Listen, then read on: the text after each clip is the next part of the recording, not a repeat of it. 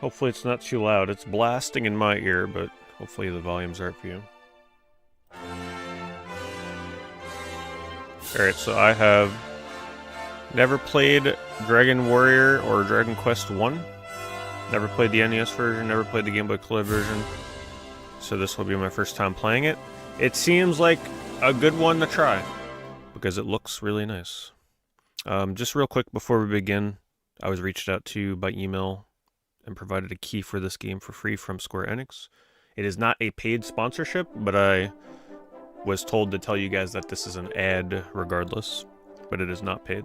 But thank you to them for hooking me up with a key, because I don't think I would have gotten around to it this soon otherwise.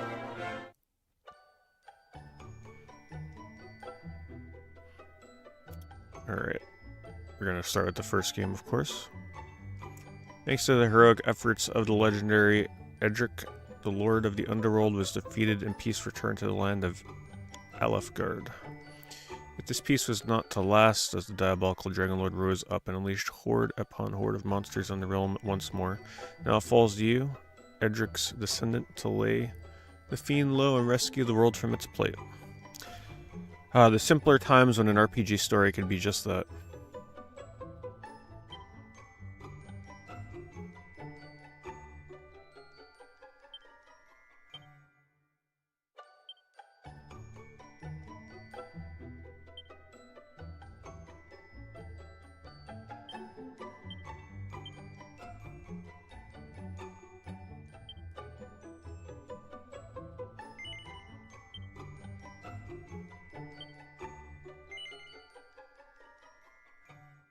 Display the location of your current objective. Sure. It's nice that they actually give you an option for that.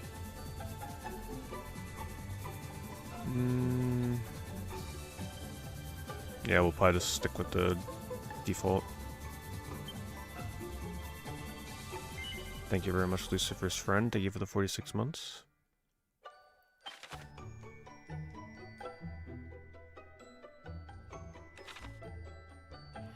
Hello, Robert. Hello, Slipmac.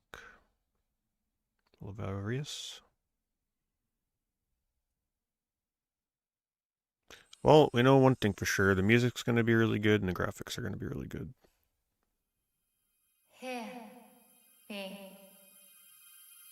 I also never played the HD-2D remake of the third game, so this is really going to be one of our first times jumping into HD-2D Dragon Quest.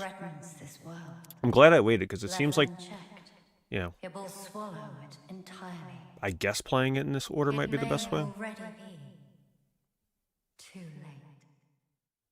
Nevertheless, perhaps you, Scion of Erdrick, might prevail. Please, you must make for Tantacha. Yeah, thank you, John. Thank you, Wargley. You must do all that you can. The fate of the world rests with you.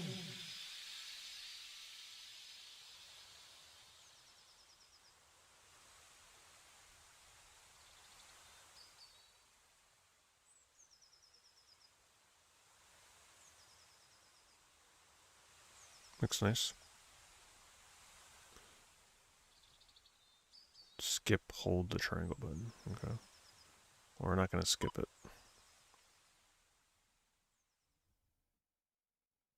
Have any of you played this? How long does the first one take to beat?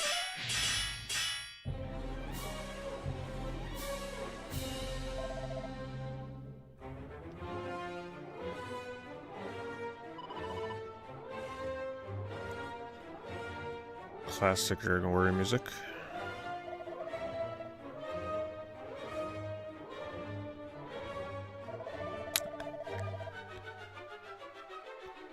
Hopefully that skip thing doesn't keep popping up on the top. I guess it's automated. I don't really control how fast the dialogue goes.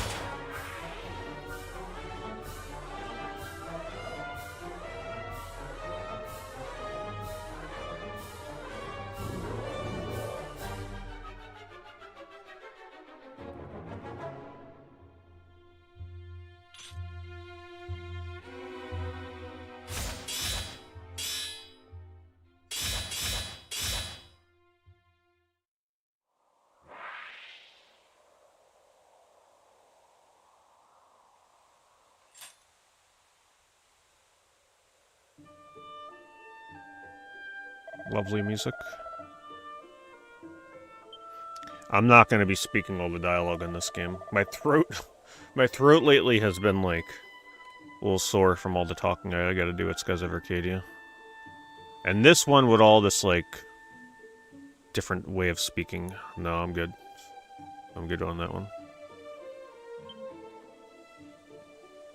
No, this came out October 31st. I've had the key since then, but I just the beginning of November had so many games I needed to play. Plus, I figured I'd give people time to play it anyway.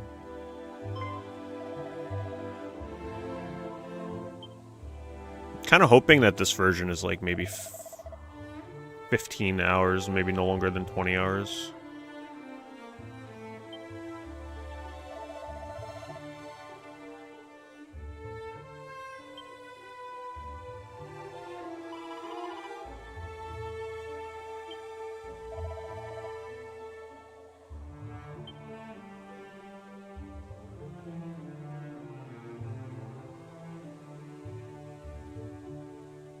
Where winds meet. No, I'm not sure. Probably not, I guess. I don't even remember when that comes out.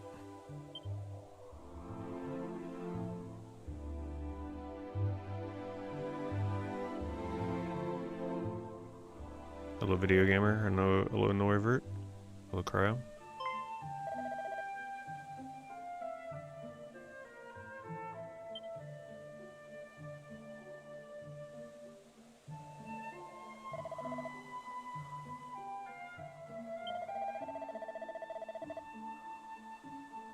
I think they expanded the story a bit in this version.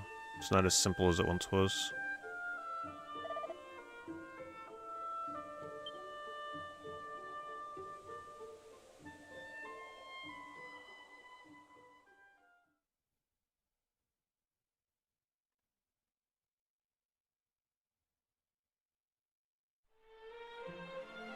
I feel like this has potential to be the RPG that brings me back into RPG speedrunning. Like, I've always been curious about Dragon Warrior speedruns, so hopefully this makes a good one, but we'll see.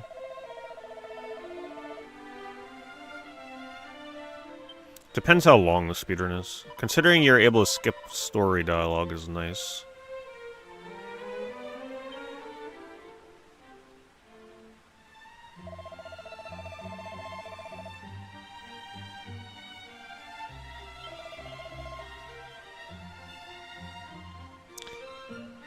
Tentagel? Nay? See, I didn't feel like talking like a horse the whole time with this game's dialogue. That's why you gotta love Dragon Quest VIII. At least that game was kind enough to give us voice acting.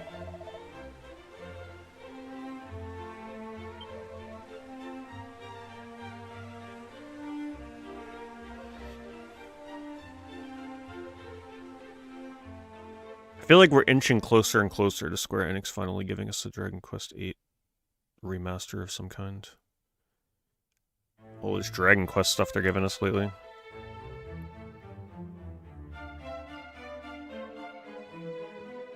I'd play it again. Like, it doesn't matter that I just played that game like a year or so ago. I'd play it again. Well met, traveler. Oh. It seemeth thou art a warrior of great skill. We have long awaited the coming of one such as thee.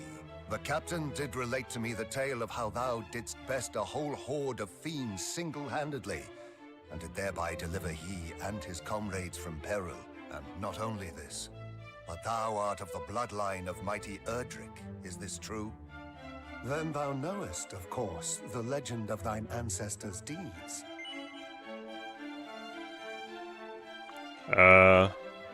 No. Truly? 'Tis a story so widely known that I had imagined not a single soul in our world to be ignorant of it.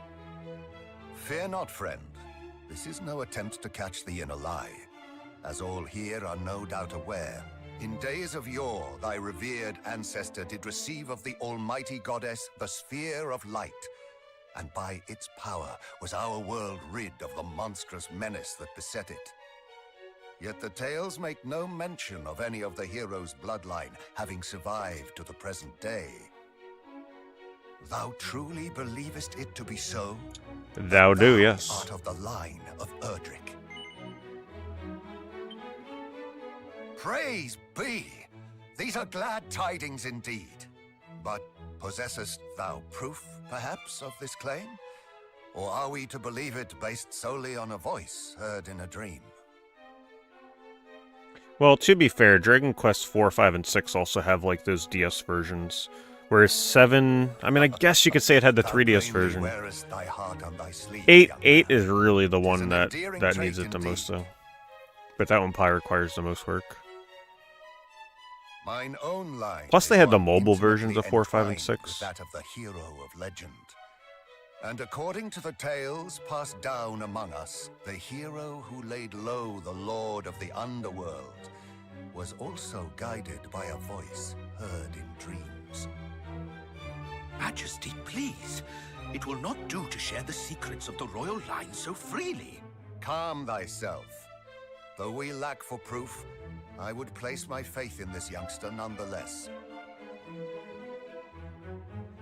Better that than lose all hope for the salvation of our benighted realm. Nah, they can... They can take 9. I never really cared much for 9. I Now, tried. young hero, thou too I mean, I know the truth of I thy liked it, bloodline, but it wouldst thou wasn't... not? Then hie thee I to wasn't the cave enamored that with doth it. bear thine ancestors' Especially with the title, online and to the functionality. shrine of rain. Return to me But honestly, a before new thou version of that findest could be there. nice. This shall be thy reward for aiding my guardsmen. Go forth, brave hero, and may the goddess guide thee.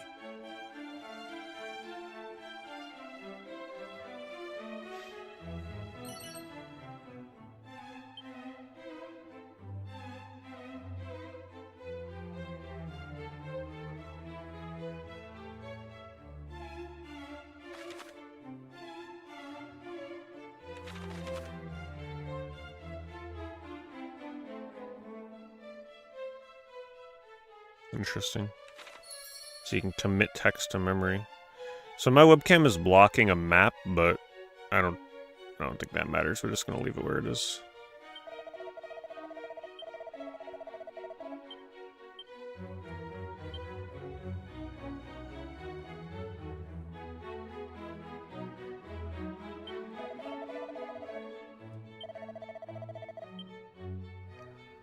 Looks really nice and super widescreen.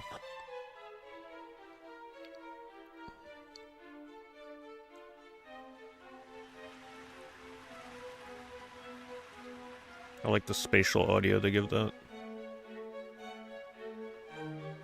Is there a run button, or is this just as fast as we go? Circle, okay.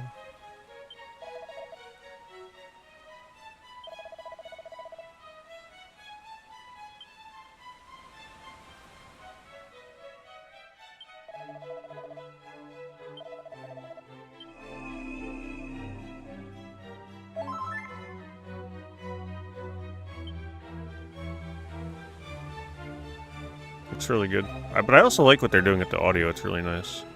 I love it when RPGs have like spatial audio for waterfalls and stuff.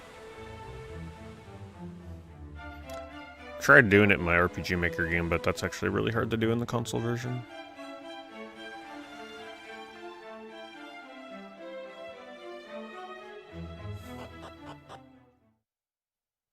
Check a barrel.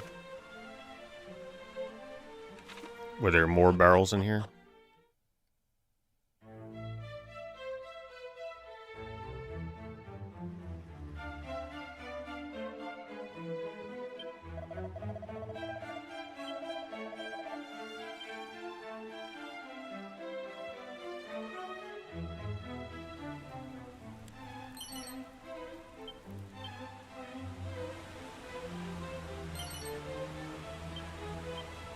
Gonna be one of those kind of games. But I like it. I like RPGs that give you a reason to examine around.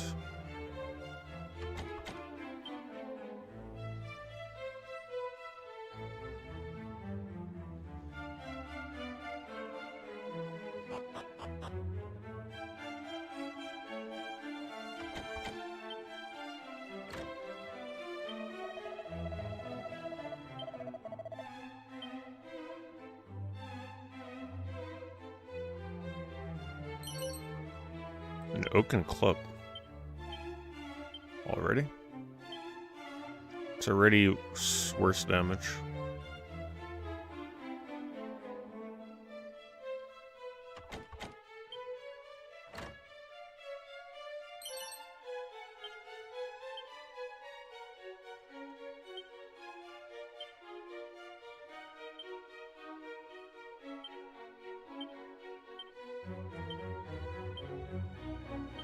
Well, at least we know in this game we're just gonna have one character to level, right?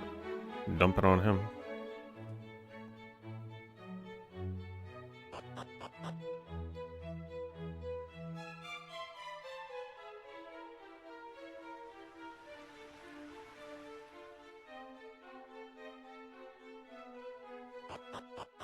Hello, Tony.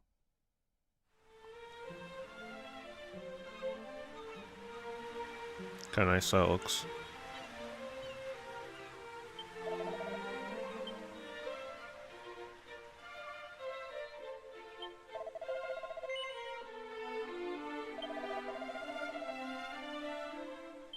Man, I won't lie though.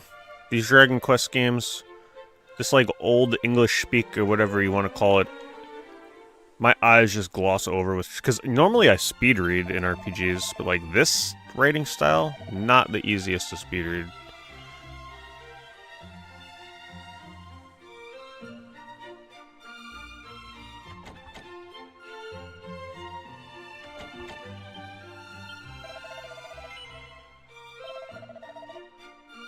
Actually, no. Tell me.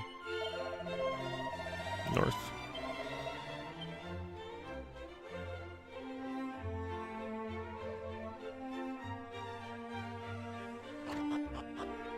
Larage.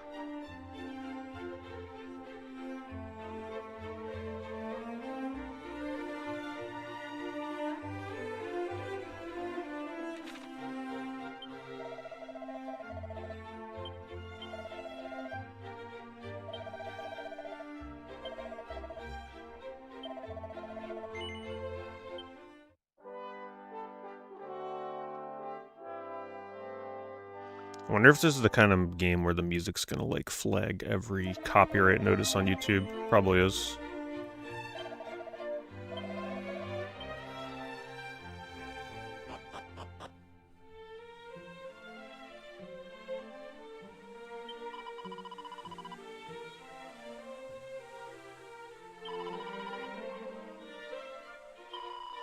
I just wanted to see what the fast forward would look like. So they let you fast forward dialogue, that's interesting.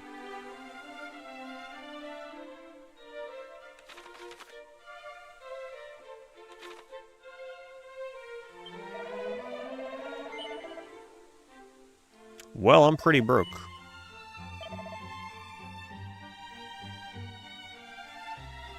Guess we have to do a little bit of grinding first.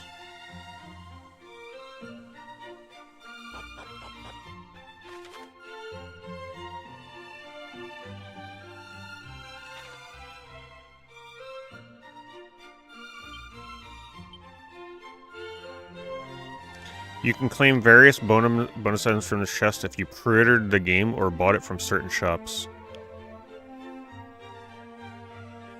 Wow. They did me dirty.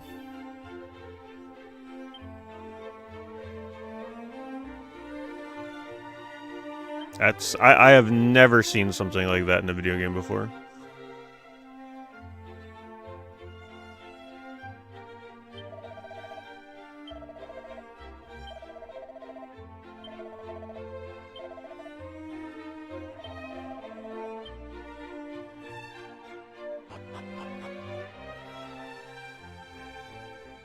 Yeah, pay to win. I love how snobbish it sounded. It's like, oh, you didn't pre-order the game? Well, screw you.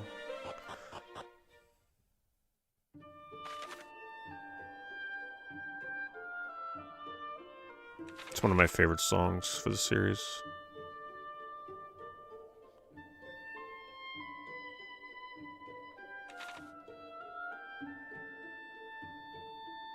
So you can just walk through the trees, okay?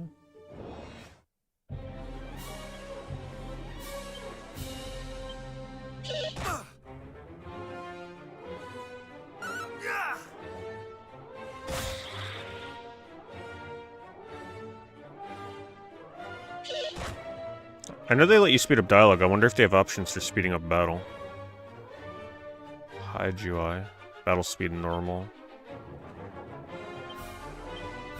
Ultra fast.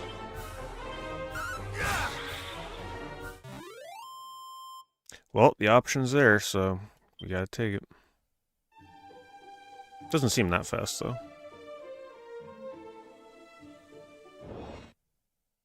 Counter rate's fairly high, so having ultra fast might be good. It still seems pretty normal speed, honestly, even on ultra fast. Normal just seemed way too slow.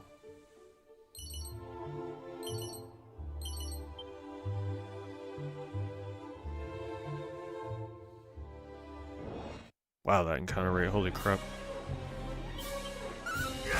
But I'm not too bothered by it since it goes pretty fast.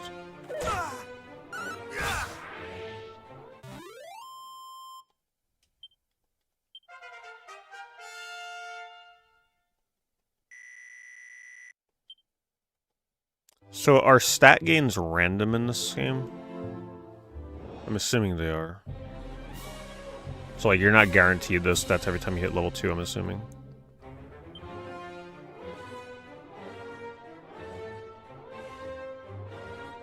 Wait, is there an auto battle?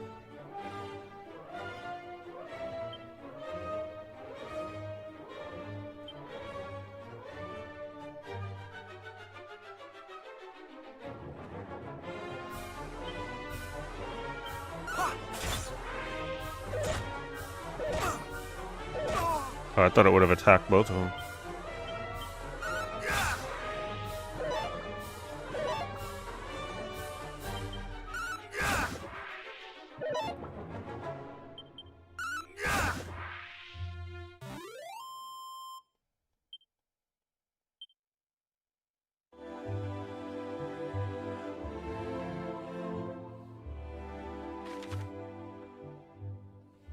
I'm gonna stick to going where they want me to go, but let me just check what's to the right first.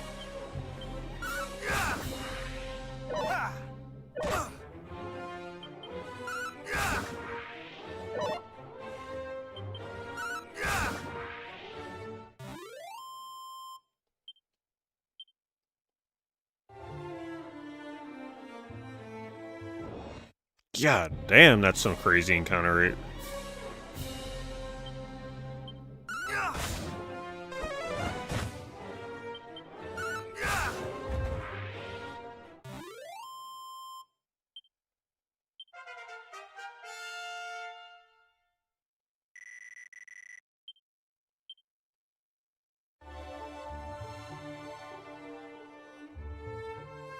Man, I thought for sure there would have been something over here.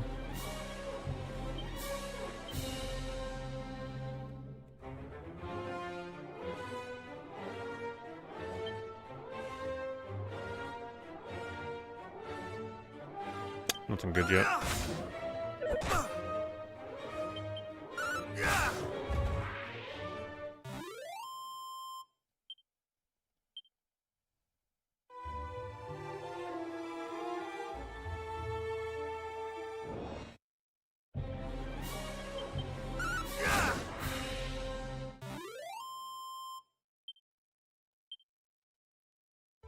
Battle backgrounds look really good.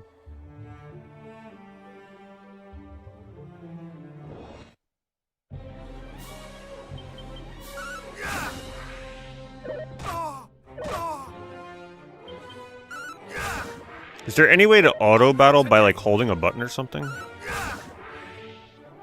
Since everything else seems so automated.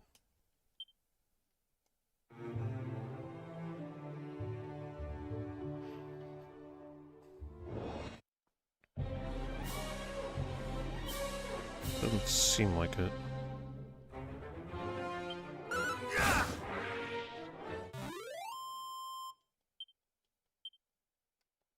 Oh yeah, I forgot about that the original was just fighting one enemy at a time.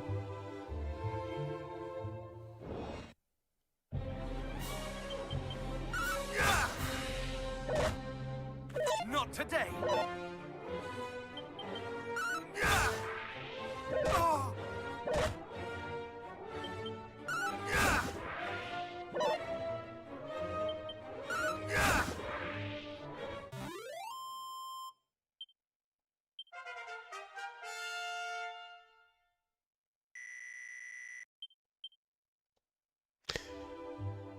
It's so rare to get an RPG these days with like a turn-based RPG with a single party member.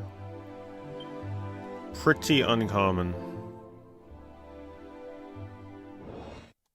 I feel like the counter rate needs to be turned down just like a bit. It's hard to get absorbed in the atmosphere outside since you're always in battle.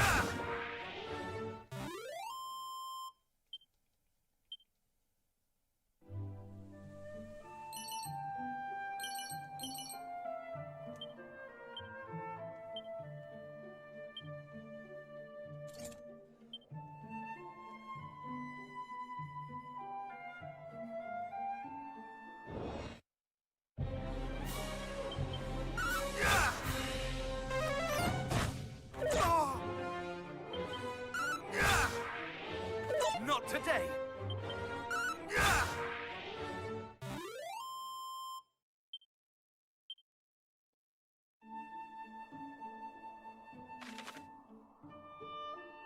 Gee, I wonder where I gotta go.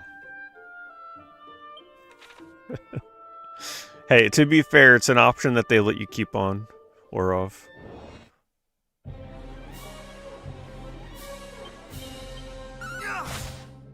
Not today.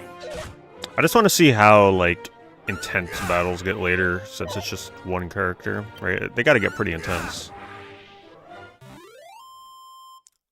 I used to think that I didn't like RPGs with one party member, with turn-based combat. But then when I started making my RPG Maker game, I designed the beginning of the game to focus on using one character for quite a while. And trying to make a balanced combat system with one party member can be kind of fun and challenging. There's so many things that you gotta consider.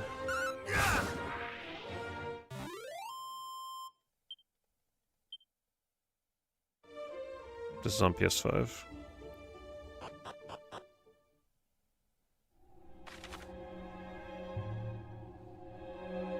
Yeah, they did some updates with watch streaks. I don't know what the heck they did though.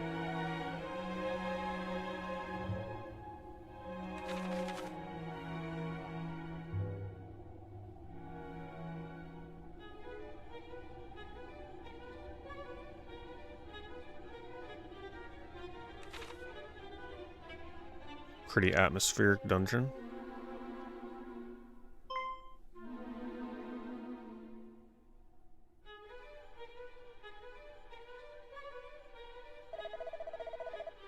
So is this something that would happen in the NES version? You'd stumble upon some NPCs down here, or is this new?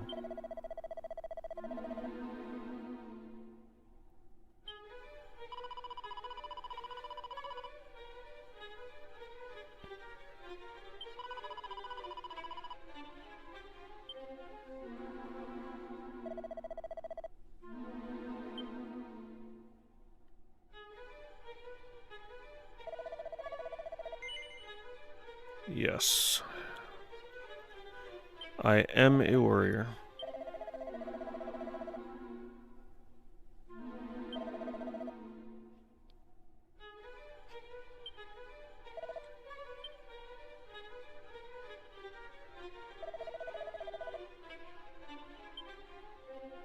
What, are they gonna fight me?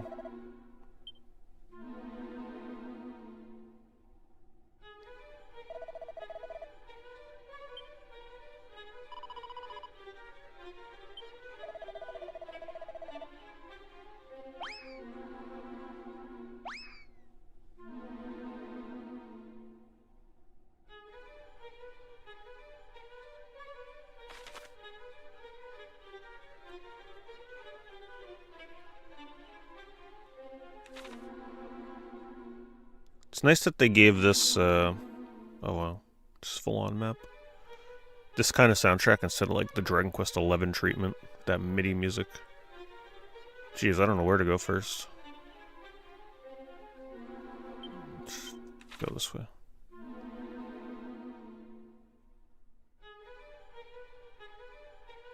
At least the encounter rate down here isn't as bad.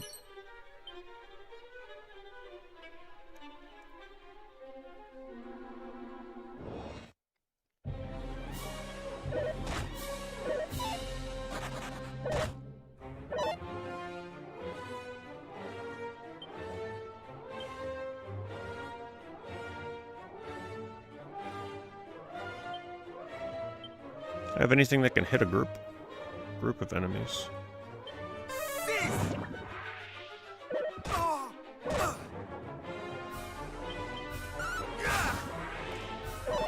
I could swear that I read that they rolled out an update to allow you to turn off voices in combat. Maybe it's not out yet. Or maybe I'm not remembering right.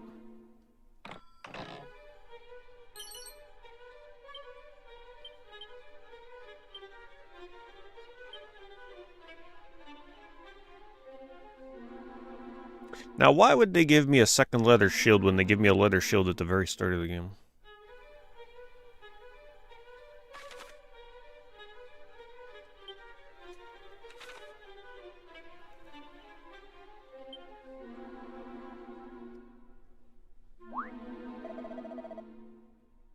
Yeah, but they should just give me money at that point.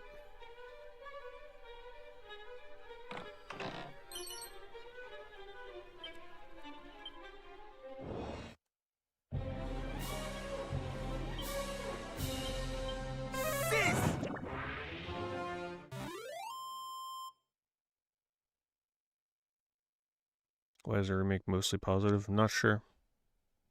I haven't looked at Steam reviews. 11? No. I made it pretty far. I stopped playing because I couldn't stand the music. And it wasn't a good streaming game.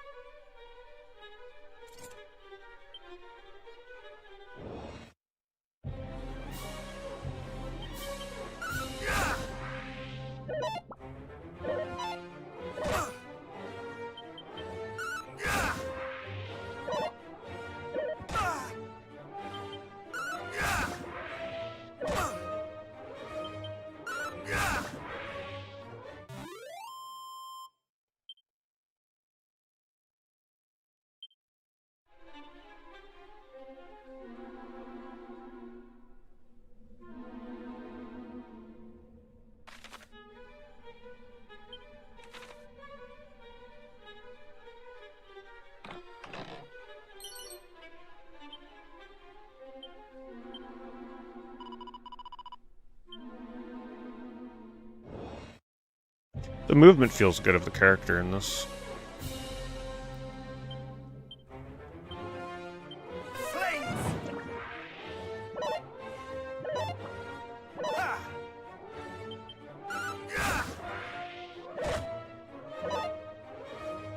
Honestly, ultra fast feels about right. It still feels like this feels like the normal battle speed if I'm being honest with you.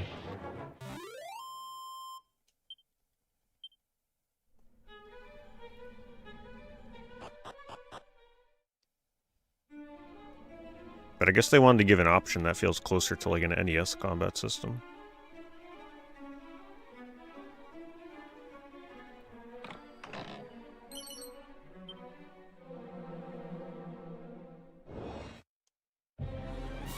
No, I haven't done Game Boy Color version.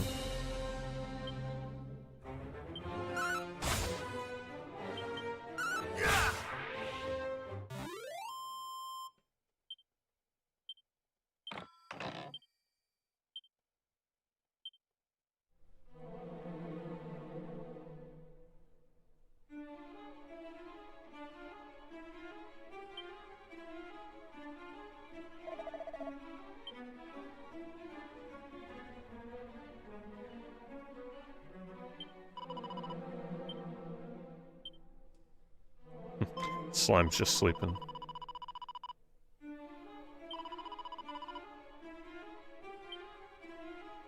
I love it when the slimes talk. It makes you feel bad for killing them.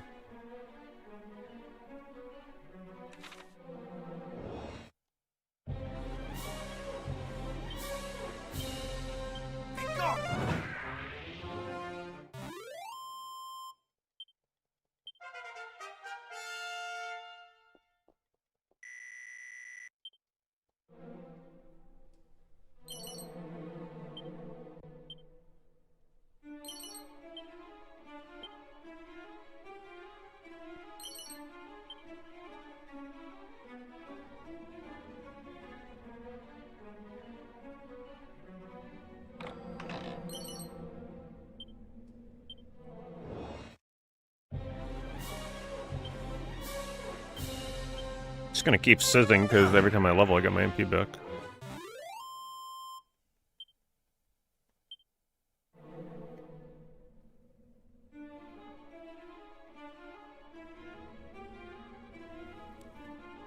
Dungeon does look really nice. They did a good job with it.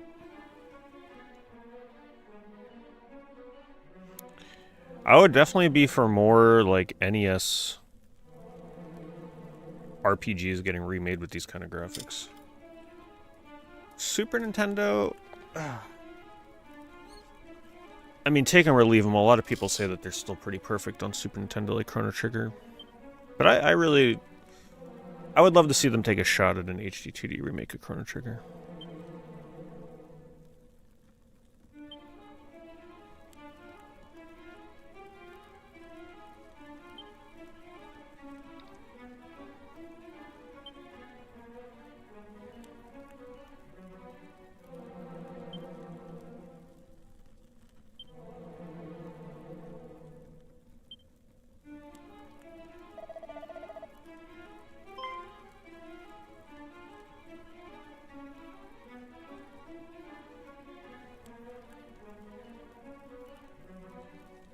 I want an RPG Maker game that looks like this. We need an HD-2D remake RPG Maker game. Man, I would live in that game if they gave us the ability to make games that look like this.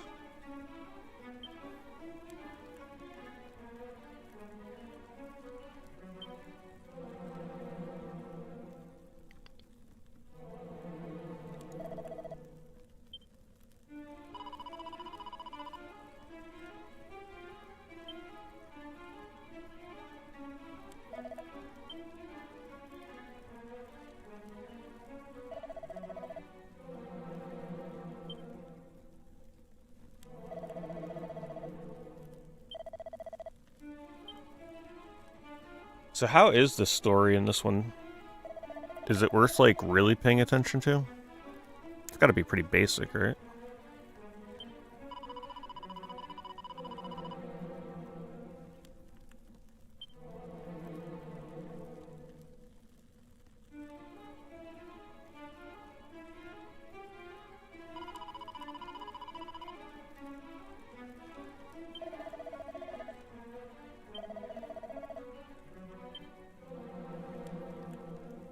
There's gotta be a boss battle coming here.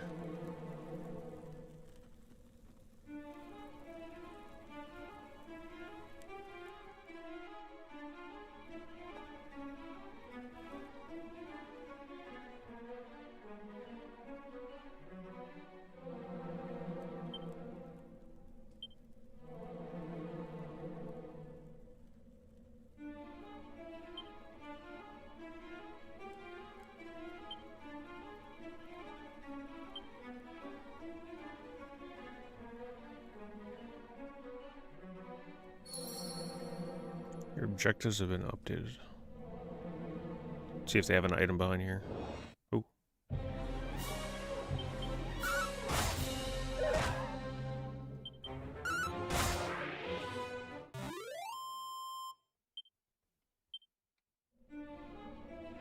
Nothing. So how do I check my objective?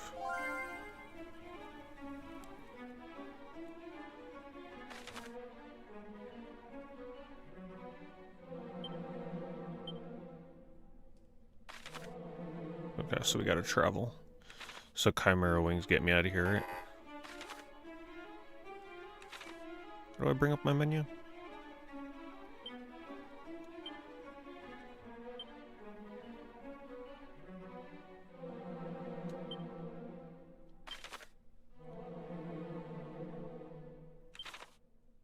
Are they gonna stop me from getting out? From bonking my head? Guess I'll find out. Nope.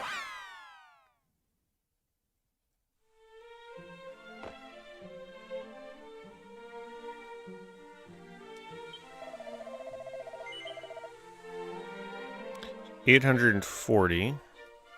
I think the most important thing in this game is to upgrade my weapon first. But you know what's gonna happen, right? When I buy this Iron Lance, you know exactly what's gonna happen. I'm gonna find it in the chest 5 minutes from now.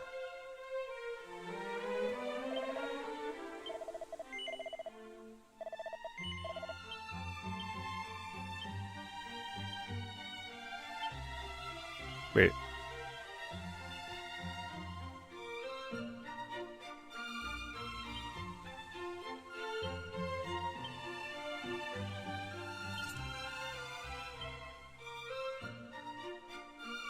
Guess we'll go save.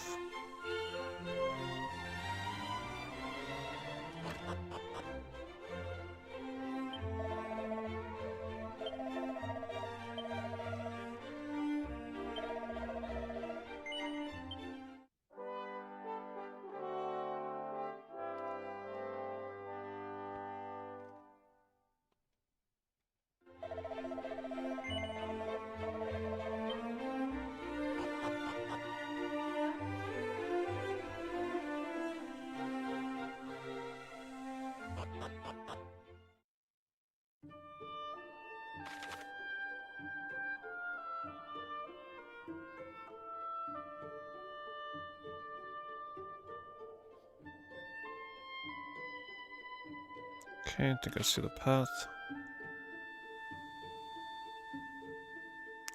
Does Dragon Quest III HD Remake pretty much look identical to this one? In terms of like world map and battle graphics and everything? I know what the game looks like, but like obviously I haven't played it, so it's hard to draw the comparison directly.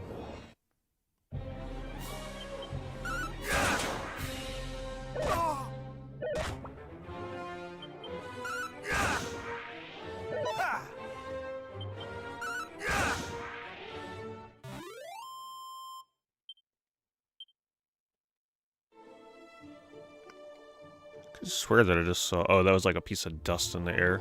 It's like I thought I saw a white item on the ground.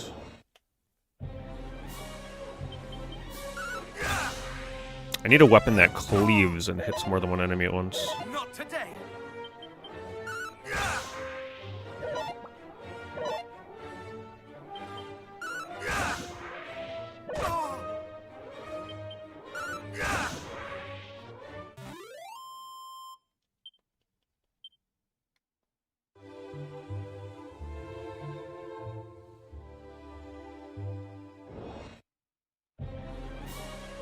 I will say that the choice to make the world map have different elevations, like hills and mountains and everything, instead of just being a flat plane, goes such a long way. Just that little difference. Like, look how cool that looks. Much better than if it were just a flat looking area.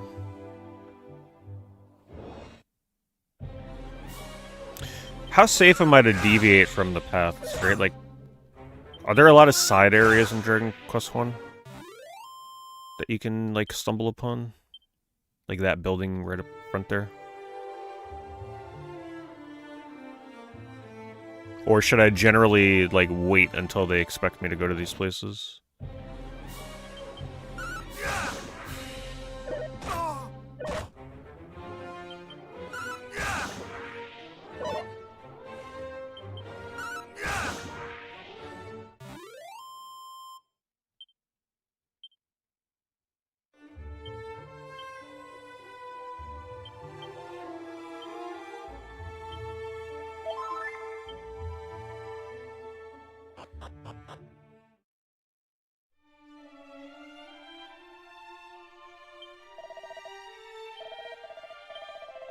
No, I didn't. Okay. I thought I confirmed it after I just healed. Okay, so we got a place to heal and save.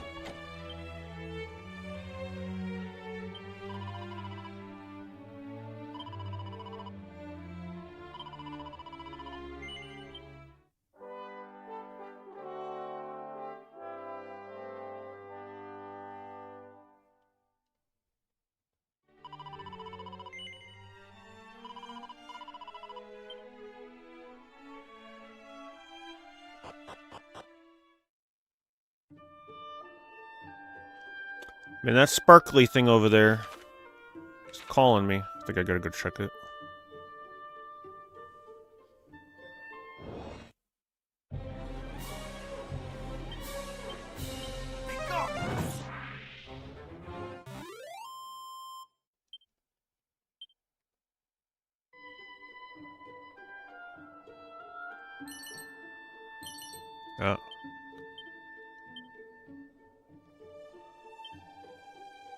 Darn, it's just something to sell again.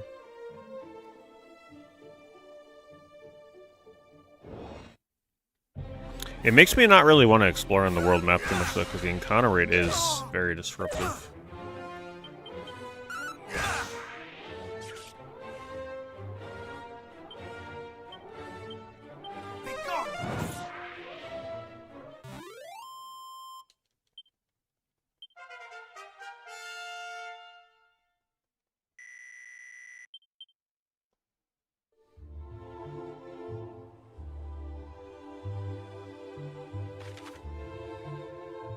Guess I can cross here. No, they've made this version less grindy apparently.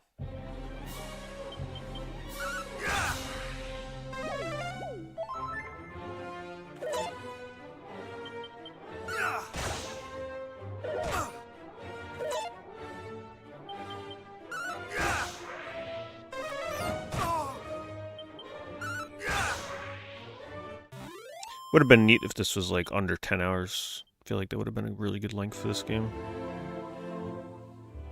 We need more 10-hour or under RPGs.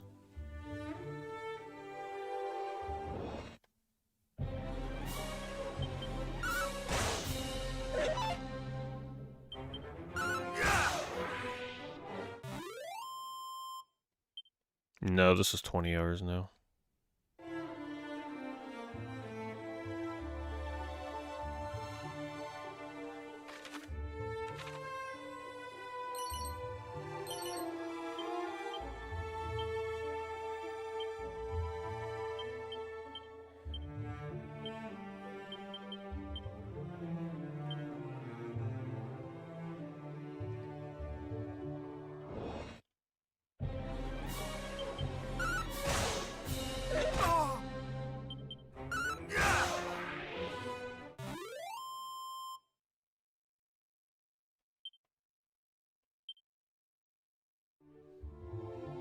What do they mean by focused?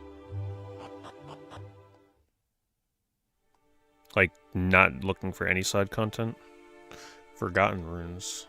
See, I love the way this looks. These are the kind of environments that I want to do in my RPG Maker game.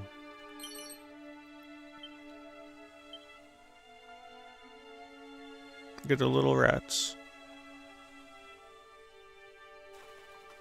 Look, they even got the birds that pop out of the grass when you run into them, just like mine does.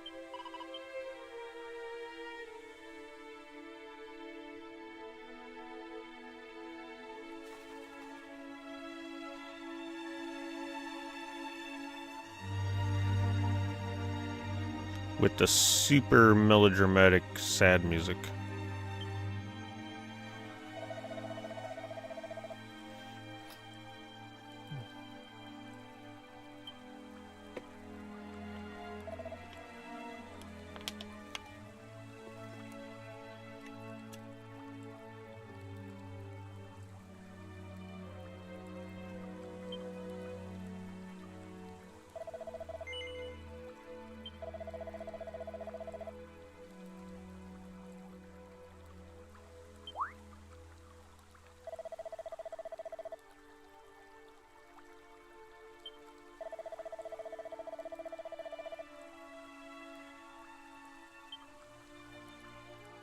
See now, if this was a normal RPG, you know that you'd be recruiting this guy to your party.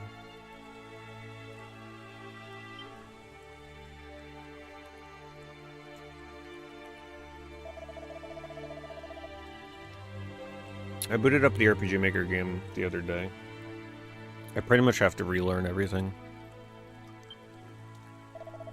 It's not easy to jump back into.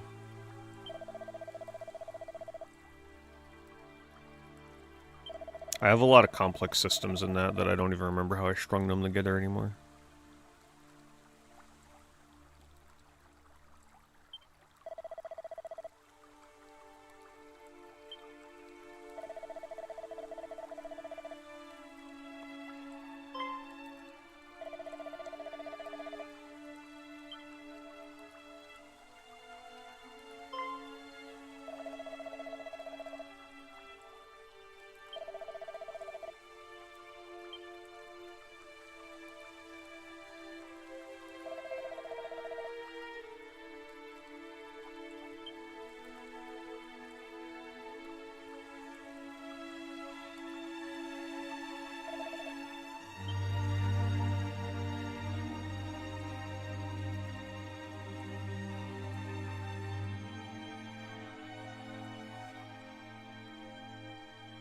One of my favorite kind of environments in a game like this. Bright, colorful, run-down ruins, but in like a nice foresty outdoor area.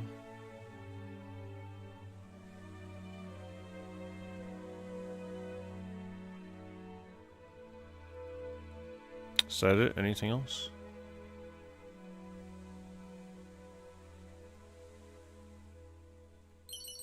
There we go. See, I definitely prefer this game hiding items in pots like that, because it's not super obvious, right? There's no like glowing, flashing thing on the ground. You gotta stumble upon it. Makes it more rewarding when you find it.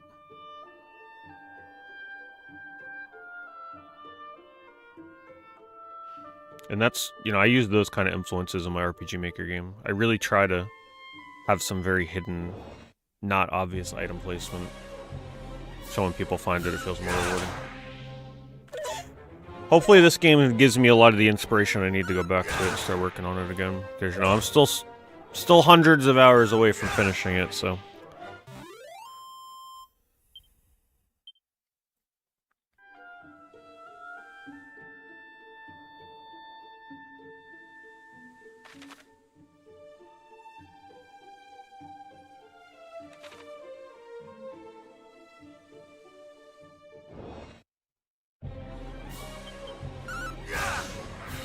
I'm already feeling inspired by the design of this game, though.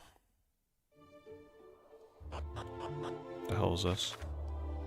Secret spots. See, that's what I'm talking about. I love my secret spots. The world is full of little secret areas just waiting for someone to discover them. Look a little bit different from their surroundings. Yeah, see, this is the kind of stuff I like doing in mine. So I definitely appreciate that.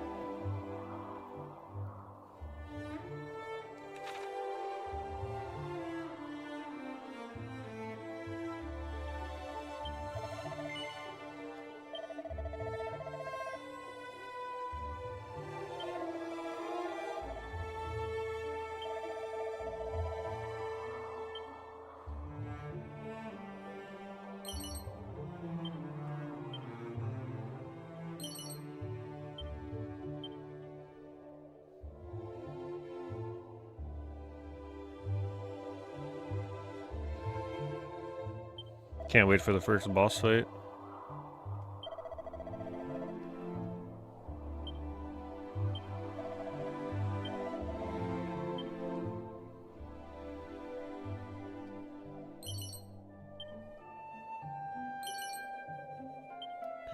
Okay, so can you swap weapons mid-combat?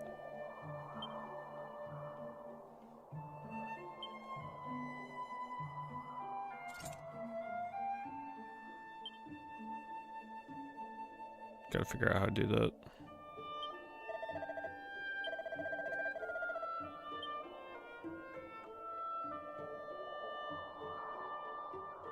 Hello, Frilfin.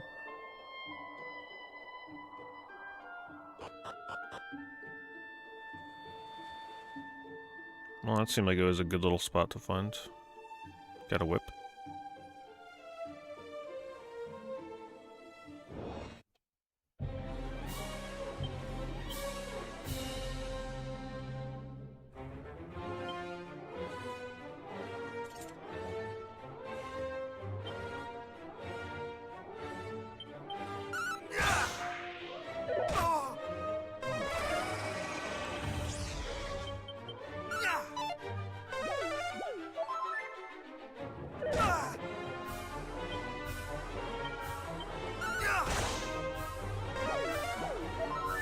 Man, that heal slime's doing me dirty right now.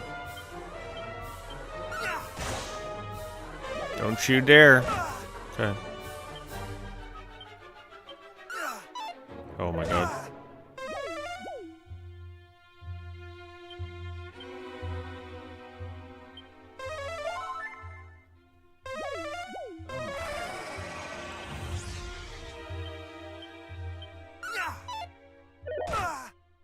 Because I'm hallucinating, I can't hit him.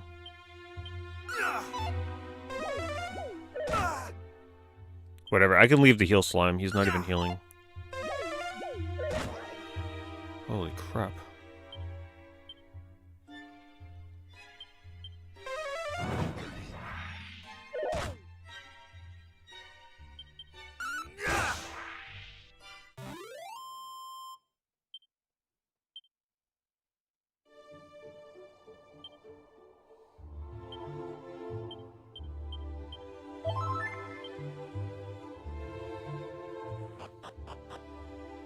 Well, now I know how effective that status effect is.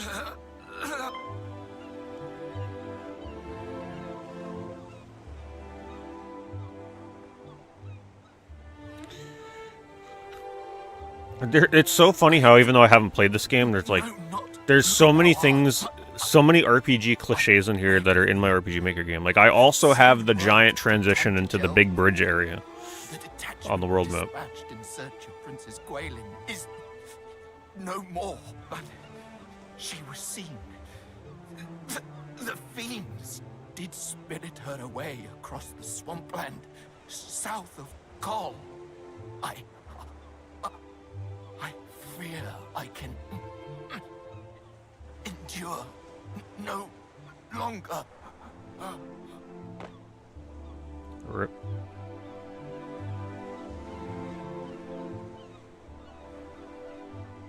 We meet again, friend. But what is this? This man is a soldier of Tantagel. Tantagel. It sounds like some kind of like Hath breathed his over-the-counter prescription. His wounds are truly terrible to behold. Is this thy doing?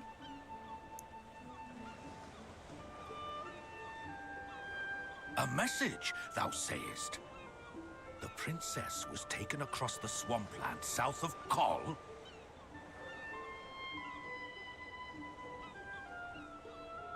Gotta love how the swampland is like bright as purple can be. Then we must go after Such her a with classic all look. haste. Come, what are we waiting for? But the party sent in search of the princess was comprised of our finest soldiers. Surely we will simply meet the same fate. If thou art afraid, then away with thee homeward, coward. I will go to the princess's rescue, though I go entirely alone. We cannot allow our comrades' deaths to have been in vain. We shall make for the swampland. You will remain here and see that this man is granted the burial he deserveth. Hie you thence to the castle and report on all that hath occurred. Hie you thence. Yeah, thank goodness they're doing the voice acting. I would ask a boon of thee also. News of these events will only stir discord among the people. I prithee, keep thy counsel. I prithee. I understand that His Majesty Learning a lot of new tasked ways thee to with speak learning tonight. more of the hero of legend. I wish thee luck in thy quest. Now, Rhapsody 2. Yeah, if I ever pick the game up, I mean, maybe it'll be on sale for Black Friday. Canst thou continue? Canst thou? do not fret on my account. We have Next work. eBay stream, this is how I'm going to be talking to you guys. Canst thou like the stream?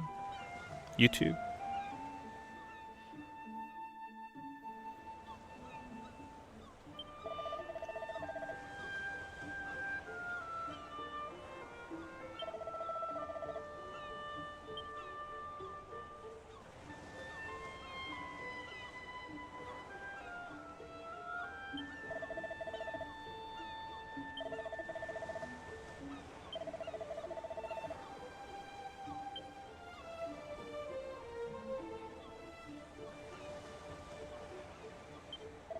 It's a big ass bridge, holy crap.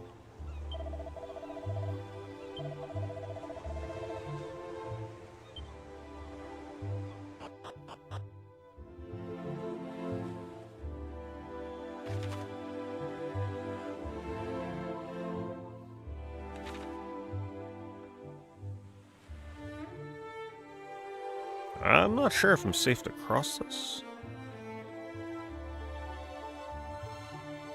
I don't think I have anything to cure poison.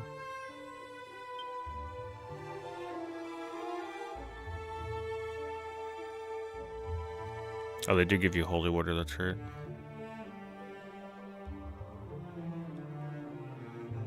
Yeah, I'm not gonna walk in that.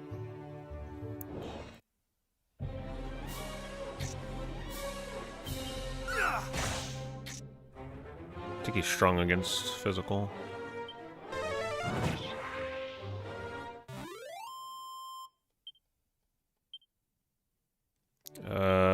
Can you save? I think you can only save at the end, or the chapel.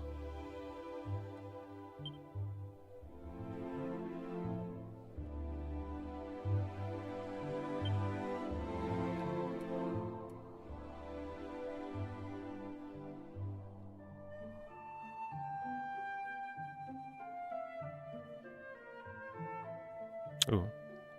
You know, but this is already running at 60 frames, right? So shouldn't I just keep it on graphics? I haven't seen any frame drops. Right?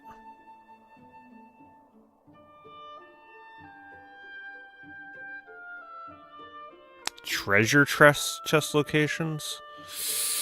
What, are they gonna put that on the freaking, like, map? I don't know how I feel about that. What, they show you the secret spots as an option? Oh, that feels messed up. Come on now, people. You don't need that much hand-holding. What, they let you adjust if you recover HP and MP? Man, there's so many settings in this. Invincibility? No, they don't. Only, okay, only when in Draki quest difficulty. I was gonna say, that's crazy. Oh yeah, I want to turn that on. That was annoying me. We'll keep text. I'll put it on ultra fast.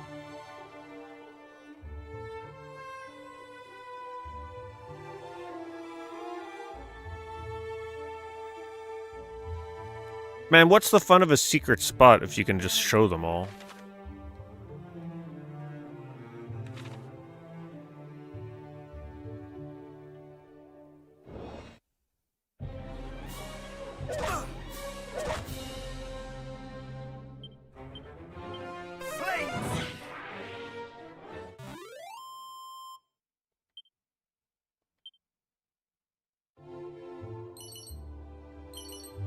Yeah, to be fair though, it feels a little... It does feel a lot easier when you're getting your HP and MP back on level up, because you do level pretty fast early on. Later on, it probably won't matter as much because the leveling will slow down.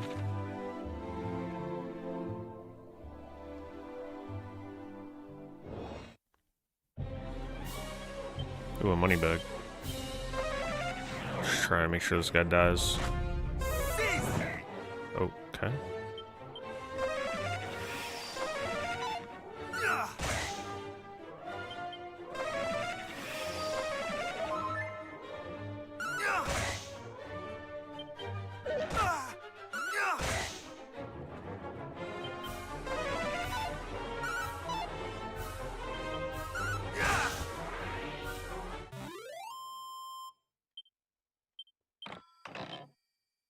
Pouch of Musk. Just the maps of the dungeons alone drops the overall difficulty. Yeah. Yeah. I mean, as much as they definitely tried to make this for hardcore Dragon Quest fans, I guess you can't blame them for putting in a lot of conveniences to try and appeal to a wider audience.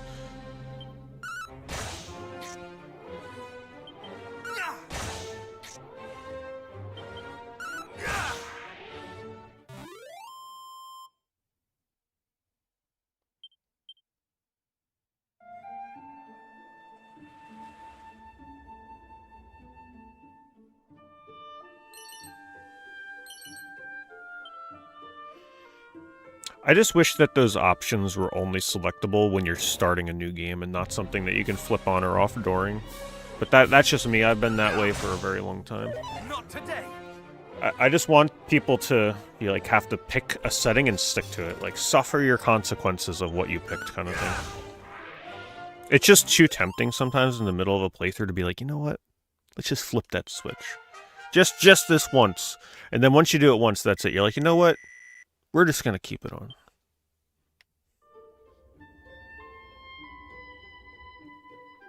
I don't know how hidden these secret areas are going to be. I'm going to definitely not show where secret areas are, though, because otherwise it won't be any fun to find one.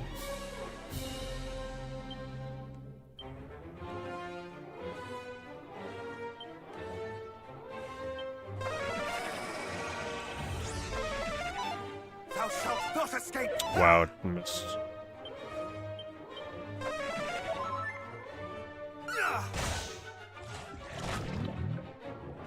Uh-oh. I don't have a way to heal poison.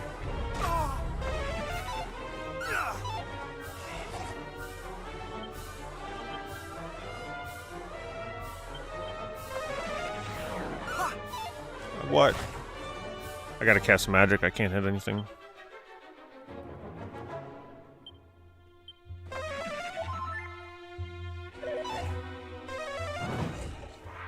Man, like, the fact that I'm missing now is gonna be bad against this thing.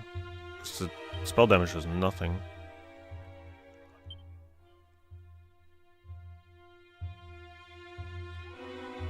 Is he considered beast family? Oh, guess he is.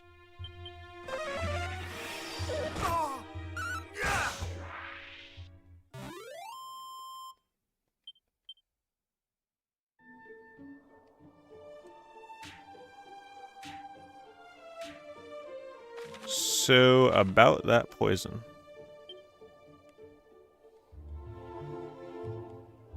Yeah, I got nothing to use.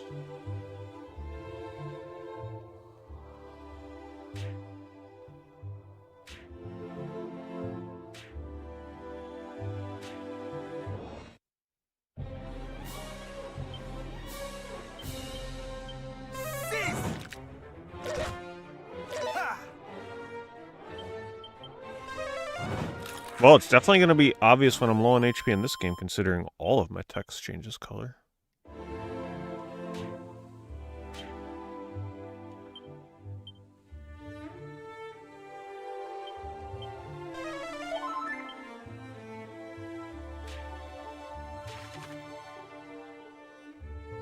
It's like, I know I'm supposed to go over there, but man, it's just too tempting to not check this.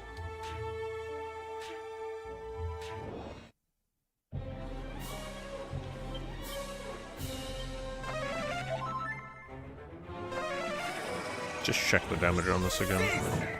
Yeah, see, it's bad.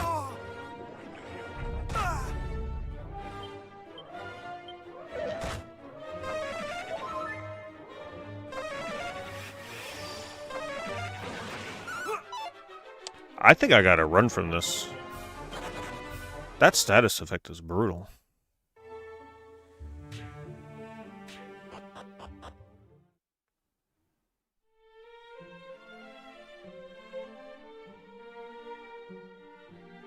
Nice little town.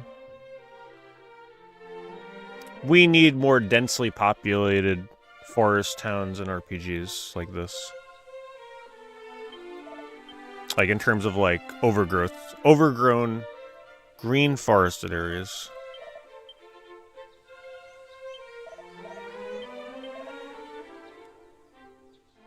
I forget what these do. Oh, right, okay. Then this. Gets rid of my poison. Benediction, I think, heals me, right? I don't remember. First, okay.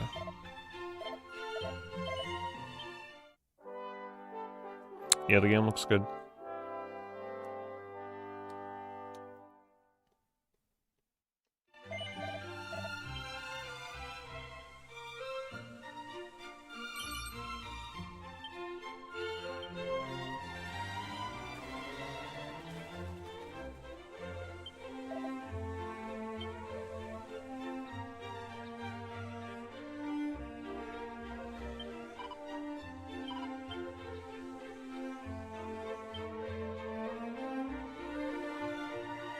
Looks nice. That reminds me, I gotta add a well to my RPG Maker game that you can go down.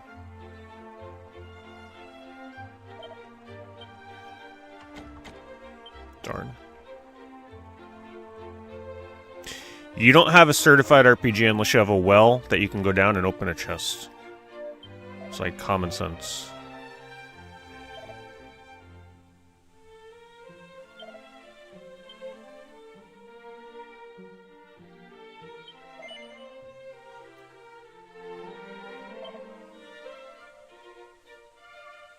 Well, considering I've never played any version of Dragon Quest VII, I would probably play the remake.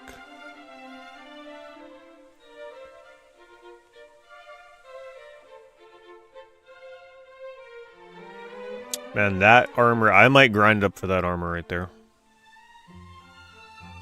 Iron armor's gotta be worth it. See if I have anything I can sell.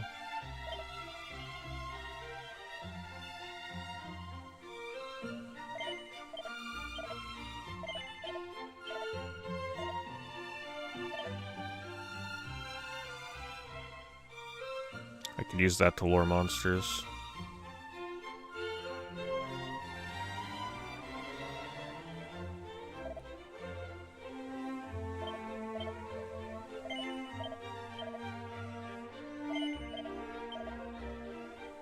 Do I have... They don't show things that are equipped, do they?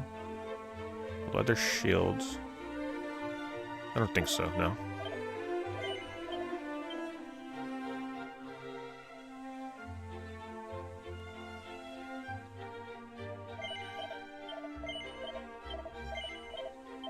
I'm actually pretty close.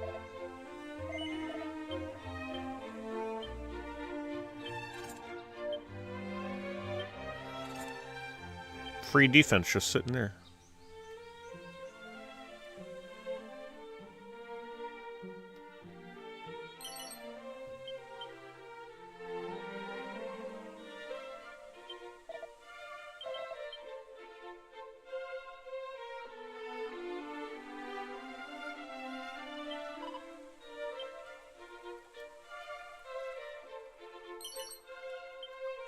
Boxer shorts. Is that an accessory? No. I like how it gives 2 more defense than my normal armor.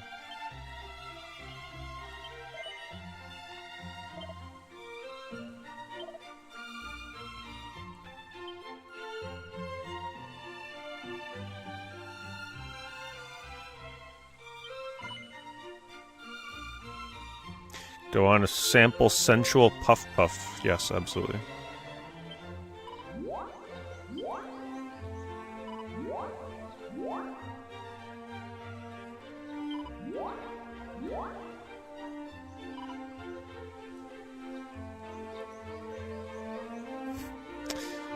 That is quite a line right there.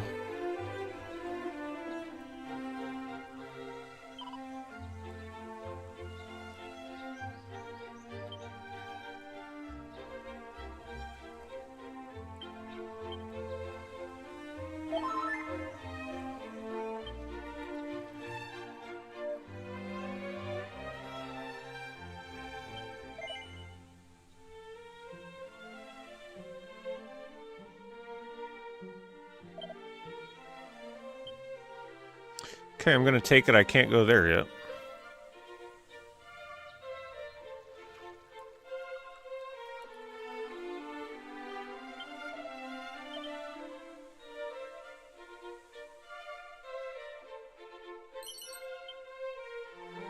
Yeah, let me find a little bit more money around here.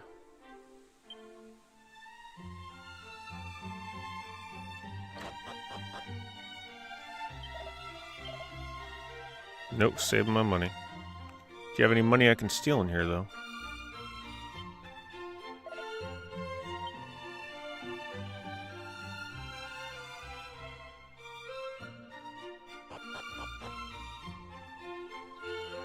Alright, I think that's all we do here. I'm gonna go out and grind some enemies and buy that armor before I continue, since I'm not too far off. Guess I'll check for secret areas around here.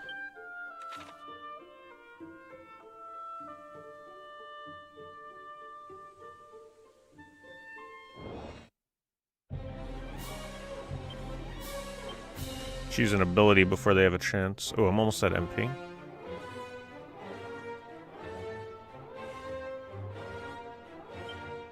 Thou shalt not escape!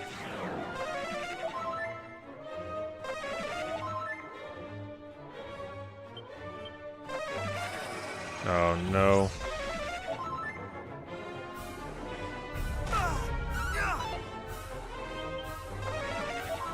This encounter is so annoying.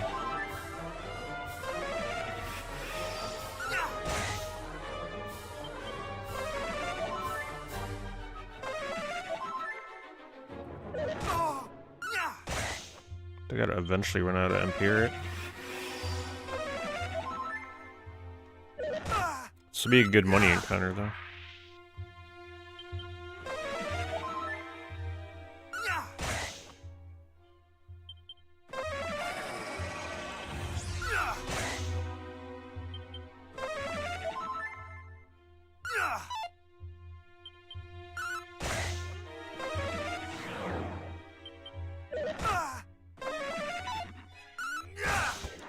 No, I mean, I've played Live Alive, which is pretty similar in style. They look... I don't play a ton of them, because I feel like if I played a ton of HD-2D games, I'd get tired of the art style. Also, I dabbled in Star Ocean.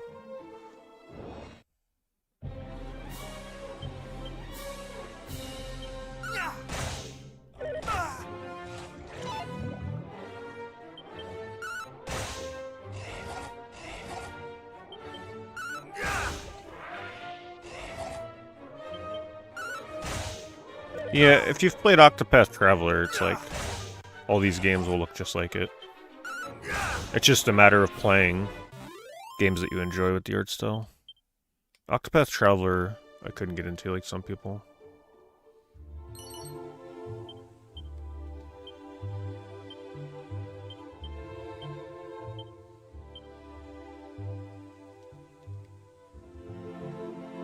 I do like finding items like that.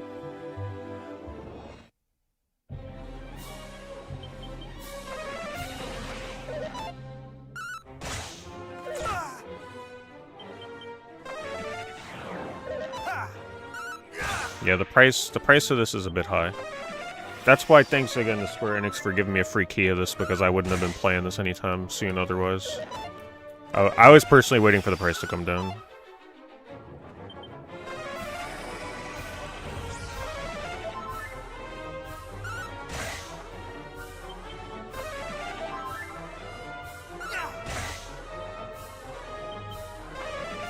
God, these enemies are annoying.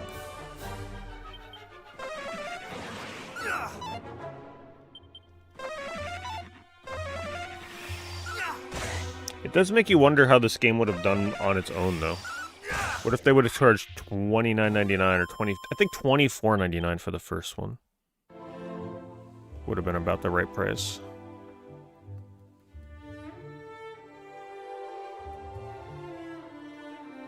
Ooh, secret area? No, an encounter. I thought I found something. I need the level, darn it.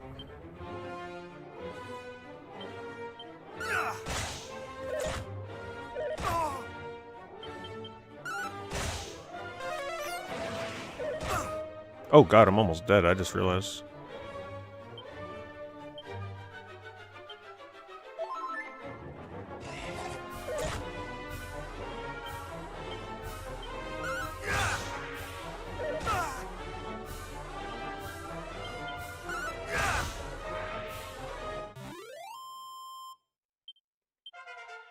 Perfect.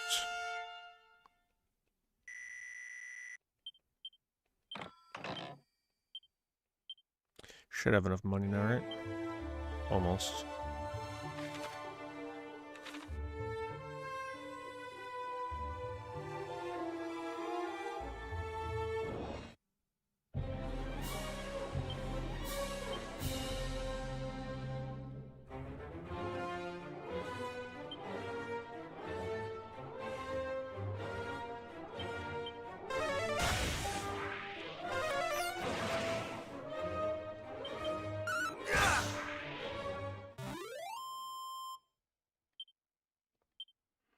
Well, it could have been $70. Could have been worse.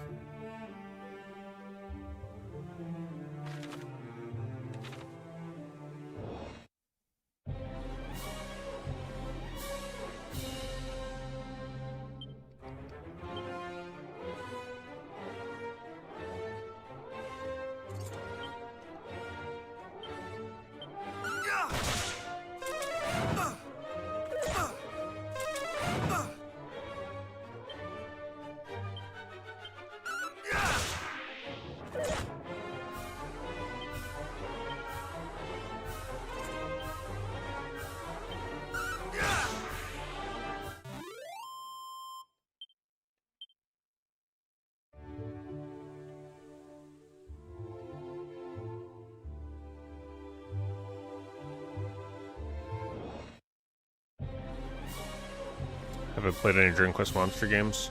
Just the very first one on Game Boy Color when it came out.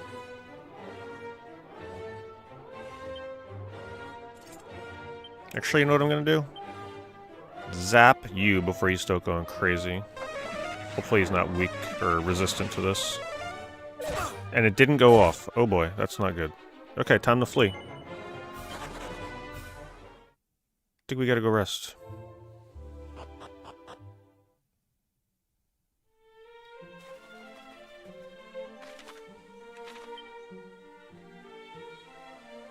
Or at least heal like this. Wait, what is peep?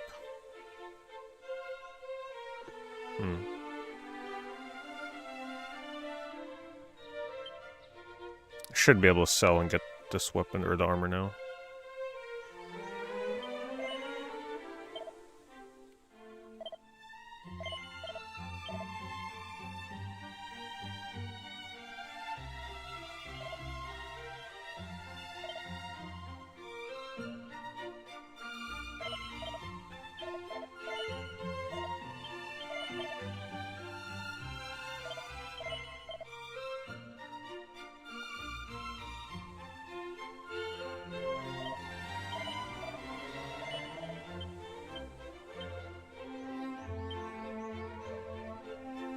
Pretty big upgrade.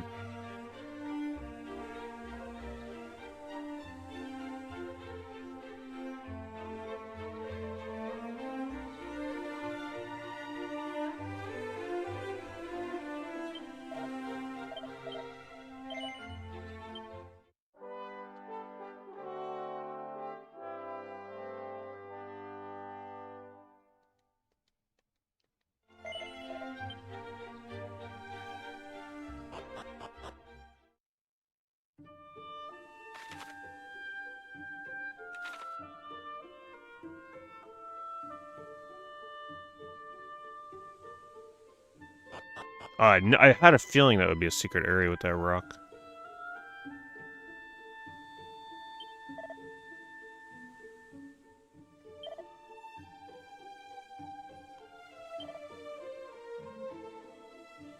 See, wasn't that so much more fun to find it that way than having it like a big glowing arrow telling you it's there?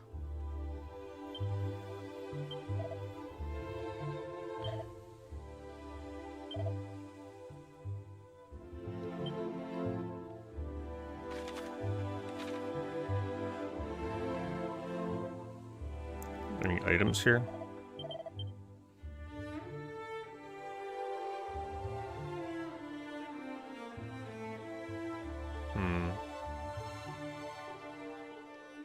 Guess it's just for dialogue.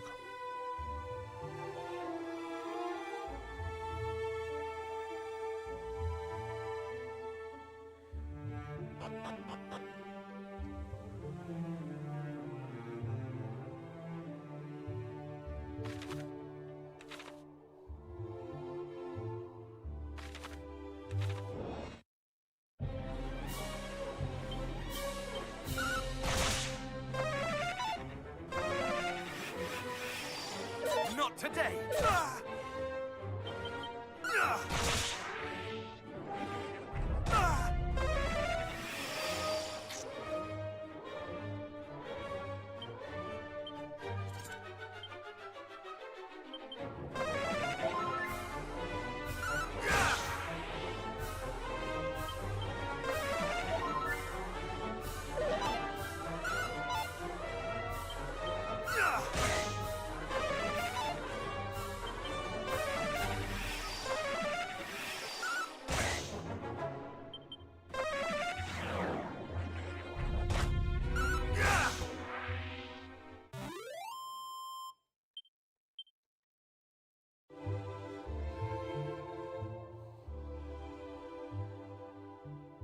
Of course I see the sparkly once I get over here. We're just gonna keep going. That's like 10 encounters between here and there.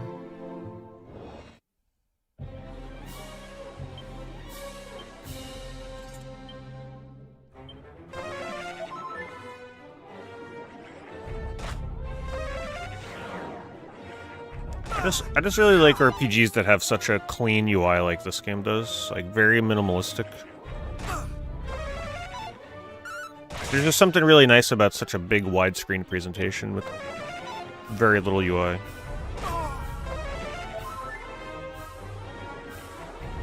Wow, they keep stealing all my MP. God, these enemies are the worst. I feel like they're just I'm gonna have to run from them from now on. They're just not worth it.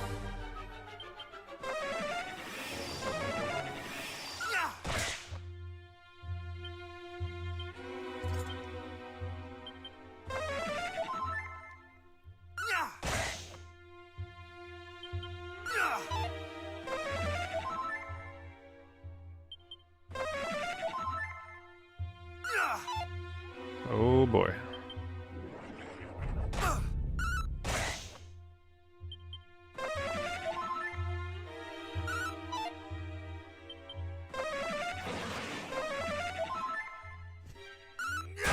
Thank you. It's the first crit in the game. I needed that one.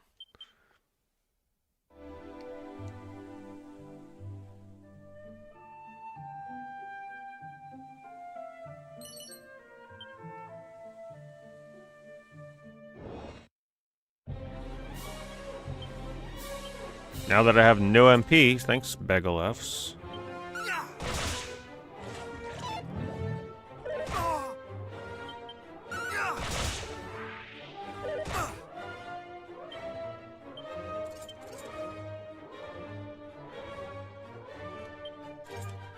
Actually, I've been curious to see how much Divine Dagger does against these guys. Yeah, that's the way to go.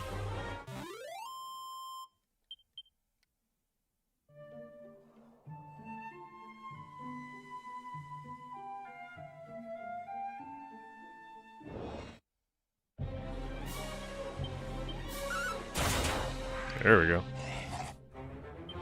That crit sound effect pretty good.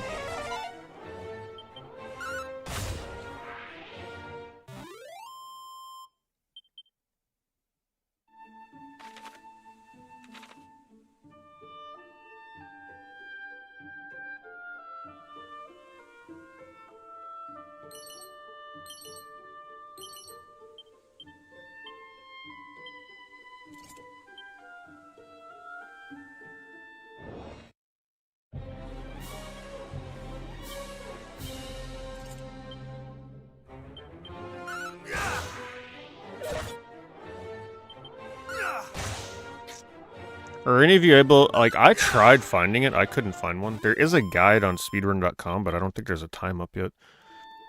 I'm curious to see how fast they're speedrunning this game. My guess would probably be if you're able to skip dialogue and all that stuff and use fast text, probably somewhere in the 2.5 to 3 hour range would be my guess for this right now.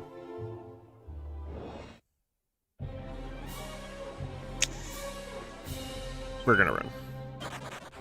Mega laughs is just too much of a pain.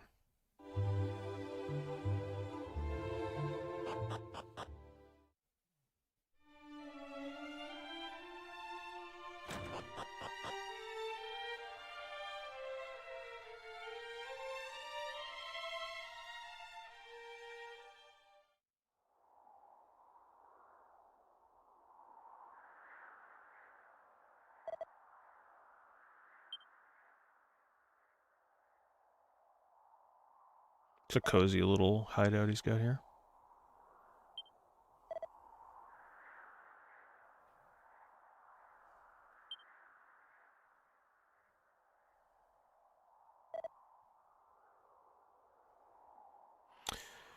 Just remember what speed up and all that stuff did for Phantasy Star. You can speedrun and beat Phantasy Star 1 in under an hour on the Sega Ages version.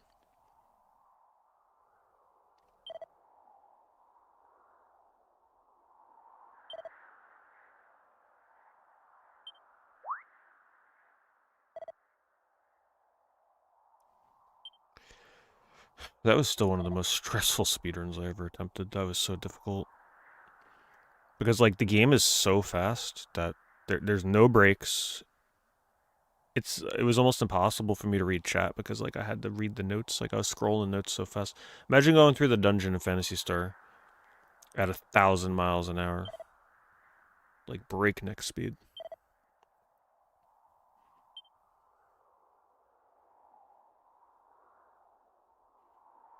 And everything looks the same in those dungeons. The only way you know where you're going is if you actually know where you're going in a maze. Ooh, rain.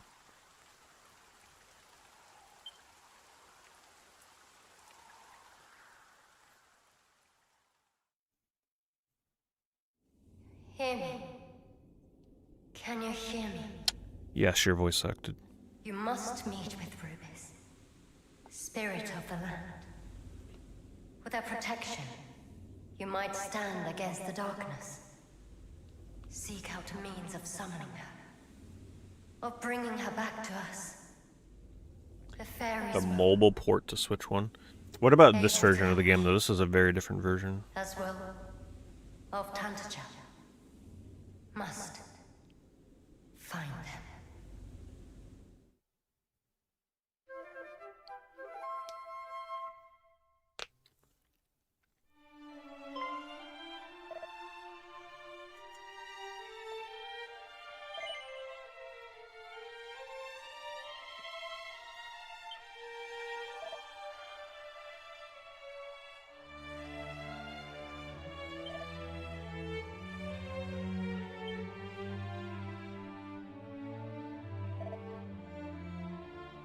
Spoilers.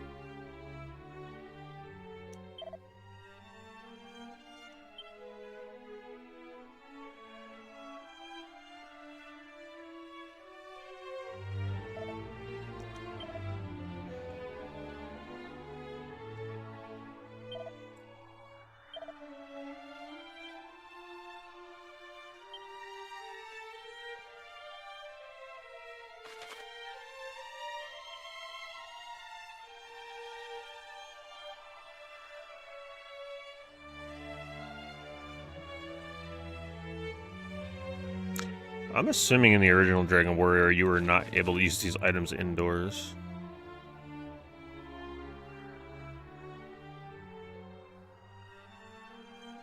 Wow, they're actually letting you use shortcut commands? Gee whiz. That's a crazy quality of life thing for an RPG like this.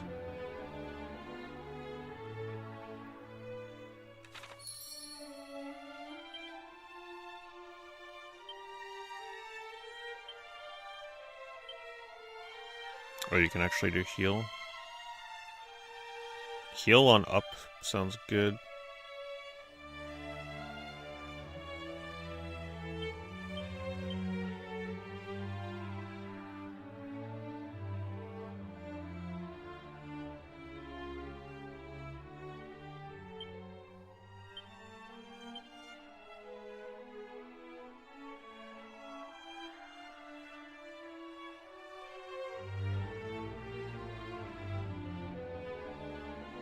Hello, Lucimento. So far, so good. I really enjoy it. Love the music, love the graphics. Seems pretty hard to complain about this one, to be honest. Use those seeds. Nah, I live life on the edge. No. We're doing a seedless run through. Where the hell are they? I don't think I have those seeds.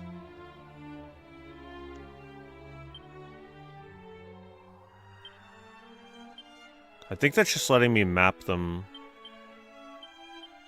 if I had them.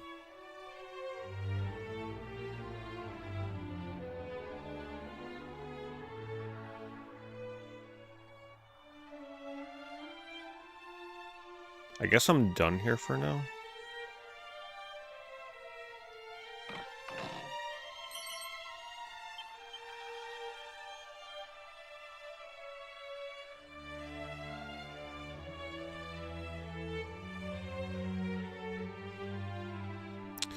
Morrowind, yeah, Morrowind. I gotta get back to Oblivion. As soon as I'm done playing a few of the games I'm working through right now. Would not mind doing Shivering Isles.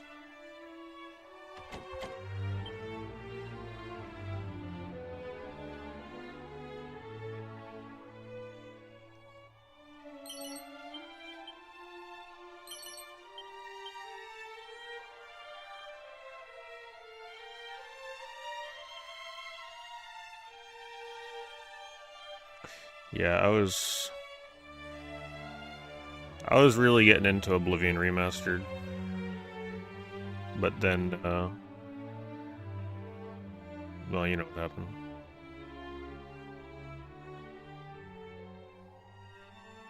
Still look forward to getting back to it, though. I have not forgotten my playthrough of that.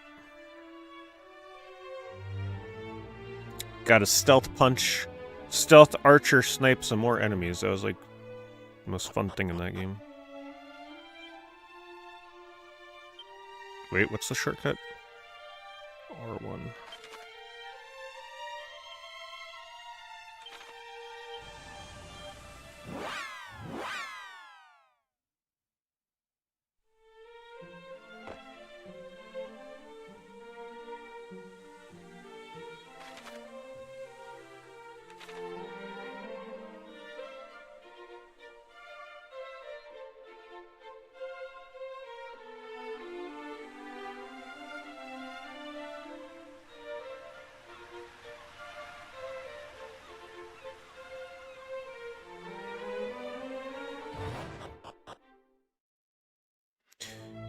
Does this game run at a steady 60 frames on graphics mode? If it doesn't, then I'll put it on performance. I mean, I'm not really seeing any frame dips.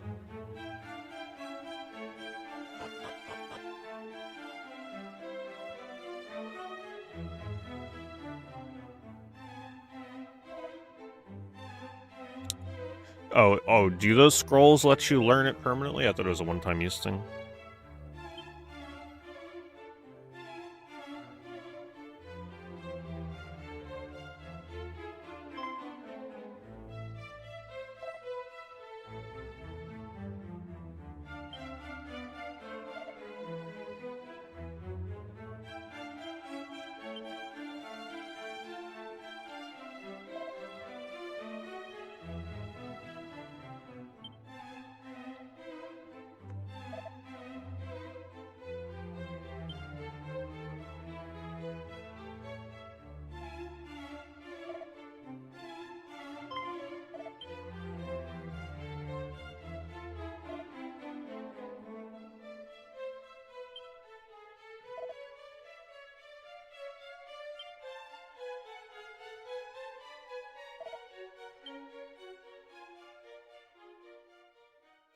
Lore time.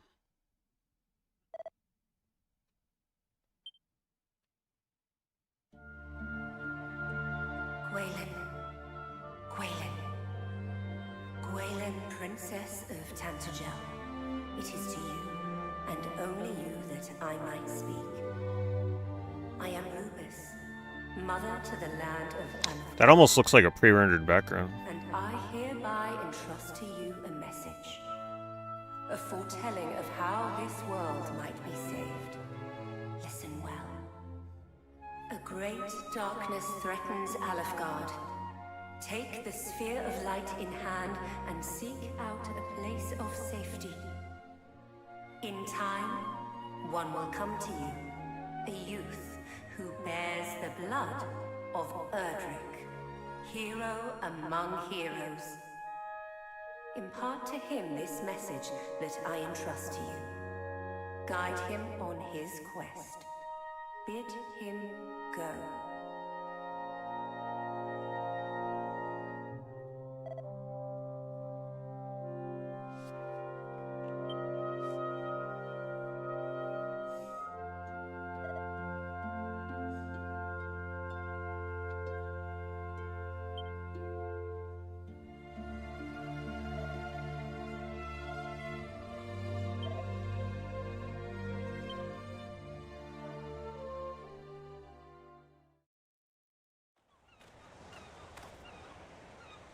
Princess, we have come far and fast.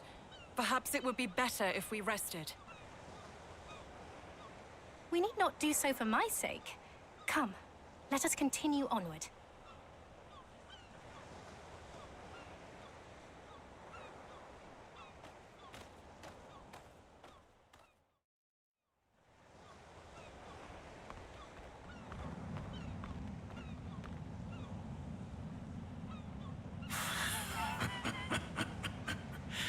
What is this power I sense?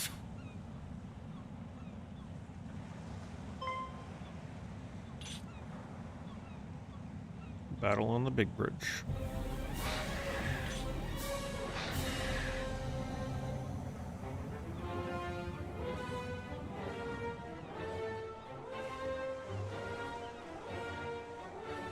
Thou bearest the sphere of light, dost thou not, Princess Gwaelin of Tantagel?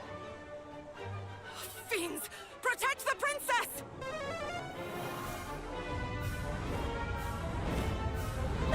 Damn. It's a little overkill. Just disintegrated.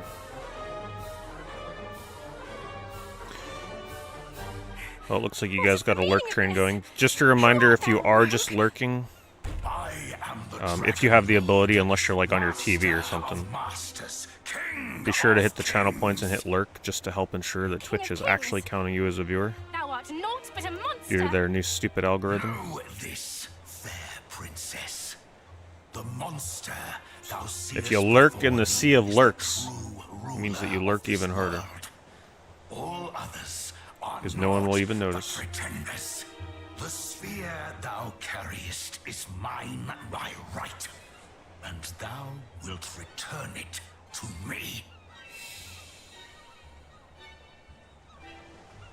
'Tis the birthright of he who beareth the blood of heroes, and I shall relinquish it to no other.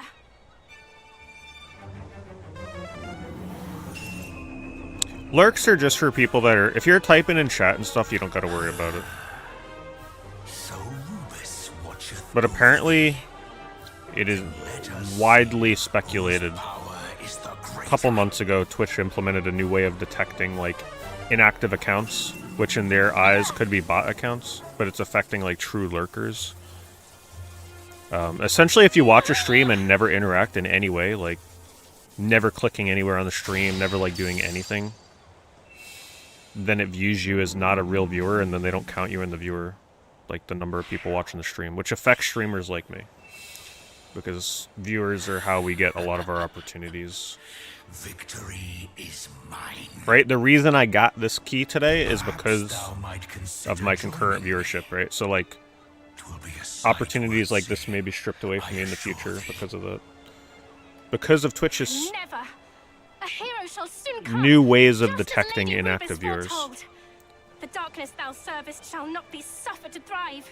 He who is blessed with And the unfortunately, power of the light shall see to I get a that. lot of lurkers. Well, not unfortunately, but, like, unfortunately I'm being impacted by this because of it. I love lurkers. But I'm the type of channel where a lot of people just watch and chill. Right? Like, it's not one of those streams where people are chatting, like, non-stop. So I'm impacted in a bigger way than a lot of other streams. So the best thing that a lot of people are coming up with is just to have a one channel point lurk command to, like, show Twitch that you're actually interacting with the stream in some way without actually directly interacting. See, just by people spamming lurk, the viewership went up. So it counted a few of you as viewer. Like, some of you it was not counting as a viewer, Very well. and now you're being counted. Do as thou wilt. I have what I came for. Come, we return to the castle.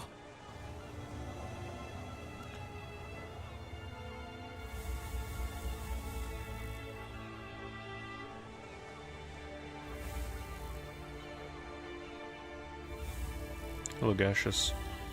Yeah, if you're watching on a TV, then I don't know if you can access channel points. I think you can only do it on, like, your PC or mobile device. Princess! So you'd have to, like, bring the chat up on your phone, which is way too much work, obviously. But I'm pretty sure a lot of people watch my streams on their TVs. It's actually crazy. I see my YouTube analytics. Most people watch me on their phone. Only like 10% of people watch on their PC, which is crazy to me. Those statistics are so wild. Live streams are a little different, but like videos and stuff, everybody's just on mobile these days.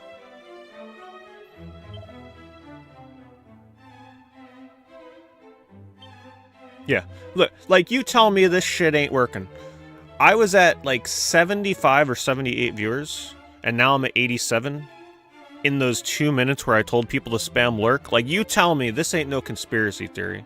This happened the other night, too, when I told people. Look, 90 people.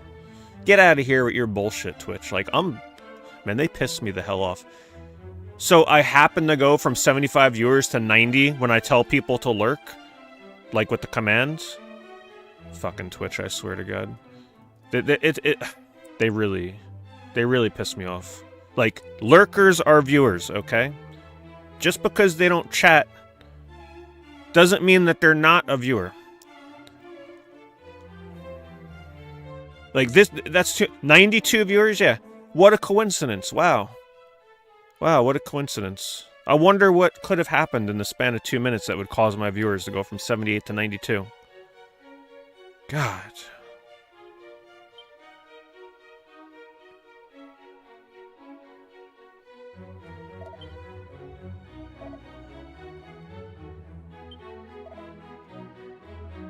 Like, you guys see it firsthand here yourselves, right? Like, 93, I'm not making this stuff up. Right? You see what's happening. If you're a streamer, and you're a smaller streamer, you should come up with a similar system with the lurk commands. I hate to call out lurkers, but, like, the fact that it impacts people, streamers like me, I mean, it really pisses me off. It's good that you guys see it in action, and you see that it's real. Right? You witnessed it yourself.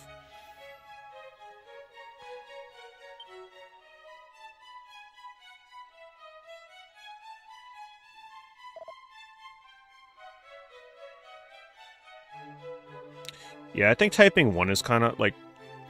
Here's the thing, I don't want the lurkers to type 1. Because there's a difference between your name with a color and, like, badges and stuff popping up in chat. There's a difference between that and, like, a grayed out, really, like, subtle thing that just says lurk redeemed, right? The lurkers, I understand, the lurkers don't want to unlurk themselves. So in my opinion, the best way to do it is a subtle gray text command.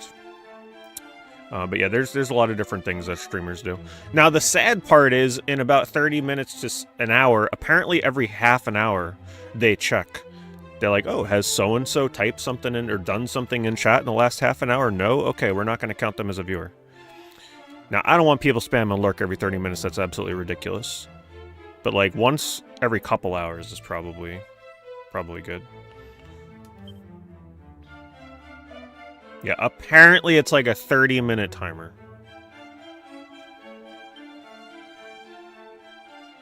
Now, this is all speculative. It's speculative, but believe me, I've been doing the research with a lot of people talking about this on X.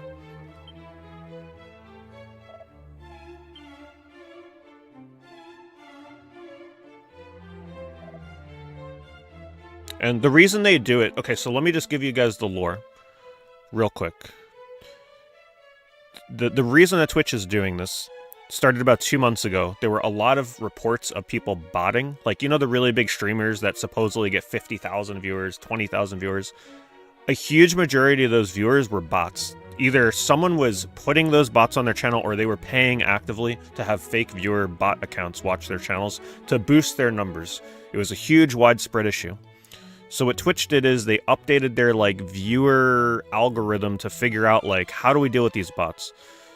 So they came up with a system where if people are, like, legit, just, like, no interaction in the stream whatsoever, they detect it as a bot or an inactive viewer. And the reason this is done, the ultimate reason this is done, is do they care about people's viewers?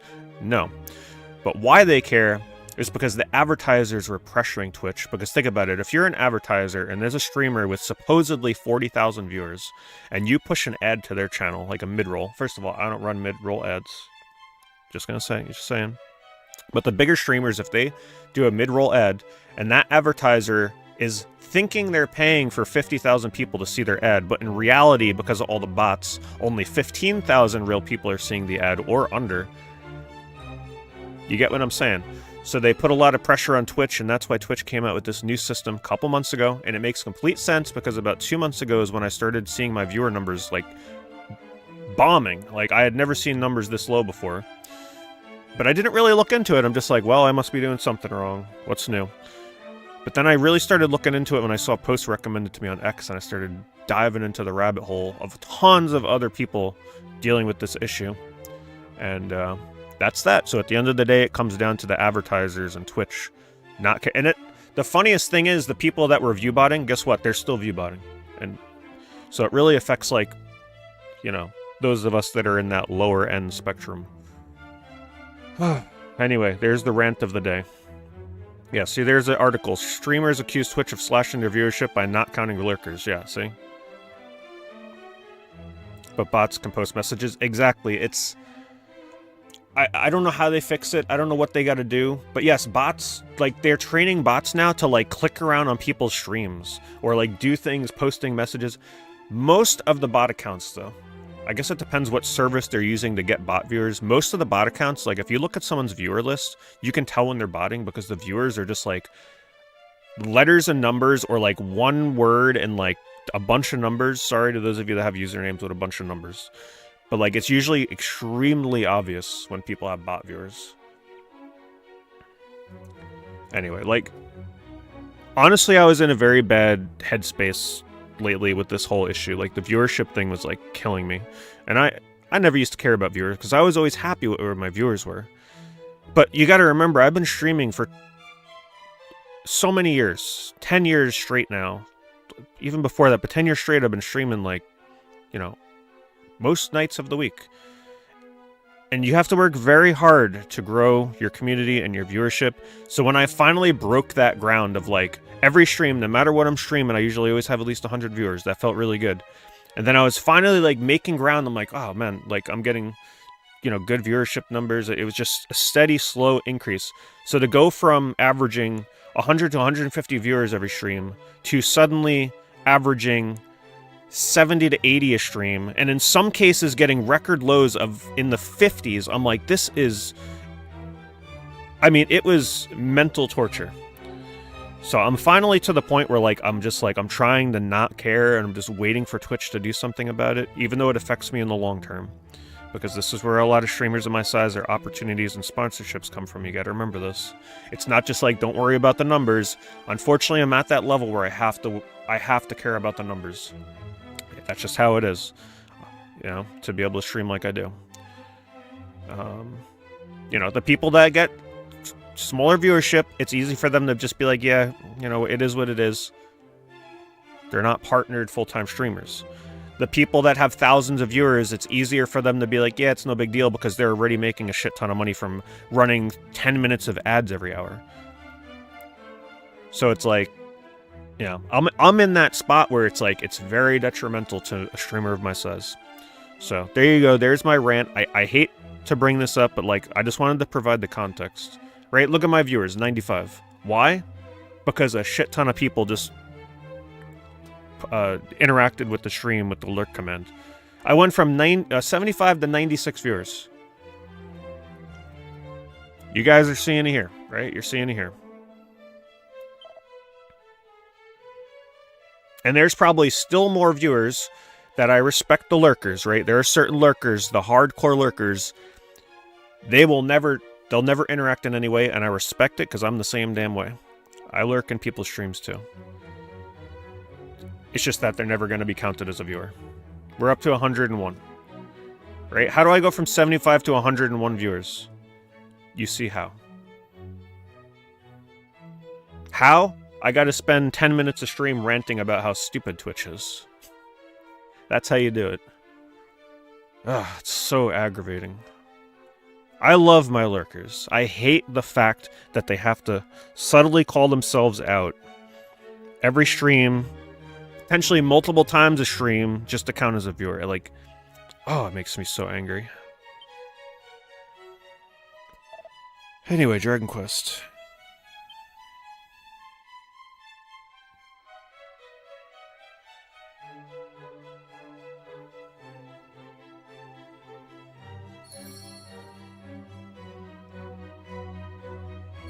I'm gonna clip this, so this way when people ask, like, what's up with the lurker command, I'm gonna clip my rant and just make that its own highlight and keep it on the channel so people can watch that and see it happening. Well, they can't see it because the VOD, I don't show my viewer numbers, but they'll be able to at least hear it.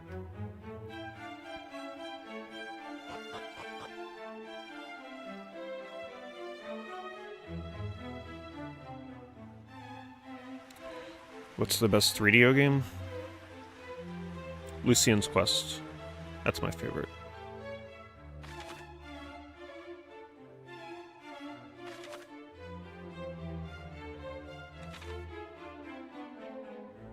Yeah, I got Dragon Quest music to calm me down.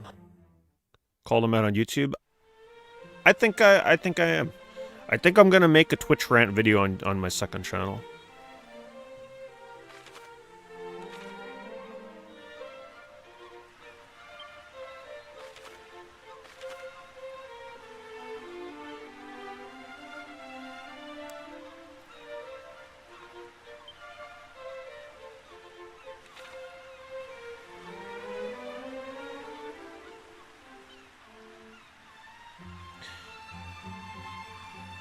Yeah, I want to make a video where I'm not super pissed and I want to calmly explain it, like what's going on, the stuff I've found, my own evidence that I've found.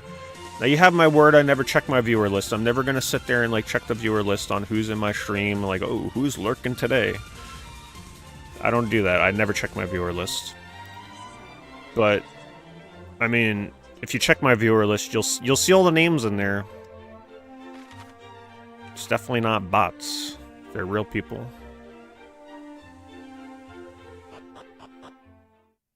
Thanks, Chart. Appreciate that. Yeah, you don't have to feel pressured to chat. And you guys have my word. When you use a lurk command in my chat, like, first of all, it pretty much just catches my peripheral vision. I will never respond to it. I will never call you out for using it. Unless you use the say hi option, which I'm thinking of getting rid of so there's no confusion. Just have the lurk only.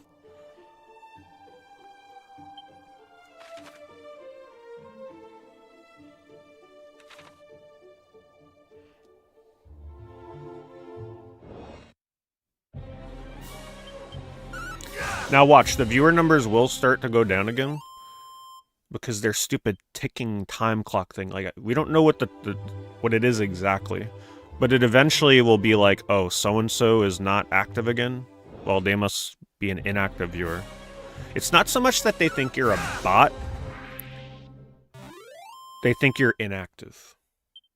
And they don't want advertisers to have their ads shown to inactive viewers. Even though I don't show mid-roll ads, so I don't know why I'm being punished. Apparently, I'm one of the only channels on Twitch that doesn't, of my size, that doesn't run mid-roll ads. They tell me, every time I go into my dashboard, they're like, streamers of your size run 6 to 13 minutes of ads an hour. I'm like, are you fucking kidding me? 13 minutes an hour? 3 minutes an hour is too much of a pain in the fucking ass.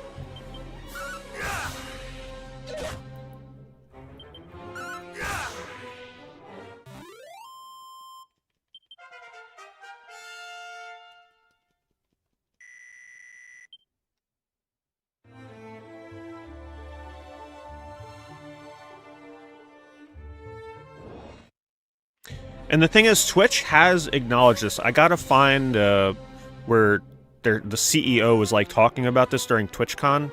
Someone asked them about this like new lurker, not lurker, but like they briefly mentioned this, and they were like, yeah, we've got new ways of detecting yada yada. So like they are very aware of what they're doing. It's just that they're being very silent about the implications of it right now.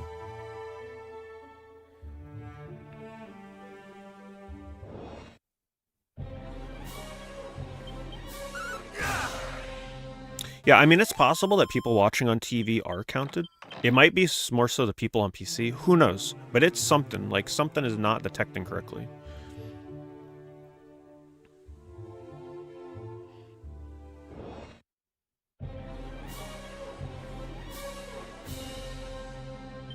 Oh, I gotta use those scrolls.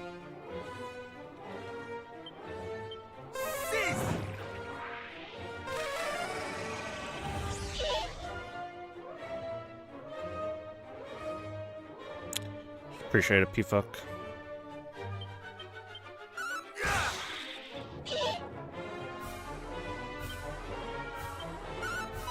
But like I said, you guys don't gotta type. The lurk command is fine, as long as you hit the lurk command. You know, if you even an emote, whatever, but if you don't want to type anything, the lurk command is there as your way to be like, hello, I'm here, Twitch, without any form of, like, you know, reciprocation of acknowledgement.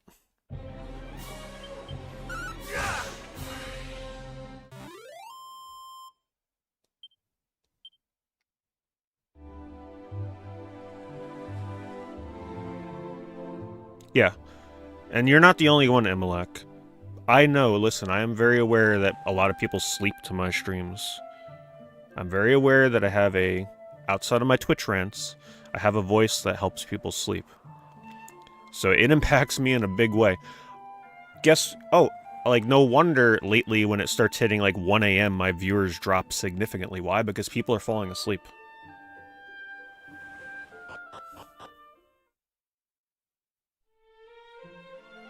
I take great pride in putting people to sleep in my streams. Because that's how I used to sleep to Twitch streams all the time.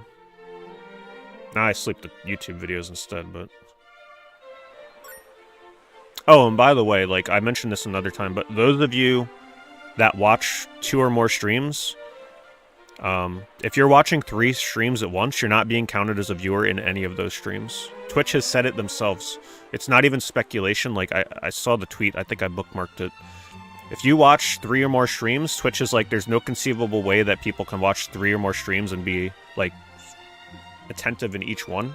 You're not counting, like, you think you're supporting 3 streams at once. In the end, you're supporting none. Isn't that stupid? Because some people can multitask like crazy. Even if you're in the viewer list, it's not counting you as a viewer.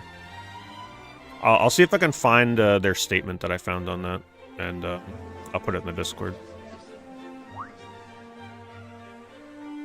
Yeah, if you're bouncing around, that's probably okay. But if you have 3 different tabs open, then yeah, it's not counting you.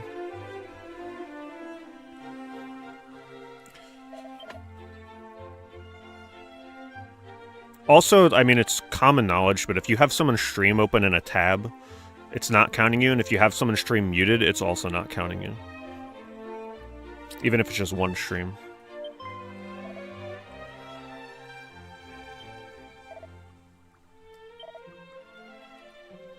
Two at a time, they count. Apparently, 2 at a time, they count you as a viewer. Once it hits 3 is when they stop counting you. So if they see you logged in, like, under your account watching 3 streams, they stop counting you.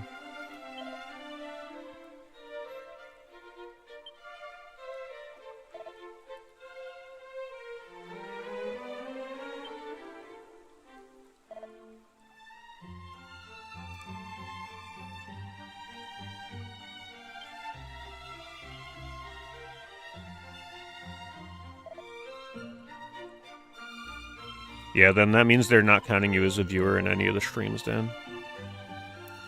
It's bullshit, right? Especially if you have, like, animal cam streams. Obviously, that's easy to multitask, because that's kind of like a passive stream. Yeah, look, I mean, you guys are seeing the evidence, right? I've been live for 2 hours. At the 2-hour mark, the entire stream I pretty much had somewhere between 78 viewers. I go on my Twitch rant for 5 minutes, and I'm up to 105 viewers. Right? So I tell the lurkers, interact with the stream so you count as a viewer. Look at what happened. I mean, this is the second time I've done this. Last time the increase was a little smaller, because the rant wasn't as extreme, and I don't think there was as much interaction. But, I mean, you can see it happen before your eyes.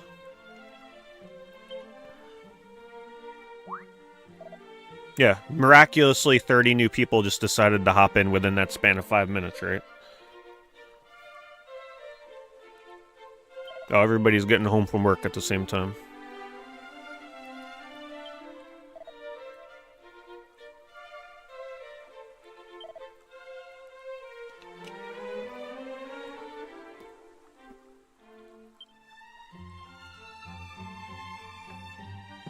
Like my eBay streams. you know, a stream that a lot of people lurk and sleep to and just hang out and chill. Years of never going below 100 viewers in those streams. If anything, I was usually somewhere in the realm of 120 to 180 viewers per eBay stream. Somehow last week, my eBay stream dropped under 100 viewers for the first time in years. Like, oh, must be a coincidence. So you know what we're gonna do next eBay stream? We're gonna test this mass lurker channel point redemption and see what happens.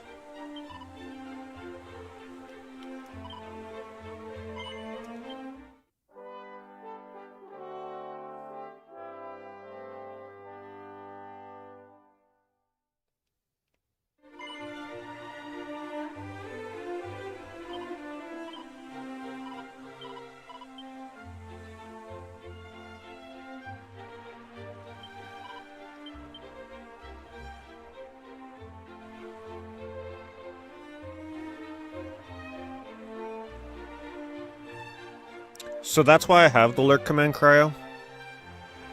The channel point redemption is for the lurkers. If you're typing in chat, you don't got to worry about using the channel point command. The channel point command is for people that don't want to type at all and just want to, like, have their viewership count without typing. Until Twitch fixes whatever the hell is going on.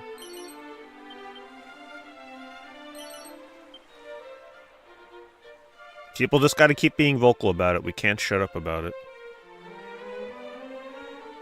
So if you're a streamer, I encourage you to get in the bandwagon of bothering them on social media. Do whatever you gotta do. Make a YouTube video. Do whatever you gotta do to keep them on their toes about this stuff. This has been happening. Reportedly, they rolled out this stupid algorithm thing sometime in September. Sorry, August. Late August, I believe. So for the duration of September and October. And believe me, I definitely noticed. I just didn't know what was happening. I thought it was something I was doing wrong.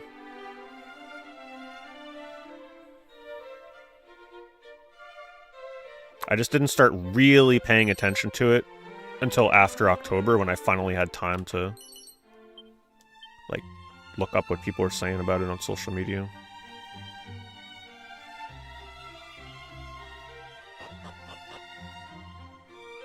Harmon streams are also definitely impacted, there's no doubt about it. It was the lowest viewership I've ever had in a horror month in a long time.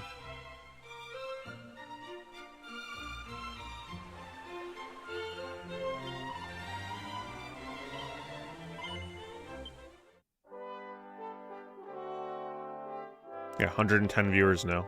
I wonder why. Gee, it's almost as though that's what my viewership used to be a couple months ago before they implemented this. Just makes me so... Like, I hate bringing up viewership because it makes me seem like, oh, all Pete cares about is the viewership. We're just numbers to him. It's definitely not it. It's just like... It just makes me... Because it's not like I started streaming a year ago, right? Like, I've been streaming since 2009. Regularly since, like, 2015. Since the beginning of Twitch.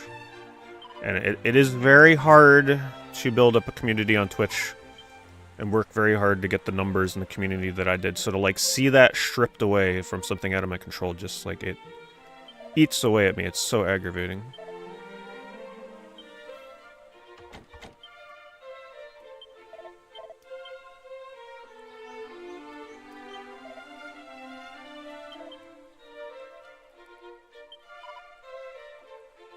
Yeah, because those numbers determine sponsorship opportunities, which are very important for streamers of my size, especially because I don't run ads.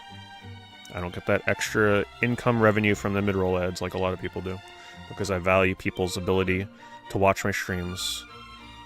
I understand a lot of people lurk and try and sleep to my streams, so running mid-roll ads, not something I do.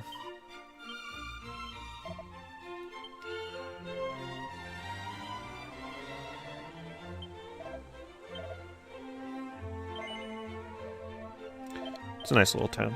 Oh, I love what they do with the depth of field stuff here. I love that. Look at that. Look at that. I'm such a sucker for that kind of thing.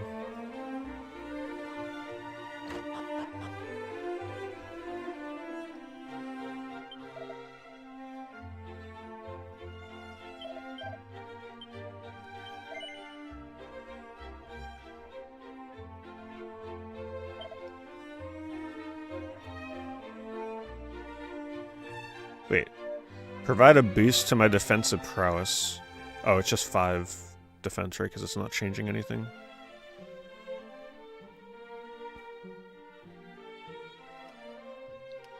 I'm gonna buy some healing items.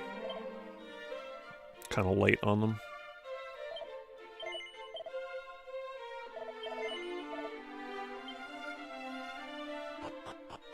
Do they count that?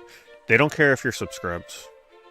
Like I said, it's not so much about being, like, them considering you a bot, it's them considering you an inactive viewer. The advertisers don't like paying for ads for people that are not actively watching the stream. So in their mind, if they have no proof that you are actively watching a stream by not interacting in any way, they're not counting you as a viewer.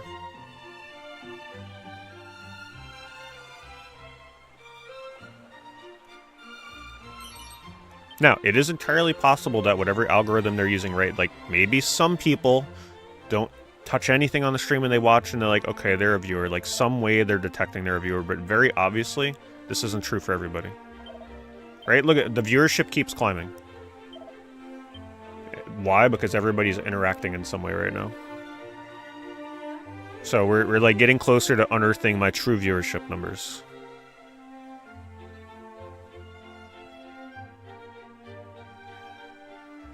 And I just want to say, by the way, and this is not specifically targeting anybody here. Like I said, I really try and keep lurk things in my peripheral vision. If you're the type of person where you used to chat in my streams and you haven't said anything for like 2 years and you're like embarrassed to say something and you're embarrassed to use the lurk command, I won't think any differently of you. Like, believe me, I'd be, even if I noticed it, I'd be like, that's really awesome. I'm glad that they're still hanging around. But I will never call a lurker command out. I don't care if you haven't said anything in my streams for years. I don't care if you used to be subscribed for years and you're no longer able to and like you're embarrassed for it. Like, I don't care. I don't care. That doesn't matter. So feel free to use the lurk command. I will not think any differently of you.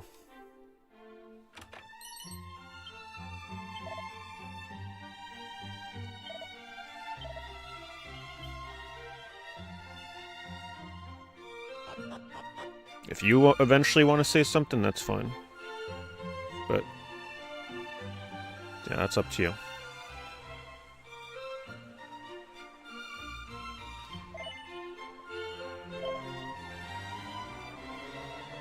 It's not a big enough attack increase to warrant that money.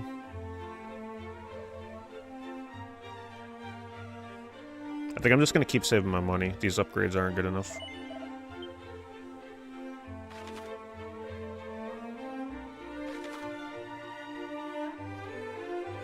The heck? Oh. Okay, guess we leave here.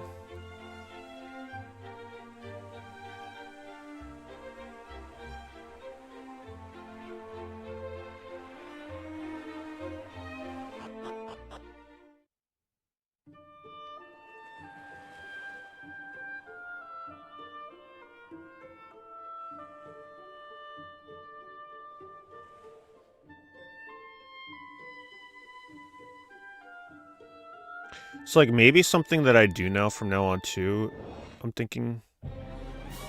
Maybe we do more polls. Maybe a poll is a way. We'll have to test this.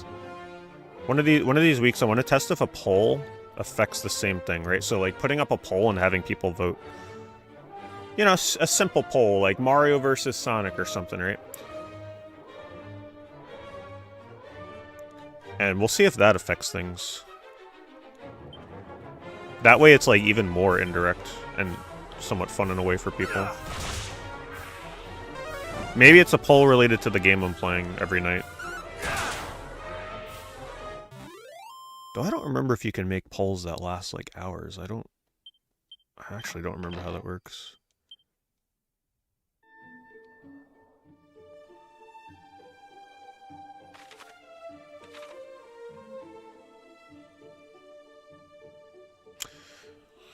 But we'll have to start, you know, getting creative with it.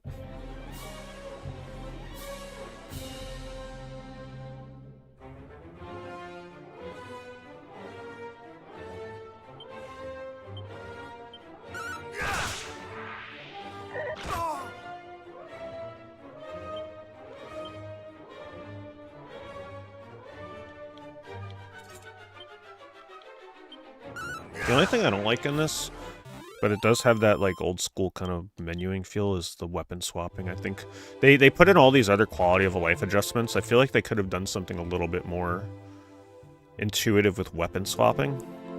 Like maybe have a separate equipment list of weapons you equip and then cycle through them at one button press in combat.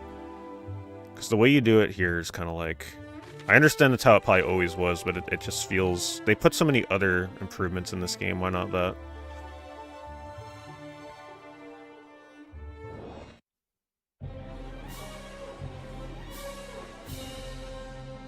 Yeah, I kind of agree with you, Filmarsh. But if I call out the poll... But yeah, you're right. Usually polls don't get too many votes.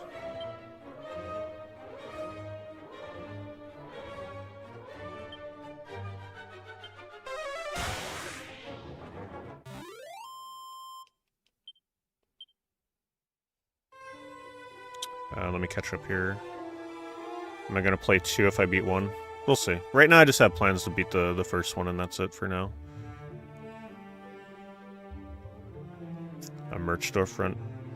I have the merch storefront for like when I do my Horror Month streams. I used to have like regular merch storefronts, but I gotta like still migrate everything over to my new storefront that was on the old one.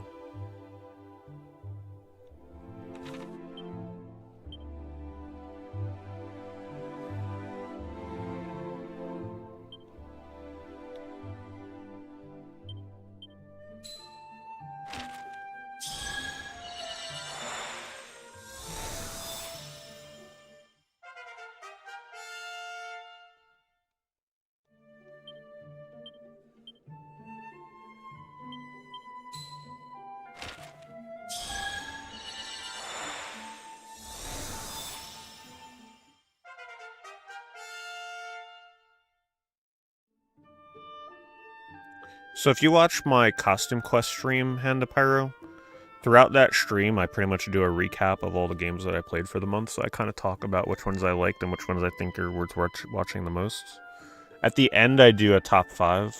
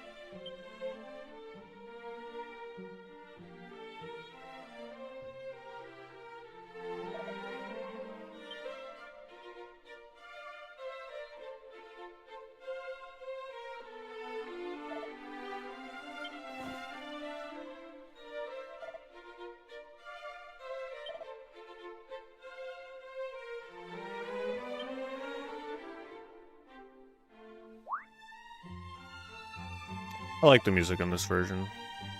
I've always liked this style of Dragon Quest music ever since Dragon Quest VIII.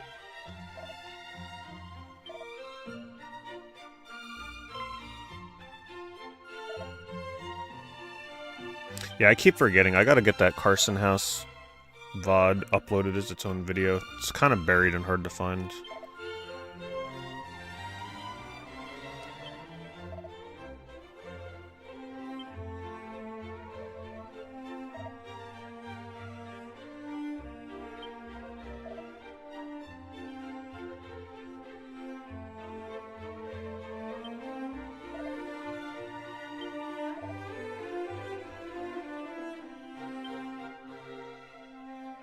Playing this makes me want to get around to doing Final Fantasy VI Pixel Remaster soon, too.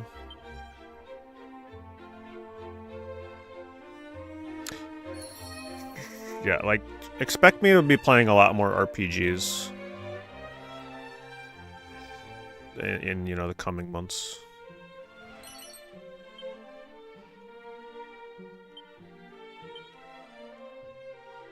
trying to train myself to do more RPGs on stream and just not really care if it's 40 or 50 hours long.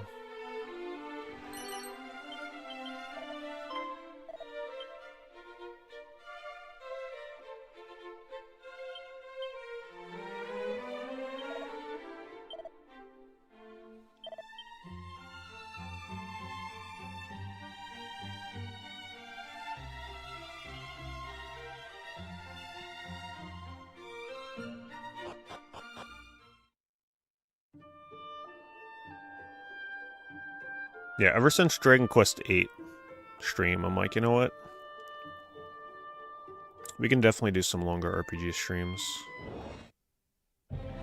Just gotta pick the ones that people care to watch.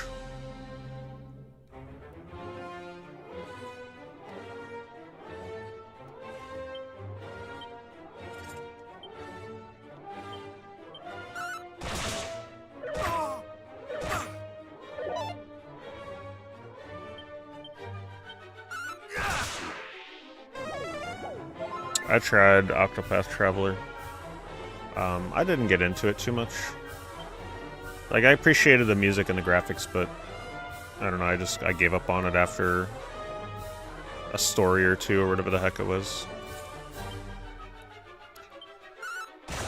But a lot of that has to do with back then giving up on it because streaming, right? Like, that was not a good streaming game. It's very story-oriented. A lot of people were playing it themselves.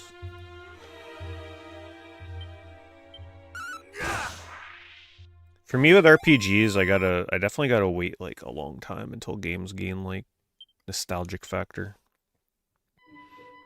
before I stream them.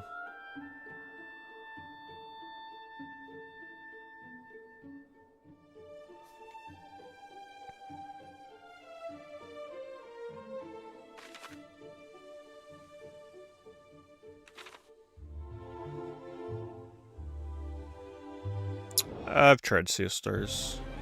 It was good. I didn't finish that though. It was okay. I think I'd rather just play like Chrono Trigger.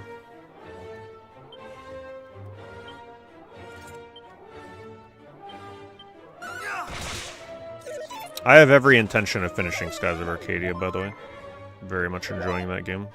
I think by the time I'm done with that game, if it keeps up with like how it's going, I feel like that will be one of my new favorite turn-based RPGs. There's very little I don't like about that game right now.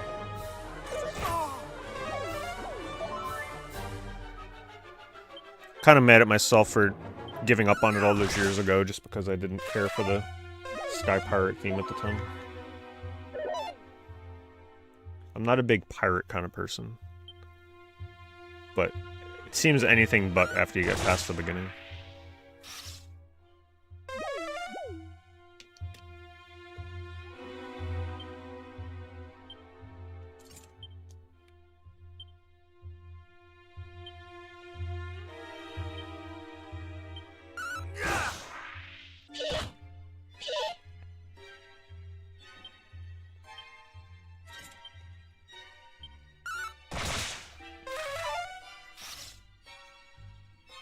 Yeah, they changed the Kappa emote for a day to promote Call of Duty.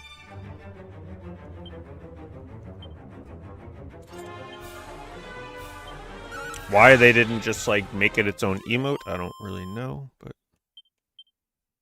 that's Twitch for you.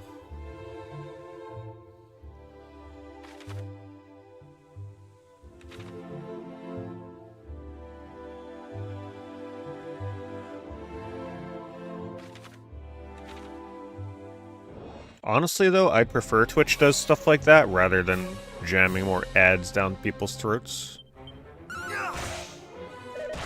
I'd rather they get paid millions of dollars from Call of Duty with a stupid emote than getting paid millions of dollars from running more and more ads.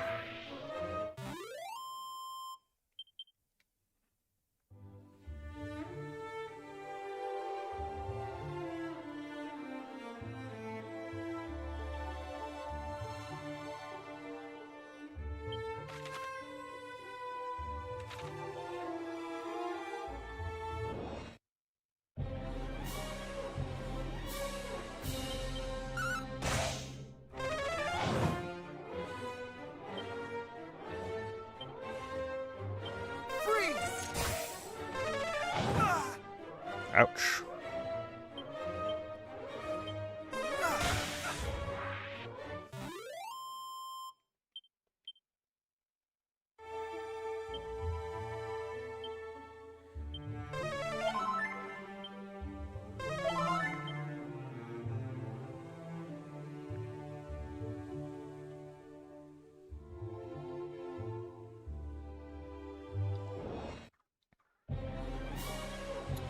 Oh, they look pretty cool. They always remind me of Stan from Okage. Yet another RPG I'm like clamoring to play again. Just gotta decide how I'm gonna play it. PS5 version is unplayable, so probably PS2 version.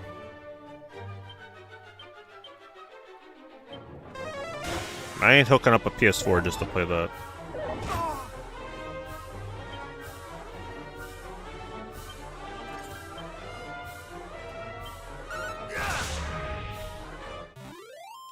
Skies of Arcadia I'm playing on GameCube. Legends version.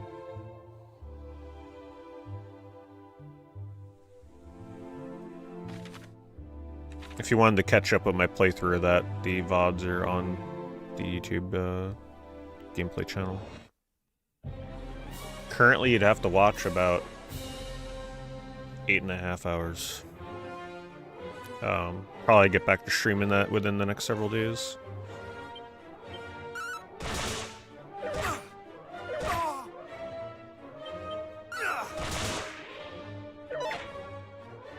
I have not played Dragon Quest 3 yet, no. The HD one.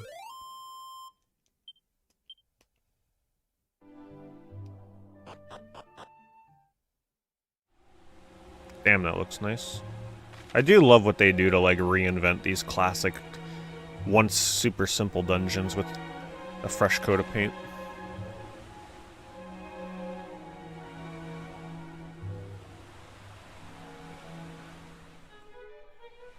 Nah, boss.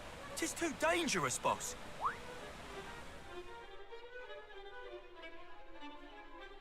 Unhand me! If thou thinkest I'm letting one of the boys just die, thou hast another thing coming. And if thou thinkest we're letting you die, thou hast another thing coming yourself.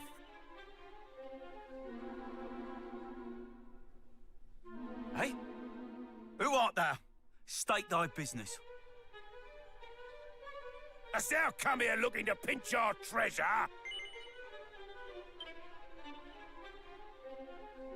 Thou shameless rogue! Come here and let me pummel thee!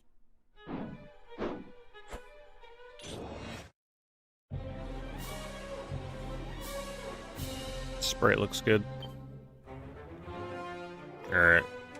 Guess we'll take out the other two guys first.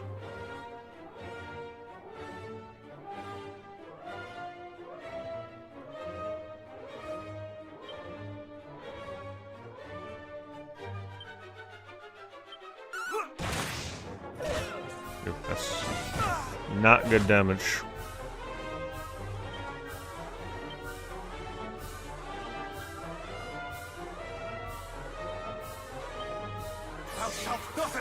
Try this, let's just see how it goes. That was not worth it.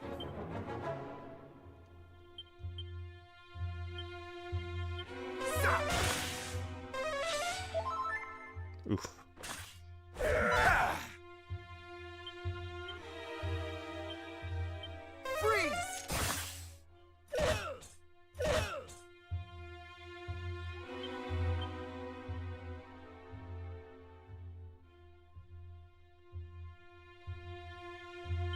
Much better.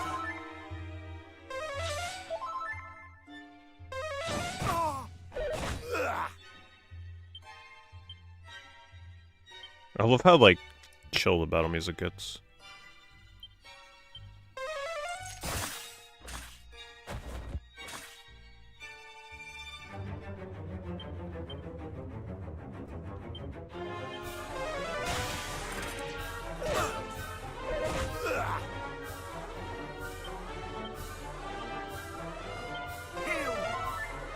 I'm better off using this. Oh no, wait, that is better than my healing item.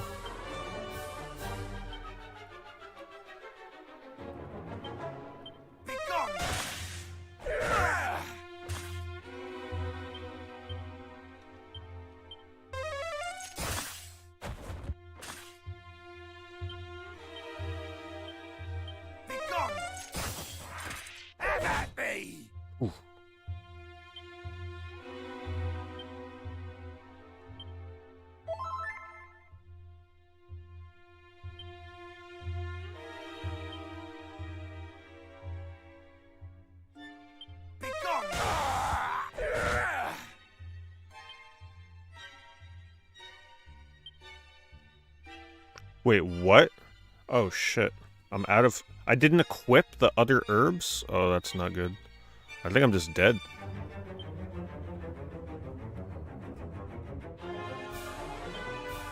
I'm dead. I didn't realize I had to equip that.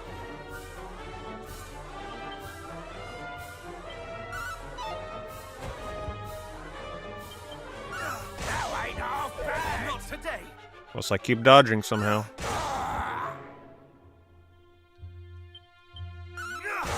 Get a crit? Nope. I thought all the herbs I had were just like in my inventory, but no, there's two different ones.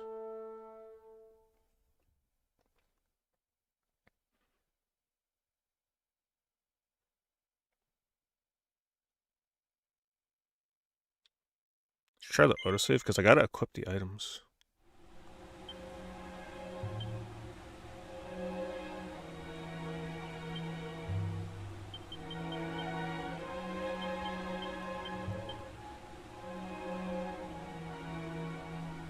Wait. What do I gotta do? Put this on item bag? Okay, I bought like 20 medicinal herbs. How do I get those in here?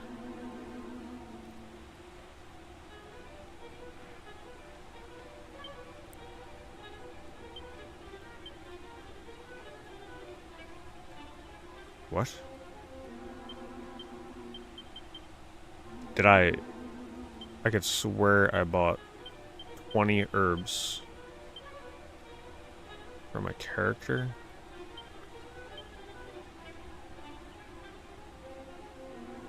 I don't see anything here.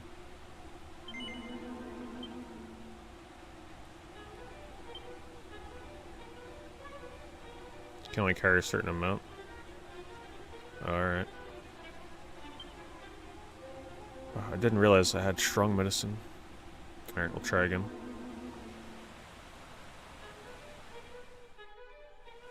No.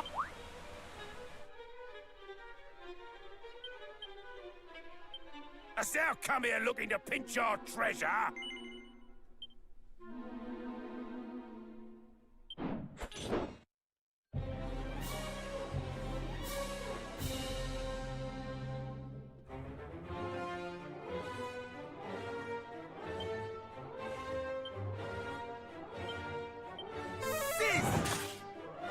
What goat says? Have at me!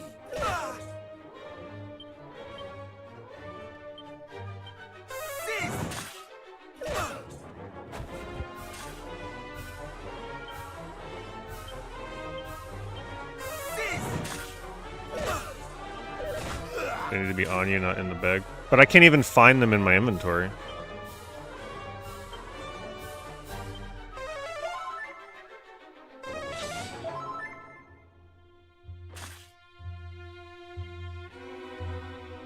Oh, I see what happens.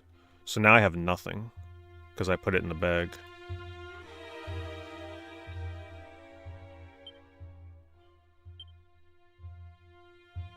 Heal!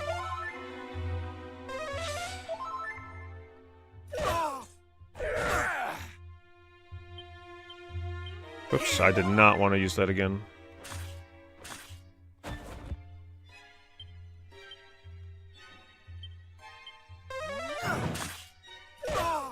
Have at me!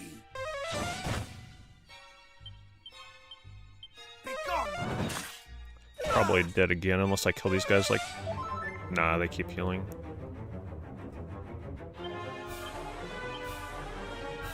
Be gone!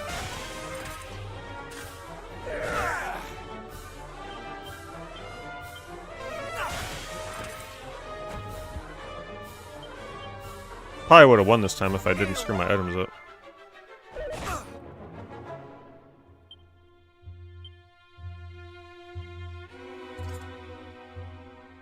Oh my god, it unequipped every... What? Alright, I fucked up the inventory. Now I don't even have my spear. Alright, we'll just die. There's no way I'm winning that.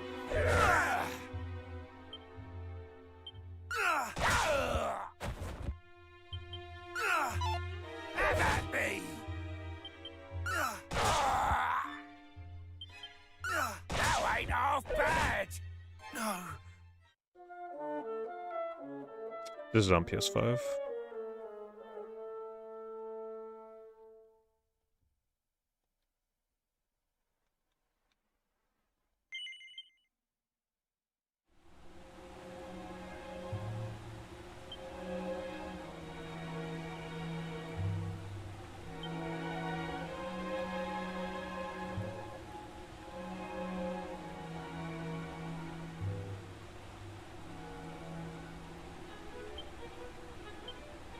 So I gotta what?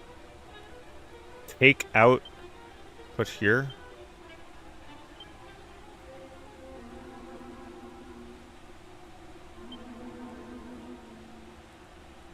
Wait, what?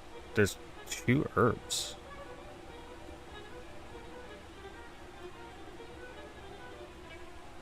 Are there different amounts here, or is it just literally 1 herb, 1 herb?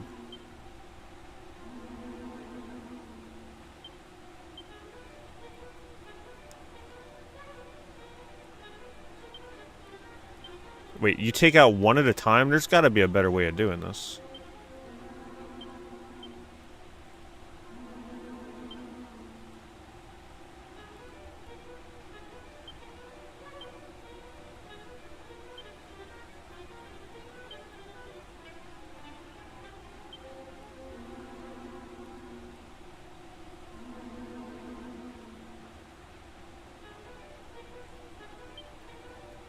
I guess maybe that is the way they want me to do it.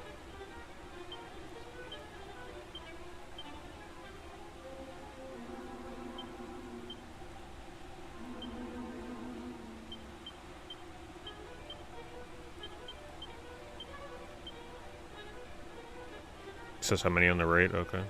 I guess I just didn't see it.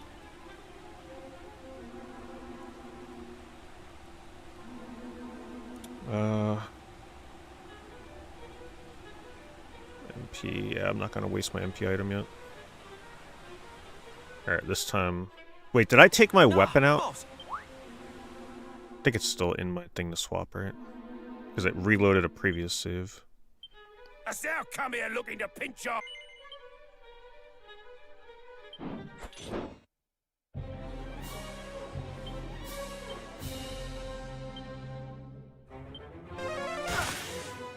I think using Zap is better.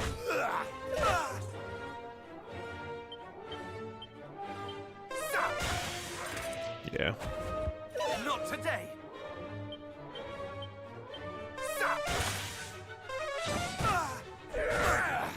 Wow. Boss does a lot of damage.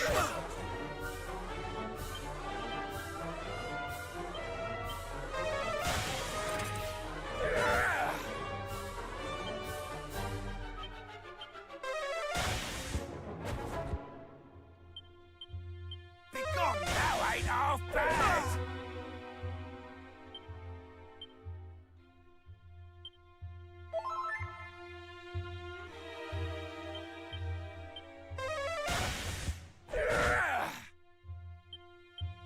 Begone, time I pulled my finger out.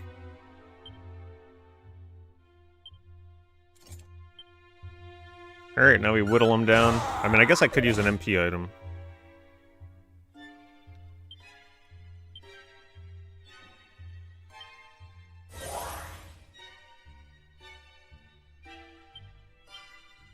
I'm actually gonna heal again. Because he can do a lot of random damage.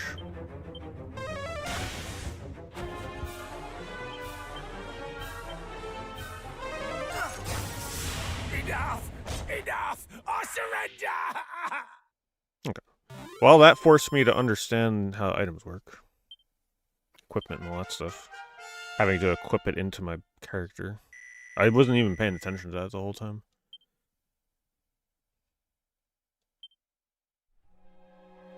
That would be a pretty hard fight in a speedrun. That would be down to the wire. Thou hast clobbered me fair and square, but thou wilt spare me, wilt thou not? I swear upon my soul to mend my wicked ways. Say thou wilt, please.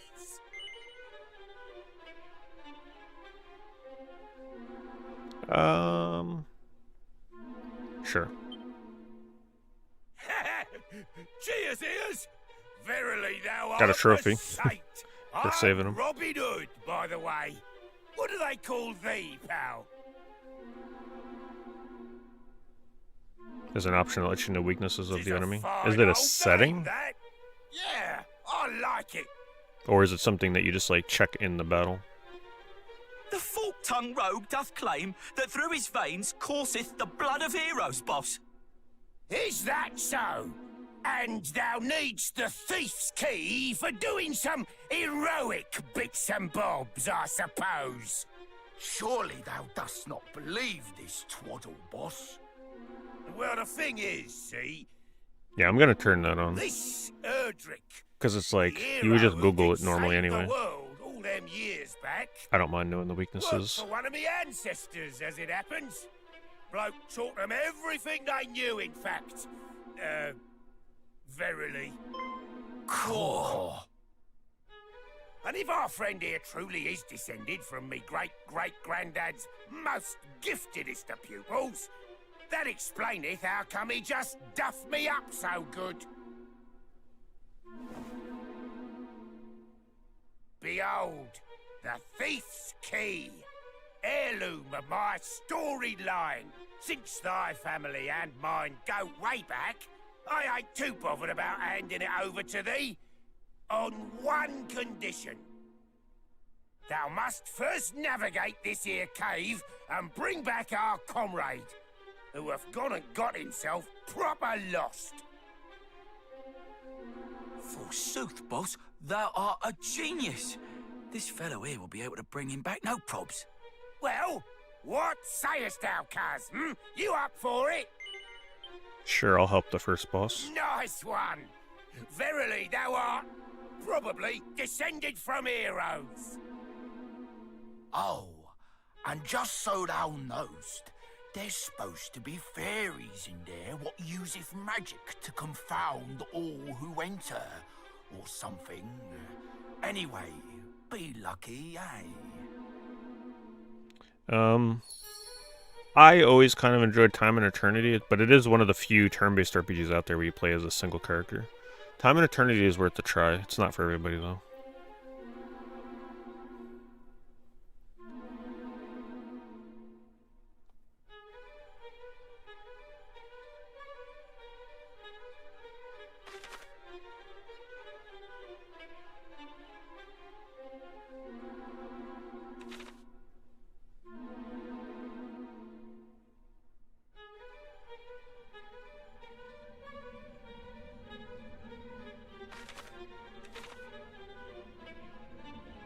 Quest 64, yeah. Another lover-hate game.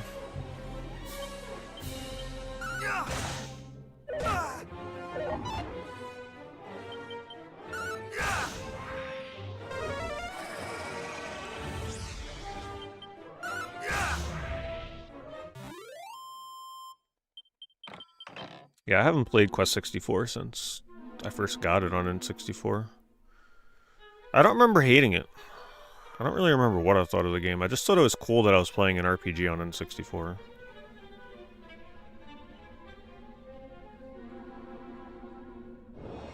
Sure, these days I'd kind of enjoy it.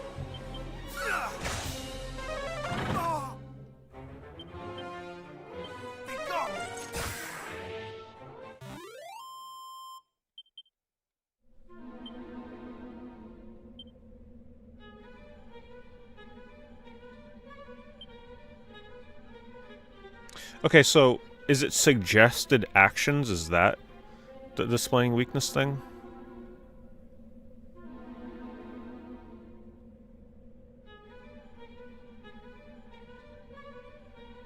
It's gotta be. Oh yeah, battle settings.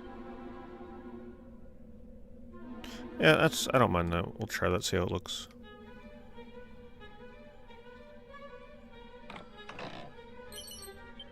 If it feels too hand-holdy, then we'll swap it back. Parasite Eve, yeah, that's another good one. It's not a lot of single-character turn-based kind of games. Well, I guess there's different degrees of turn-based, right? Like, Parasite Eve is definitely more on the free roam action style, where like I guess in this Dragon Quest style, it's a lot harder to find one like this.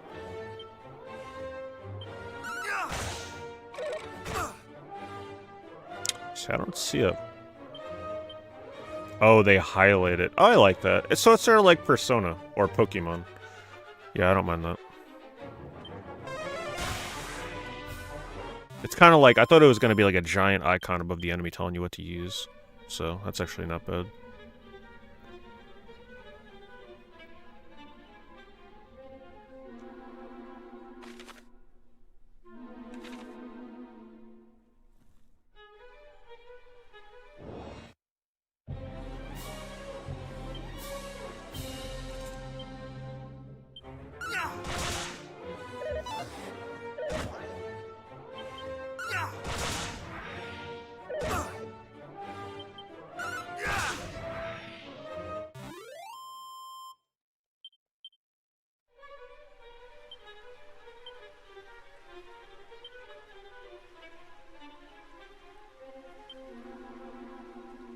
Actually, I'm better off using MP for heal.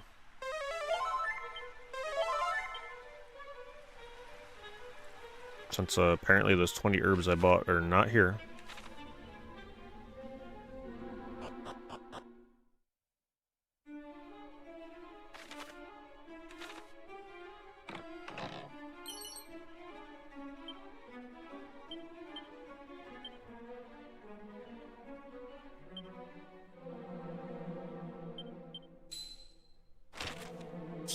I've never played Dragon Quest 7 though. I'll play the remake as my first time. I always avoided that game because it was always so gargantuanly long.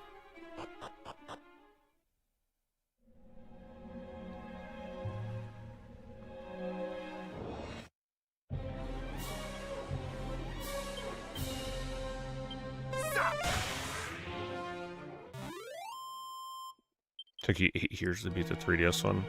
Yeah, I'm looking to avoid a game that takes that long to beat. Hopefully the remake trims it down just a little bit.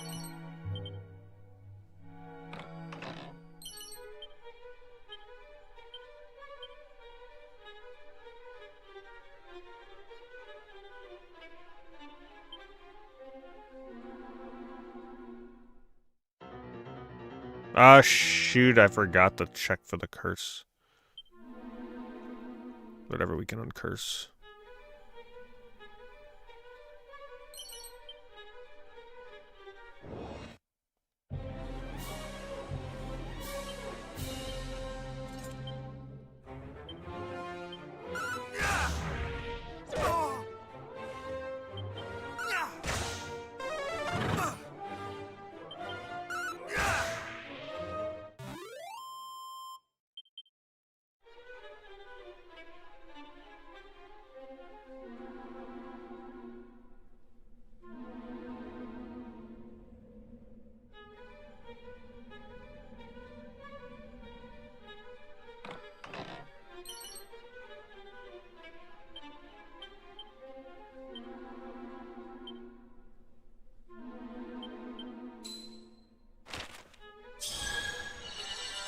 Those for treasure. Was that gonna show me treasure chests?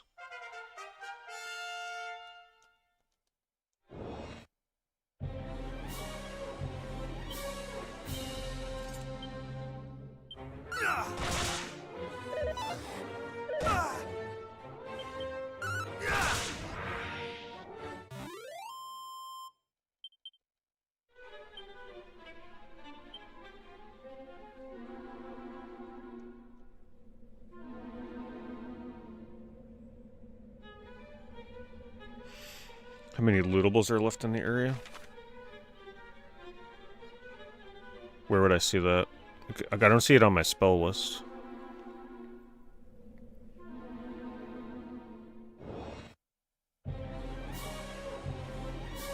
This will, yeah, no, the speedrun for this won't be anywhere near the original.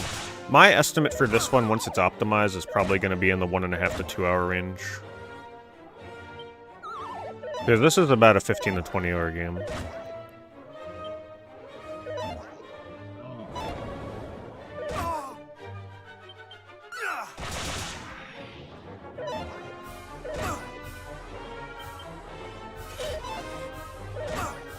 I still think this would make a good speedrun, or like a nice classic turn-based speedrun. Depending on how long it is, how easy the route is.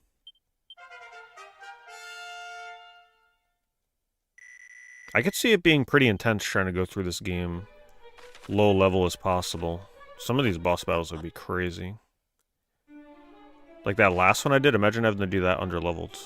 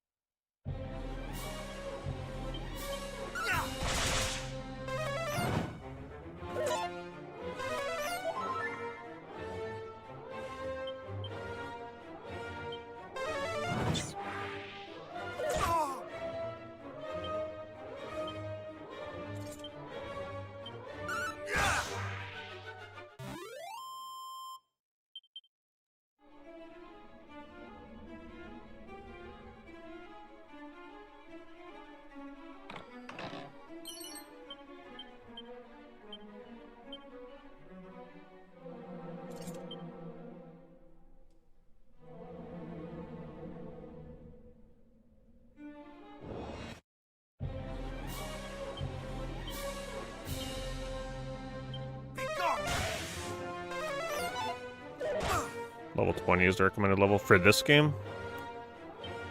So I'm practically already halfway there. Though leveling does slow down a lot.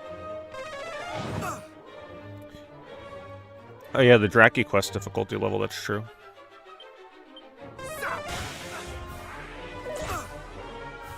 Somebody does have a guide on speedrun.com, but they haven't done a speedrun with it yet, to my knowledge. I'd be curious to see how fast they can do it. If they can somehow get it to under an hour on the easiest difficulty, that would be perfect. I would definitely do that. But, you know, the game's not super short, so the speedrun's got to be pretty lengthy. Just the random battles you get into alone be a while.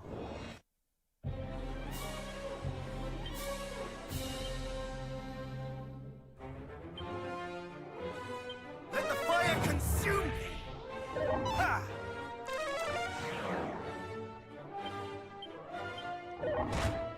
Oh shit, they just... That guy just did so much damage, what the hell?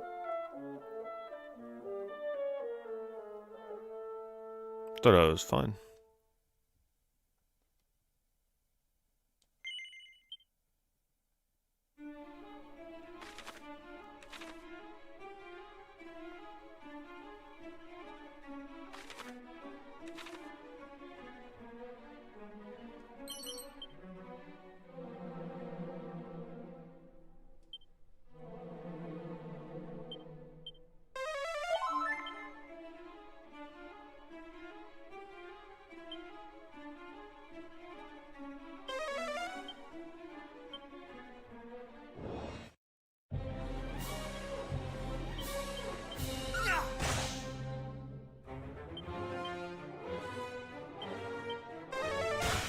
I probably should have just done that from the start.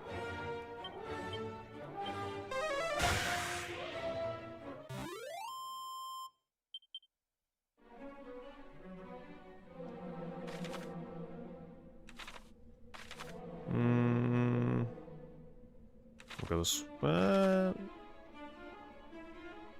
We'll go this way first.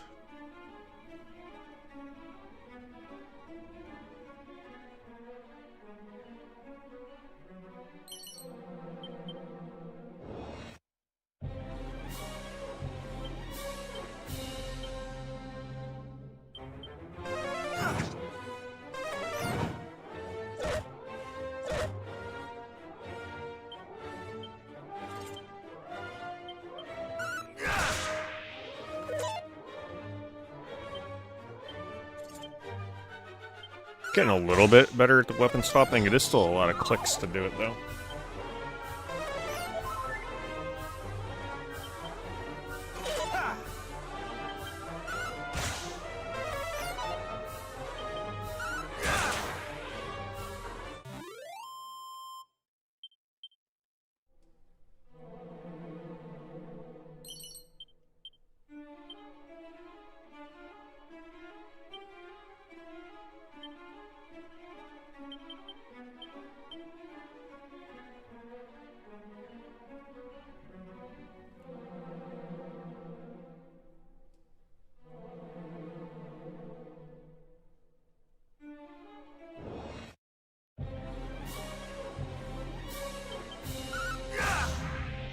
think a single spear hit for each one is better than the whip here.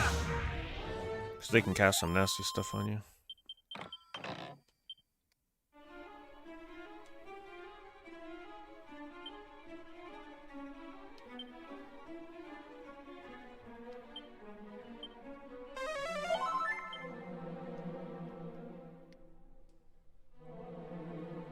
Another boss fight, maybe?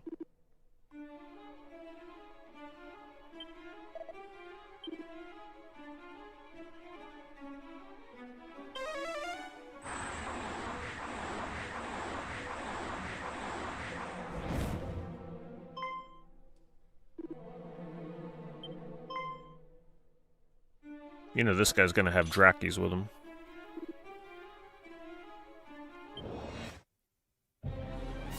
Oh, maybe not.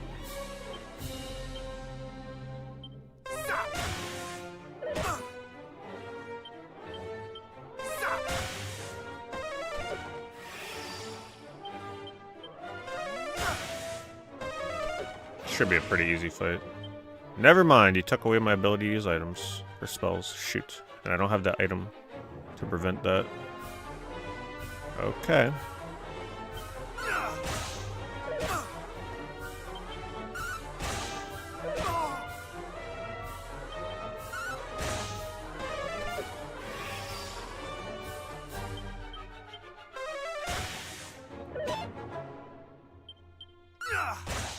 Big difference. Oh shoot. When there's no other additional enemies.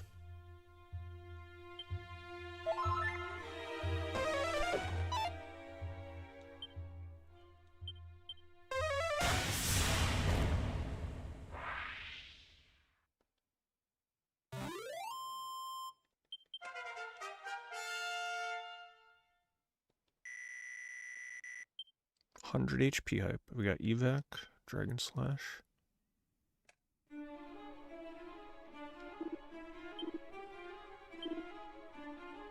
Yeah, it was easy because I didn't have to worry about killing other stuff before him.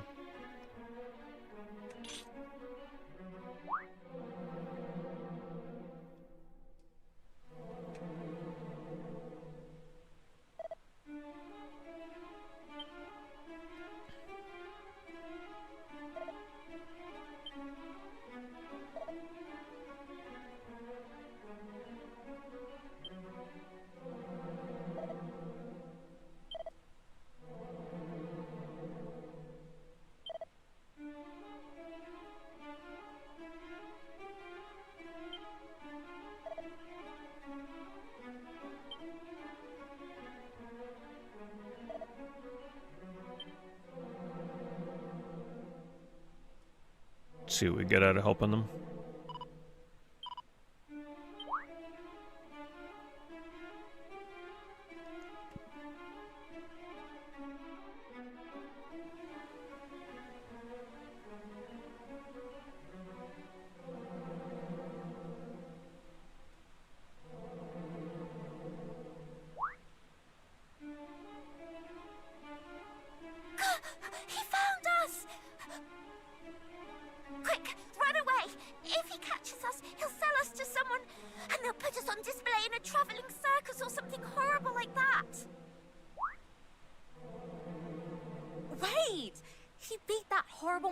Didn't he? Maybe he's not all bad. You really helped us out there. That monster was after us, you see. So, thanks. What's your name, by the way?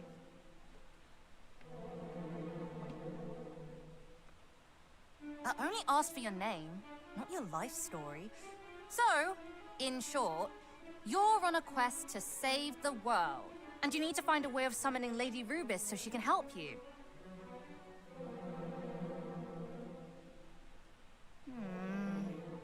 Well, we're not supposed to share this sort of thing, but I suppose it won't hurt to tell you just a little bit about her. Playing this does make me really want to get back to my RPG Maker game, though. What are you doing? In case you've forgotten that's a human you're talking to.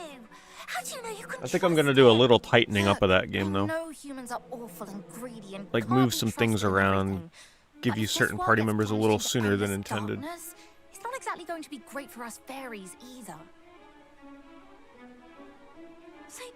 think we should Want to aim help for it to him? be somewhere Just under like like that. 8 hours or under. I do, yes. We need to work together on this one. He can fight monsters, which means he can help us with that other thing. Oh, the other thing! Gosh, you're a devious little devil, aren't you? I love it! Lady Rubis isn't here in Alefgard right now. She's visiting another world. A very far away world that it will be very hard to call her back from. Our leader came up with an ingenious way of summoning her. But before we could finish getting everything ready, we got attacked by the Dragon Lord's stupid lackeys, and she ran off somewhere. That's why we came down here in the first place, to look for her. There are dwarves living to the east of here that she's had dealings with in the past. You're trying to you find the see. Welcome with Pete We thought they might know episodes. something, but there are so many annoying Those would be under the monsters members in the way. only section, We're Johnny. never going to get there ourselves. So if you have And access, we can't summon Lady Rubis on our own. they it might be a Only the little boss hard to knows how find to them do though it. because of all So the if eBay you streams could and go other find stuff. her for us, we'd Okay, look yeah, if you're not a member, then right? that's why you can't find them.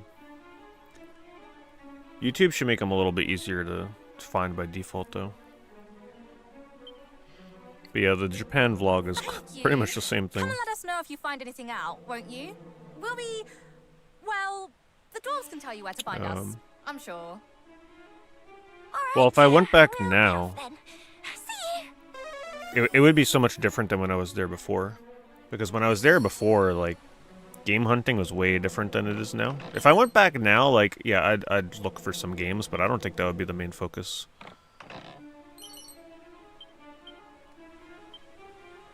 Because the prices there are not what they once were. So if I went there now, I'd be one of them tourists out there with my fanny pack, my sunglasses. You know, I'd be touristing it up.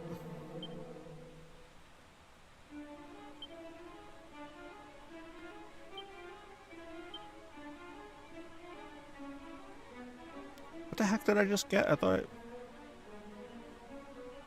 I just got a new armor.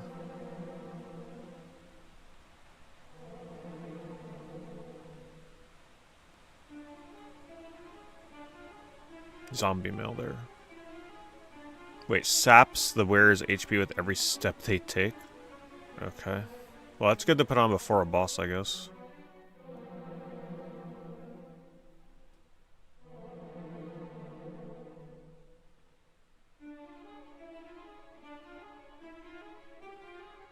I have no idea about the choice with these princesses now.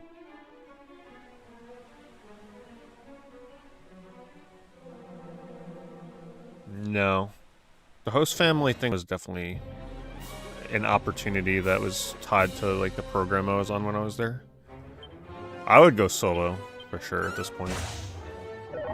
Probably do some kind of hotel or Airbnb thing. Whatever I looked into.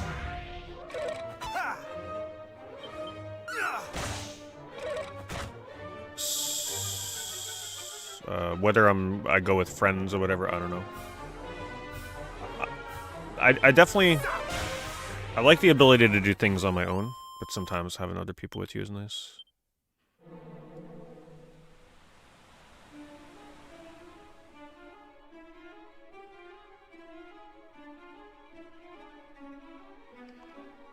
Yeah, I mean, if you ever have a chance to go there, it's definitely worth it. Especially if you do it in a very, by-the-books touristy kind of way. Hit up all the spots.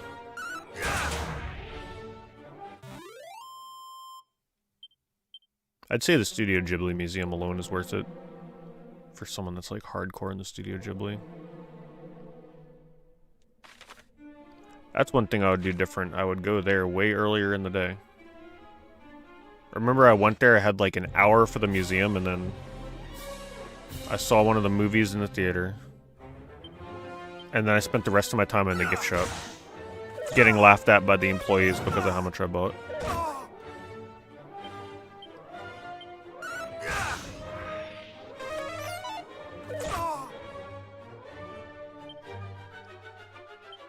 But back then, when I went to the Studio Ghibli store,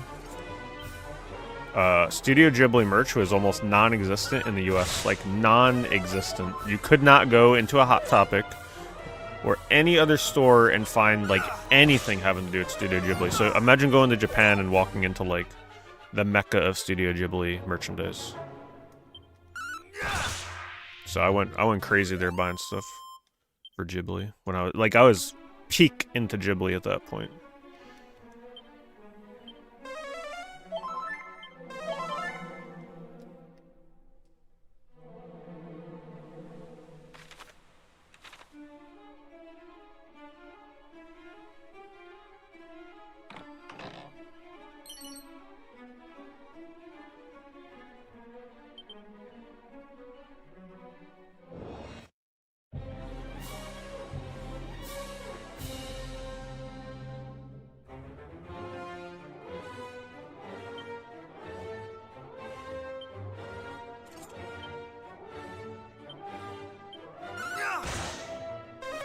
It was just like all the tourist kind of spots, right? Like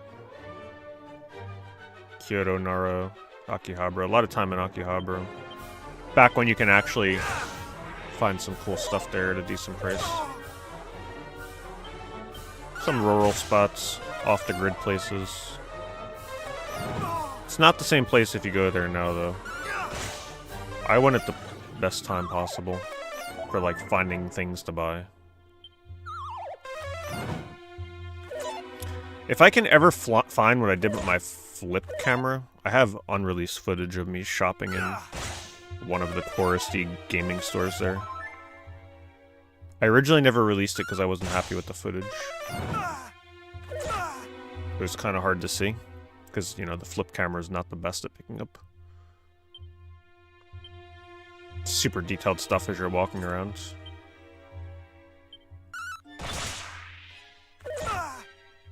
But I don't know what happened to that camera. It's around somewhere. And hopefully it still works. I'm a little worried about that battery inside of it.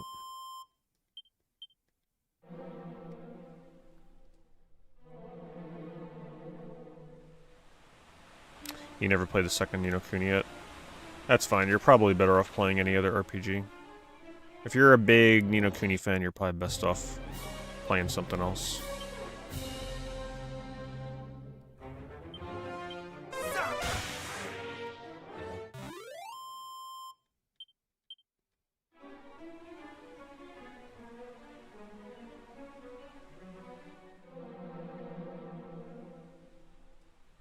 Yeah, back when I was shopping for games in Japan, it was the kind of thing where you can find a game for like the equivalent of like $40 for a game that on eBay was like maybe $200.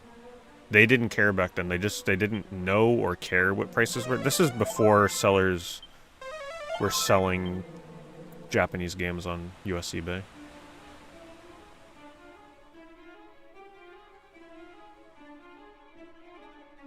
Or you can find a $10 game that on US eBay is like $70. There's a reason I had to buy a suitcase while I was there to fit as many games as I could to bring home.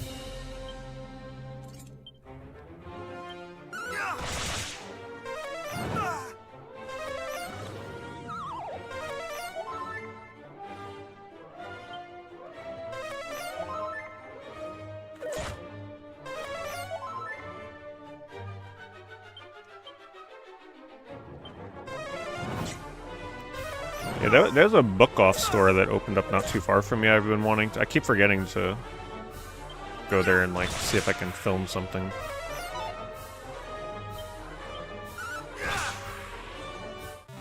I hear those stores are pretty decent, like the US versions.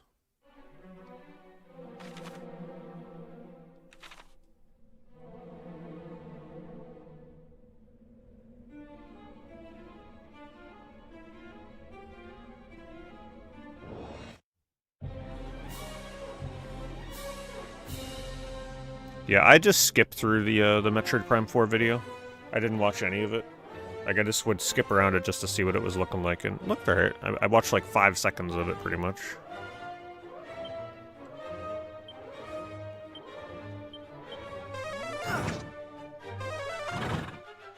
Not today!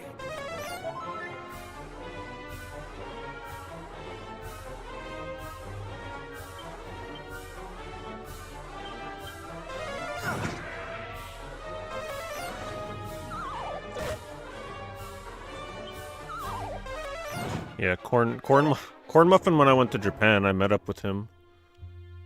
Spent the night with him one night to go game hunting for 2 days, and he took me to some off the grid places. That was very helpful.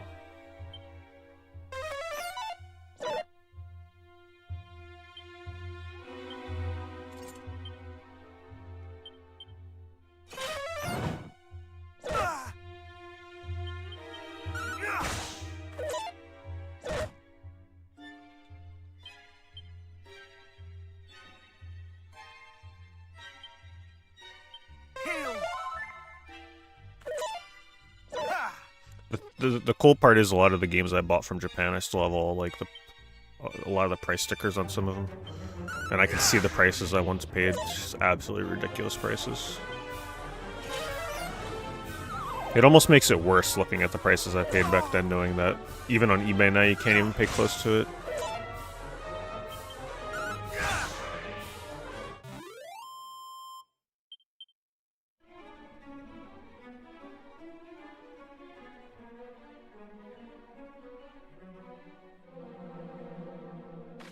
Am I just like heading back up?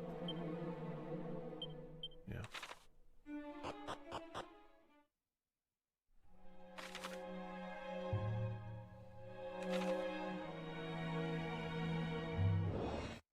Hello, Cinco.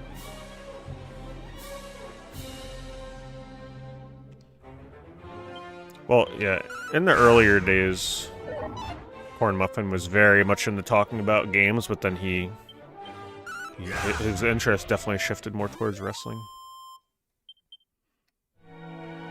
He was one of the OG YouTubers from Japan, though, making content on games from Japan. Back when it was pretty much just like him and Luke Morse. That was it. Definitely had that niche carved out.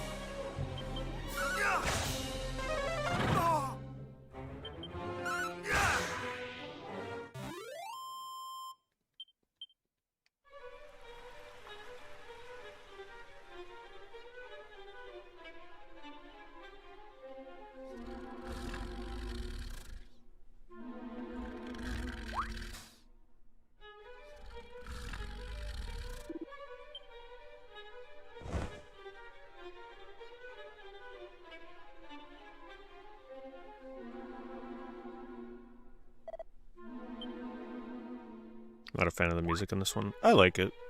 It's just like typical Dragon Quest music.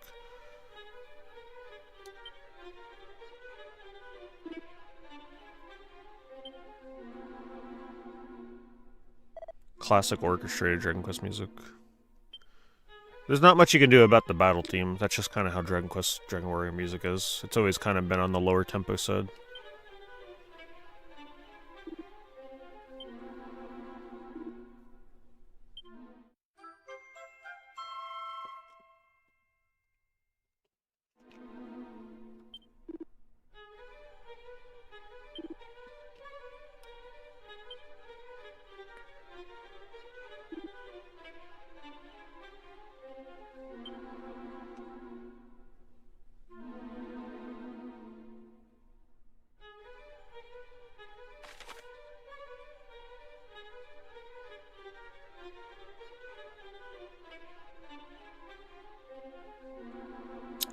Yes, I do remember there being some locked chests.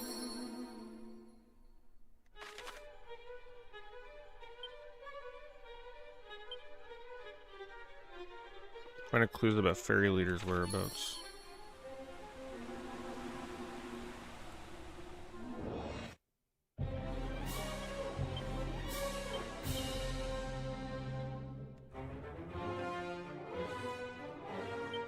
I might be dead here. My HP is lower than I thought. No, we're good.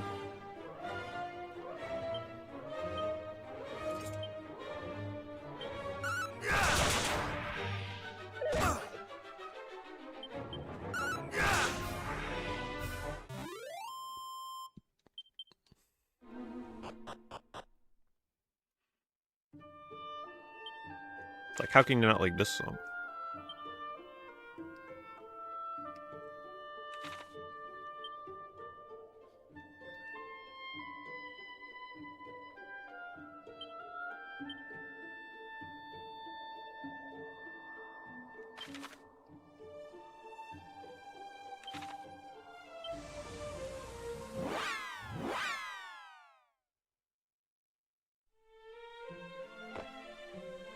Dragon Quest Final Fantasy crossover game. I'm sure I could see something like that happening eventually. I almost feel like there's something like that already. Maybe it just never left Japan.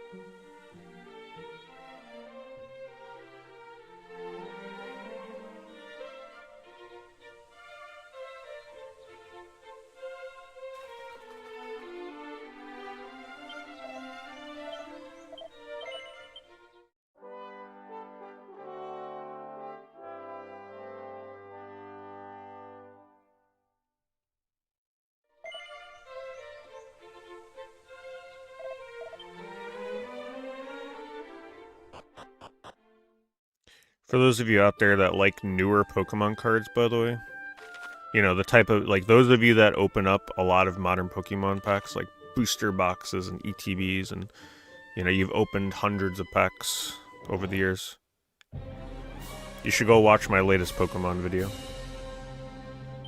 And I just want you to remember that I haven't opened a pack of Pokemon cards, and like modern Pokemon cards, in about 2 years.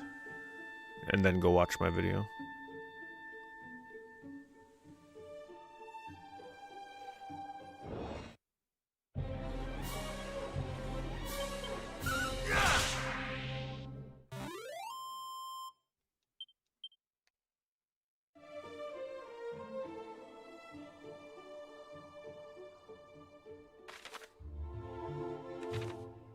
Wait, am I able to cross the poison yet?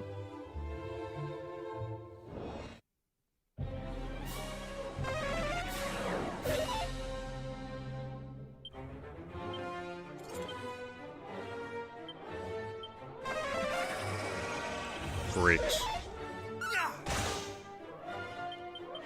I think if they cast Hallucinate from now on at the start, I'm just running. Not today.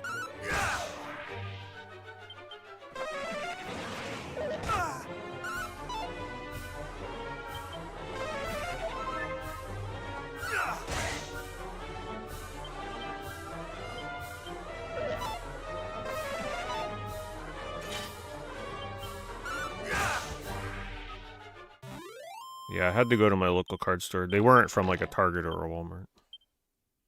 I haven't been able to find packs in a Target or a Walmart since 151 years ago. Like, it's just disgustingly difficult. You can't find anything. It's stupid.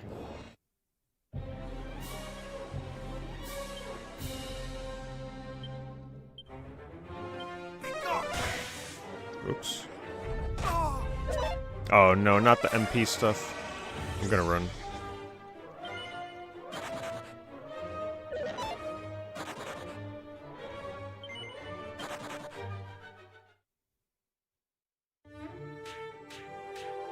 Gave up with ZA. Not necessarily.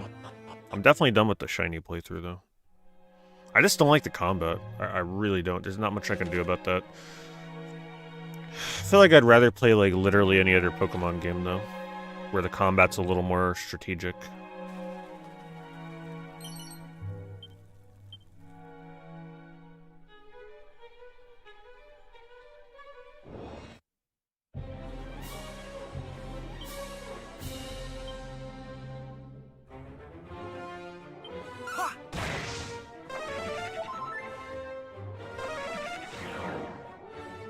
I mean, the combat in ZA literally just comes down to mashing your abilities as soon as they come off cooldown, right? Every 2 seconds.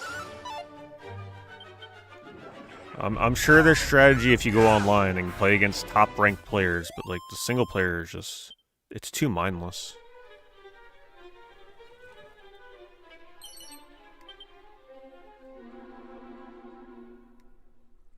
One of the things I always liked about Pokemon was feeling like in the combat, like just coming down to the wire with the decisions that you make for whether or not you're about to kill the Pokemon or get one-shotted, or should you heal this turn, should you swap out. The new one is just like pedal to the metal, 100 miles an hour combat.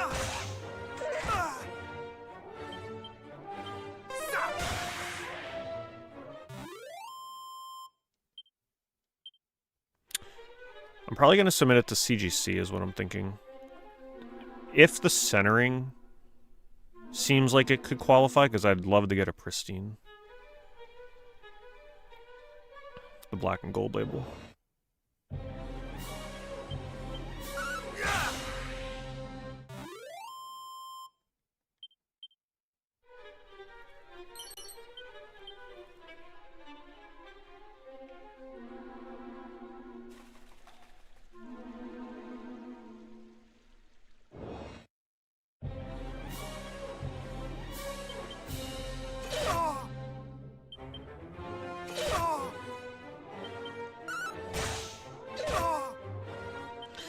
Yeah, I feel like even with CGC, like even if it's not going to get a pristine, it's still...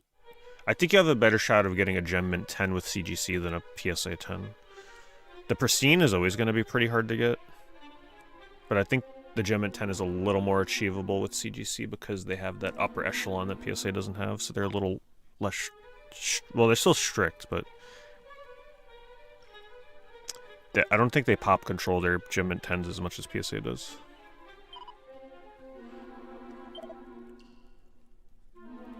They definitely probably pop control pristines a bit, though.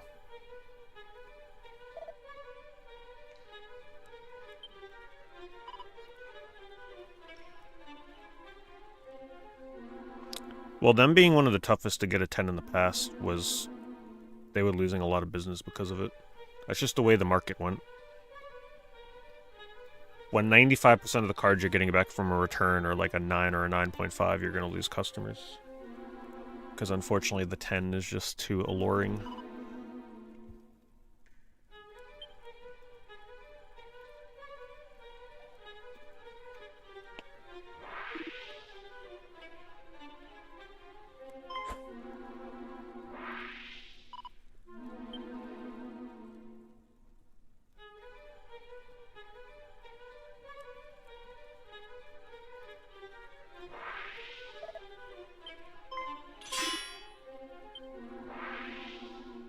What a nice guy. Save the day.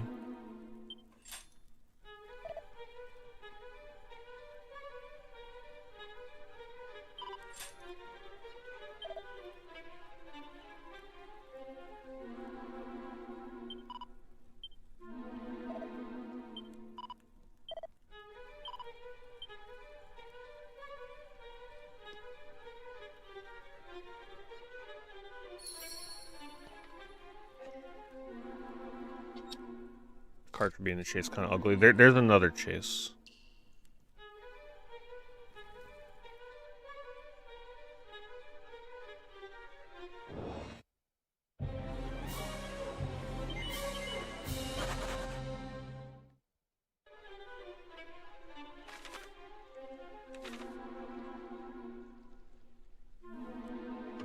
But I think that's the hardest one to get.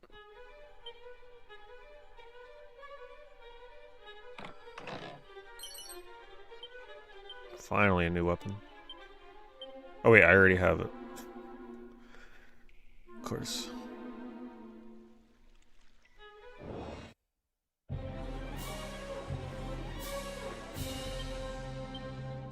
New whip would be nice though. A new whip with more damage.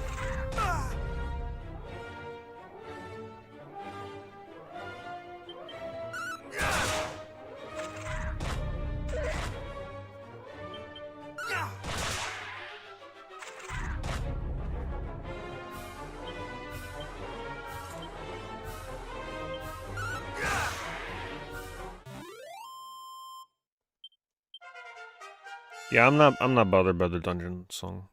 It's music that was played in Dragon Quest VIII as well, so it's kind of like doesn't bother me.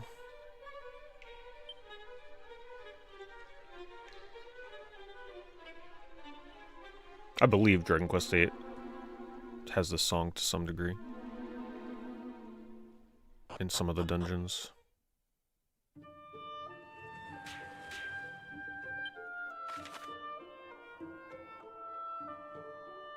Man, you know there's gonna be an item there. I feel like I gotta go get it.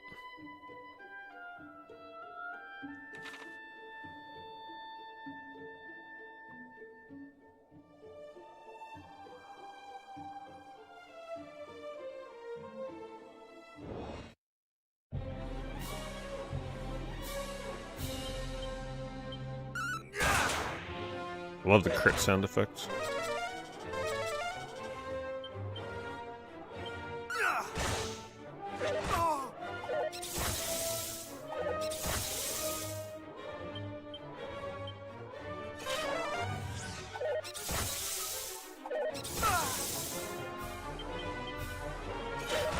Oh god. Oh no.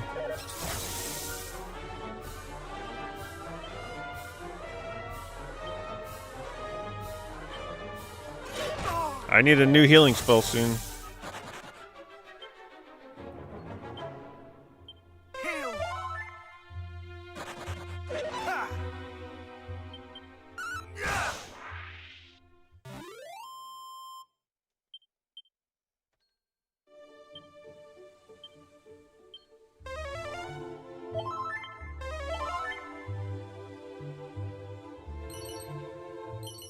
That was definitely worth it.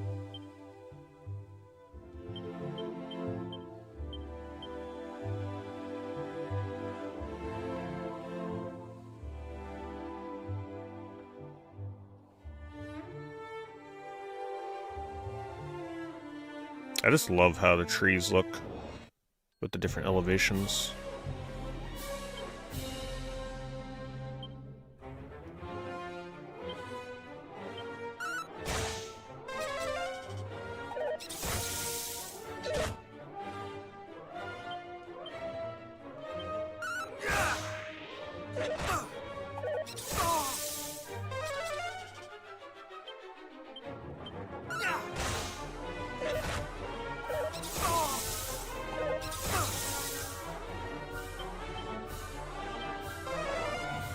Oh god, I have a bad habit of not looking at my HP.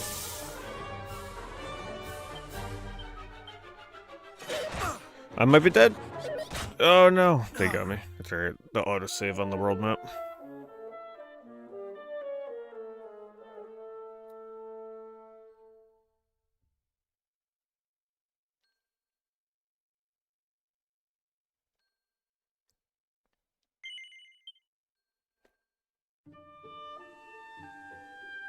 Oh, literally an autosave right next to the item. That's pretty generous.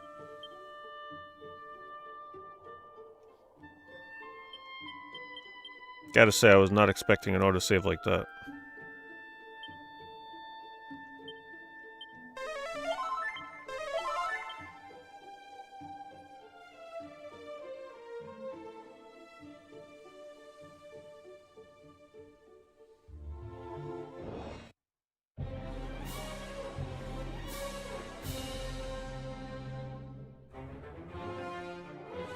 Yeah, I keep forgetting that I mapped that. The auto, like the shortcut. I'm just not used to having luxuries like that in these kind of games, so I forget. I have thee now.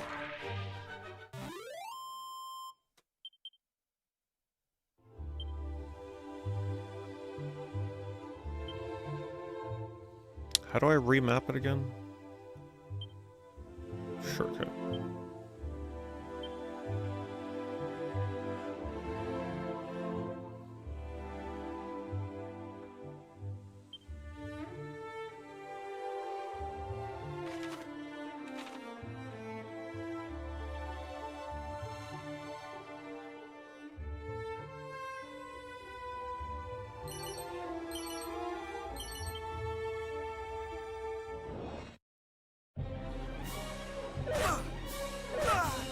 Wow, that's a lot of damage.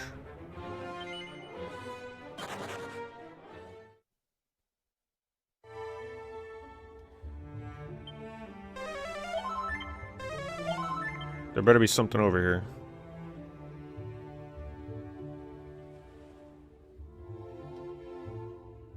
Really? Damn, I thought for sure. Alright, I gotta run back.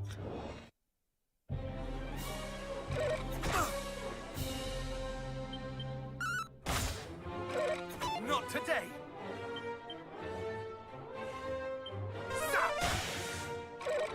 I'm definitely fighting things I should not be right now.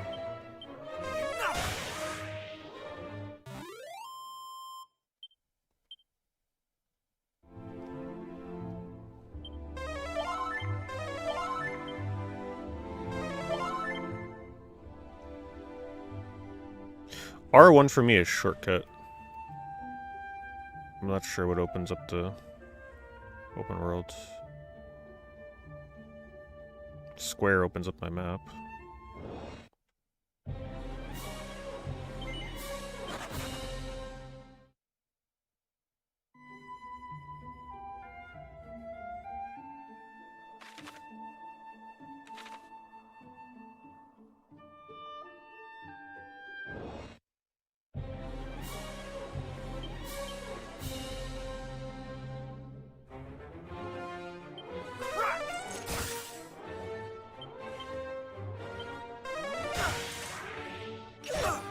I like how it says they're vulnerable to ice, but then it doesn't do as much damage as Zap.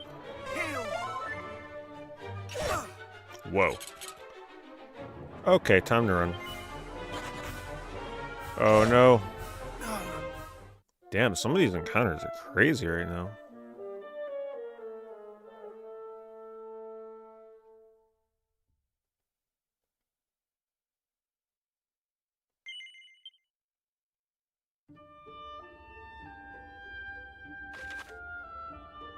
Am I under-leveled or something?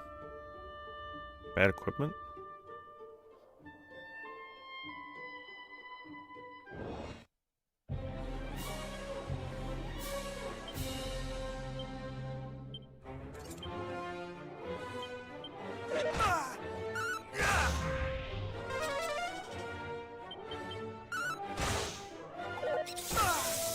I guess I'm just not supposed to be anywhere near that desert spot yet. Because these feel fine, it's just those other encounters are way too high level.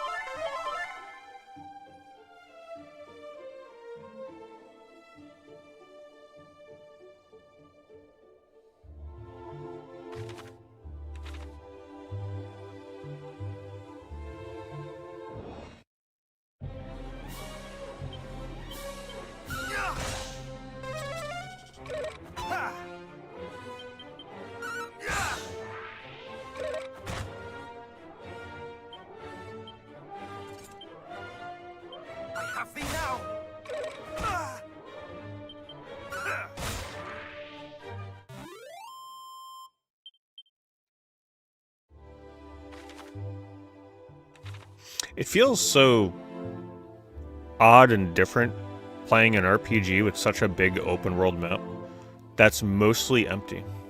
And I don't say that as like a bad thing. It's just that a lot of newer RPGs now that have this style, like this graphical style, are kind of littered with different places and things to do, like gathering points and things. Like it just almost feels overwhelming sometimes. Whereas this is very refreshing in terms of how minimalistic it is.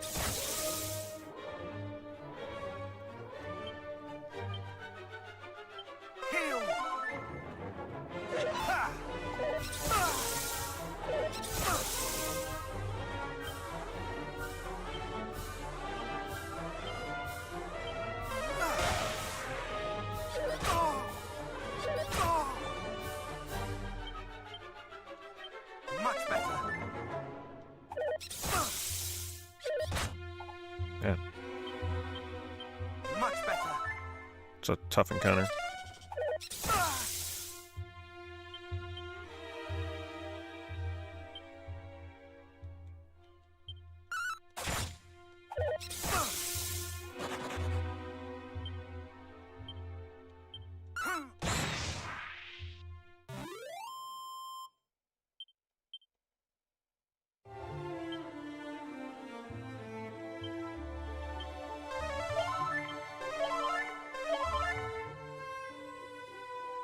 Just made it, as I'm running out of resources.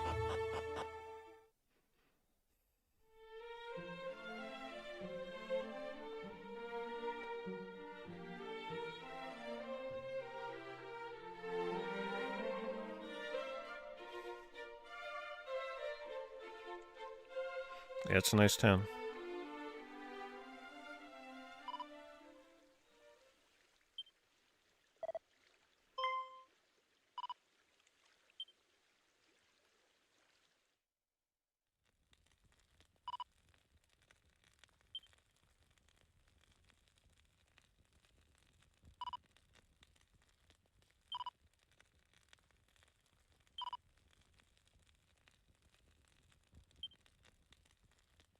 I love how our main character is like always in the right spot at the right time to help people.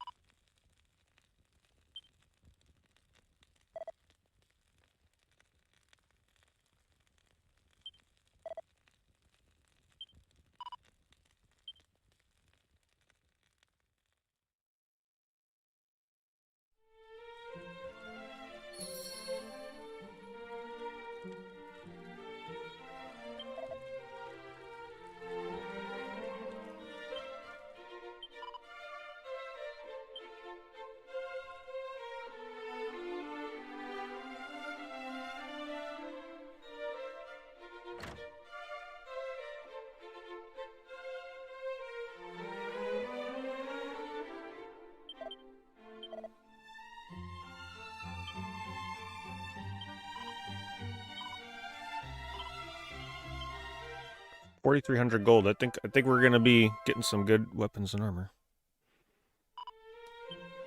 Let's go find that nearest weapon shop. I can figure out how to get out of here. Where's the door? Oh, there it is.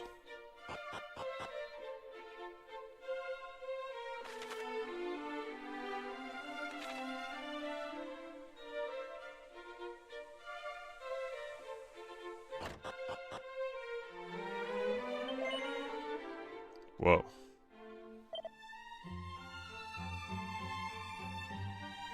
When used as an item.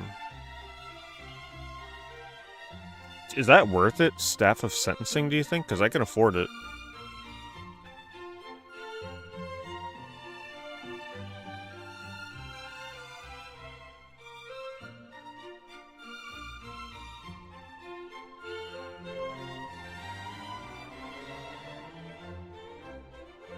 $93.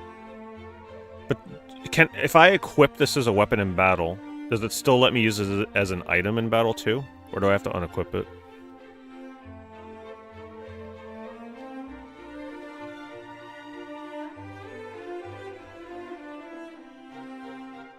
Guess I'll go for it.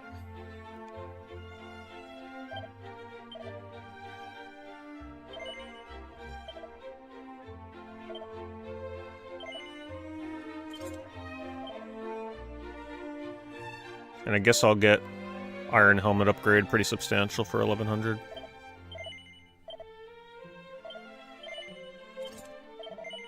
Damn, here I thought I was going to be able to buy out the store. Nope, they saw me coming a mile away.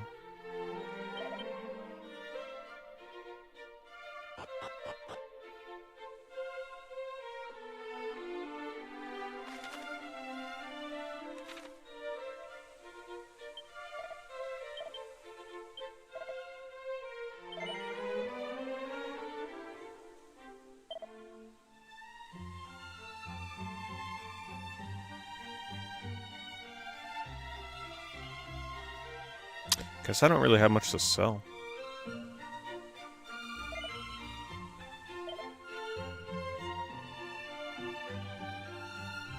I guess I'll just buy a few antidotal herbs because I don't think I have any of those.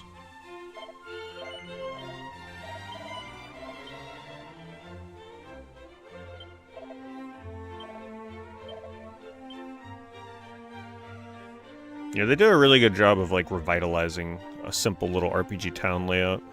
They look really good.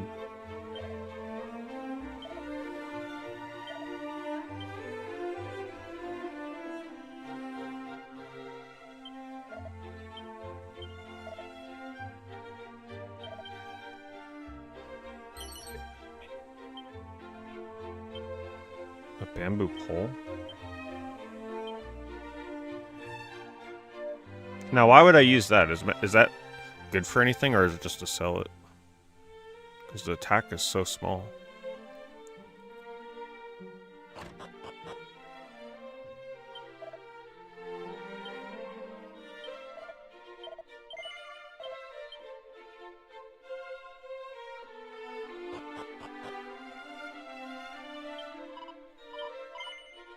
Oh, that's right. I still got that cursed item on me.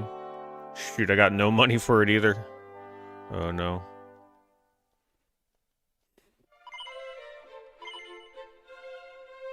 Yep, can't do that yet.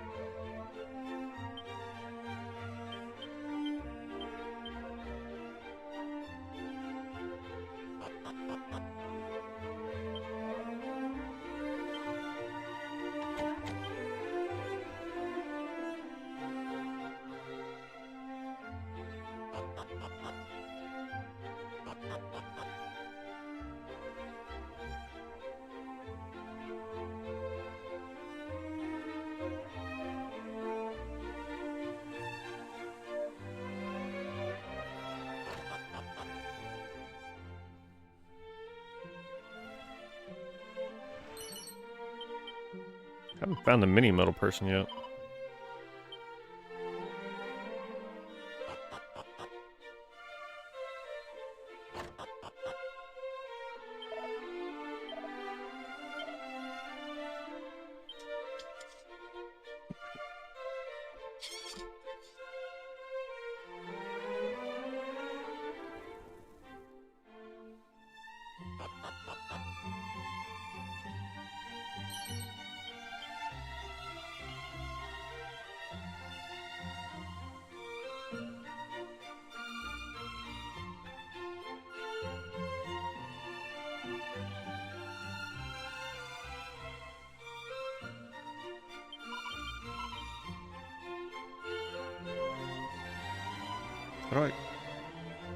How do I get back here?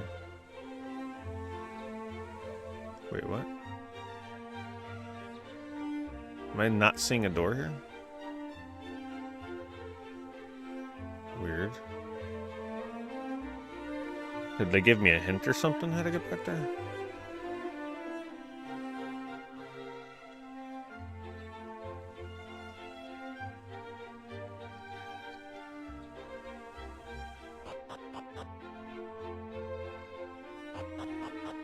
What the heck am I not seeing?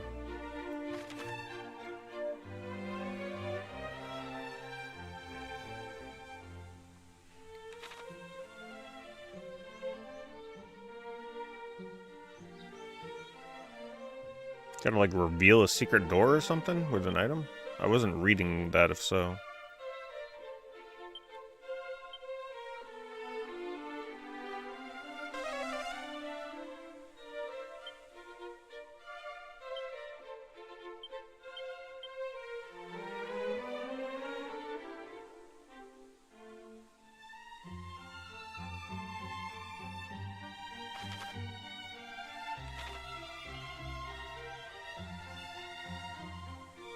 I guess I'm not supposed to know yet.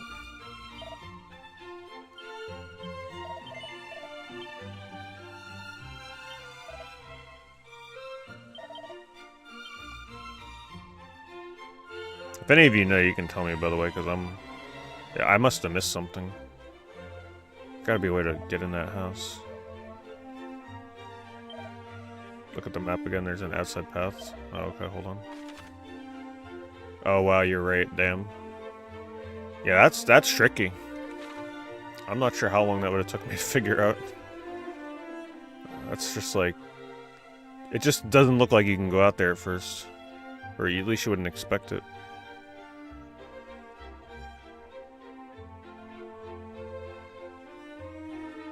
Yeah, thank you for that.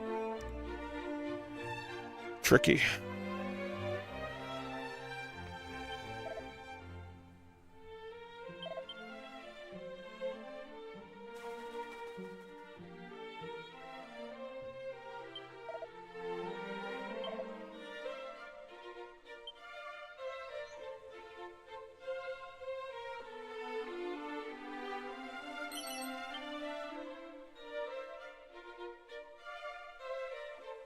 I just think this looks so cool with the depth of field. Like, look at that with the leaves in front. I just think it looks so good.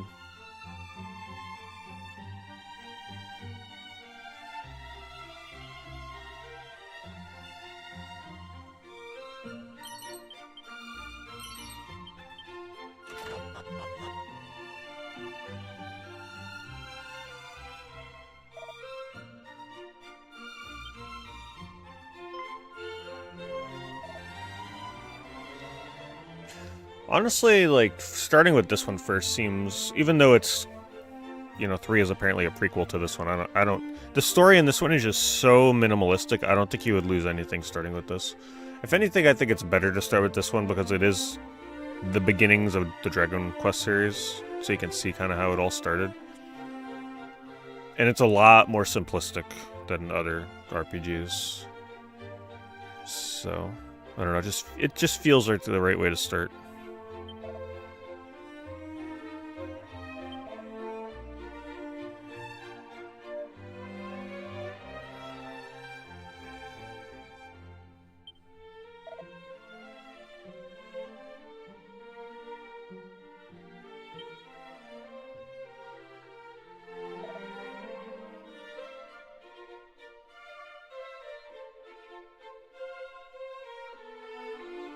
Oh, so I still plan on streaming it, but that Sacred 2 remaster that they came out with, remember I wasn't going to buy it on PlayStation because it said it had no online multiplayer? Well, apparently the Steam version doesn't have the open free world multiplayer. Like, it's only invite only. You can only invite your friends. There's no such thing as, like, just randomly stumbling to other people as you play online, which sucks because that was one of the coolest things about playing that game on a 360. Really a shame. That's yet another game in November I gotta get around to. There's just so many freaking games. And then Kirby on the 20th, like, man. So much going on right now with the games. And then we got Metroid and Let It Die at the beginning of December. After that, I kind of hope nothing else is releasing, because that's plenty. I want to get back to, like, non-new release games soon.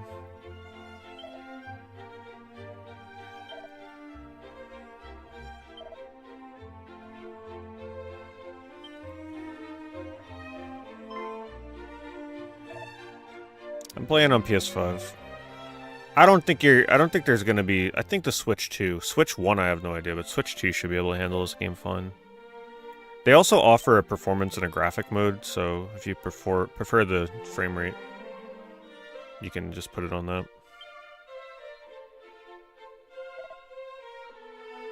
Yeah, as long as you're playing on a Switch 2. Switch 1, who knows? I stream handheld games. I used to stream them a lot, not so much lately.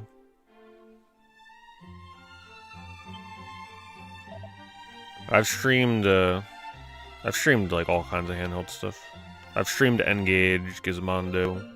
Way back in the day I streamed Virtual Boy. But that was a long time ago. DS, 3DS.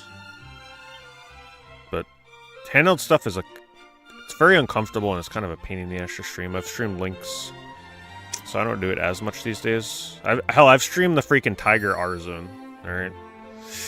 Streamed almost everything under the sun with that kind of obscure stuff.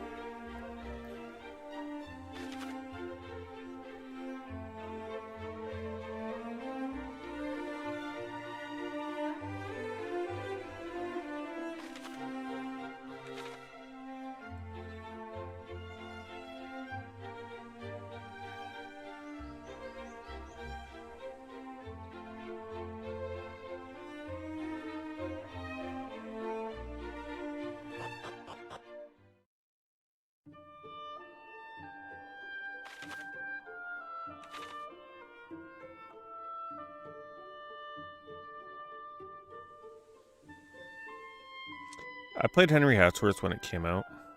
I wasn't as into that game as a lot of other people were. It wasn't really my thing. Oh, look at my cool stuff.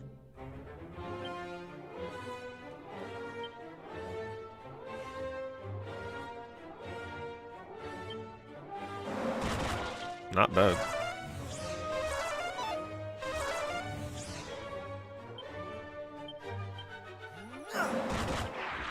Pretty good.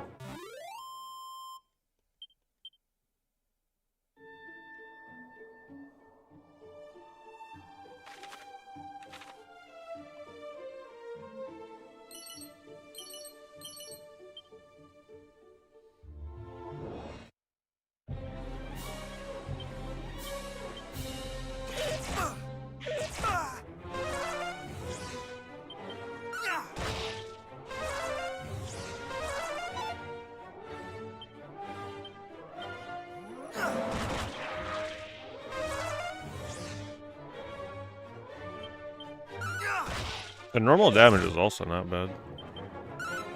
Definitely worth the money. I love it in an RPG when you spend a ton of money for a weapon or an armor upgrade and it feels super worth it.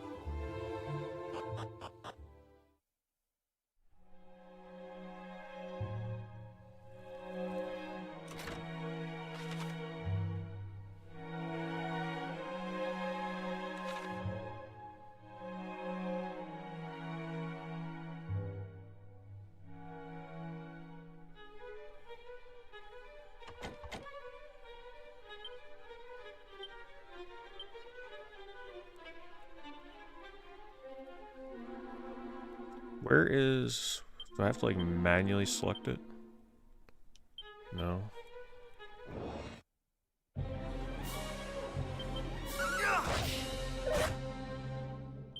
It's a lot of damage. Wow.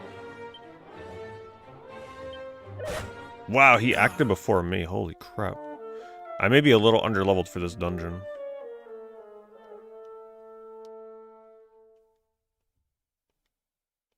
May need to do a little grinding outside.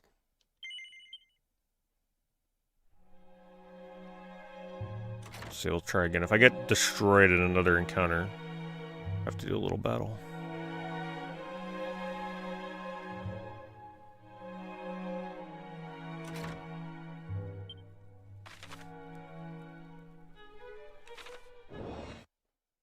Oh my god.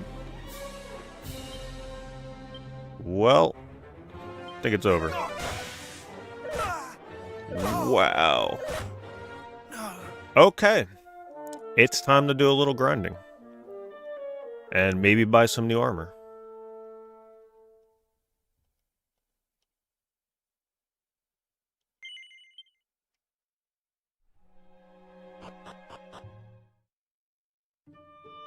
Alright, we'll look around for...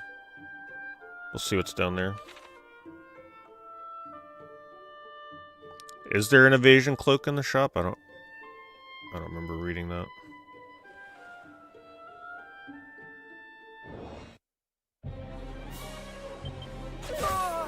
Whoa. What the... I almost got to see that again. Like, how much damage does he do?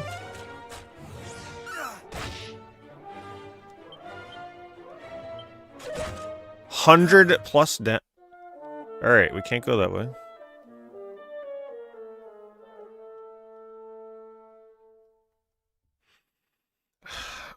I'm sure there'll eventually be a Chrono Trigger remake. SquareEnix, I think from now on, is only going to focus on things that they know will have demand. So I would not doubt it. Plus, they really love this, like, HD-2D thing. And I feel like Chrono Trigger would fit nicely into that.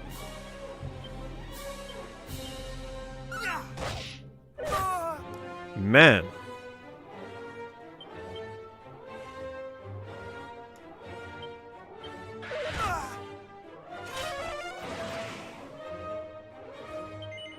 I think I gotta go back to a previous area.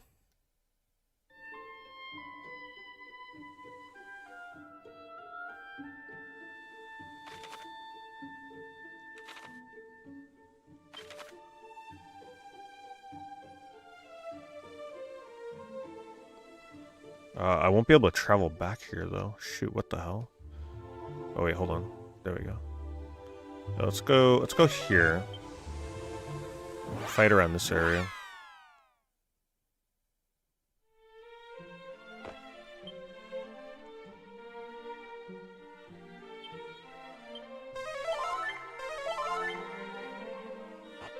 I'll try and get like 2 levels. Should be good, and then buy new armor. Oh, hold on, let me use the grinding thing.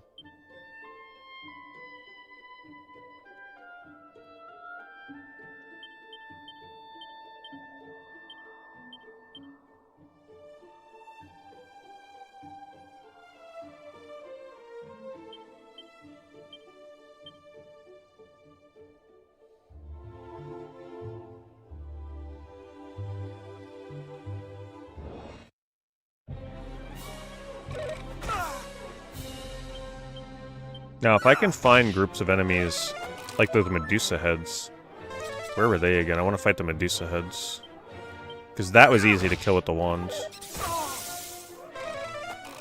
I just don't want to encounter more of those enemies that are one-shotting me.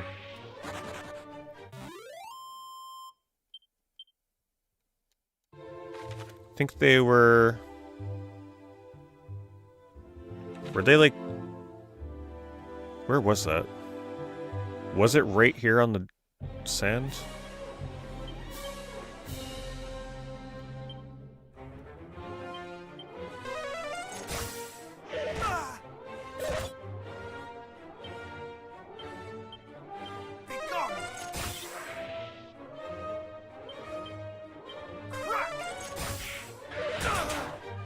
Wow. They crit me.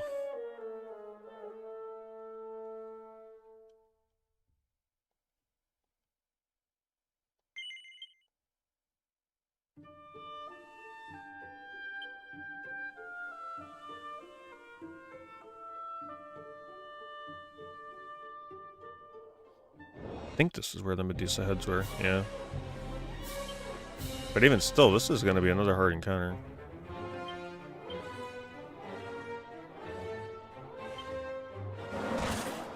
Oof.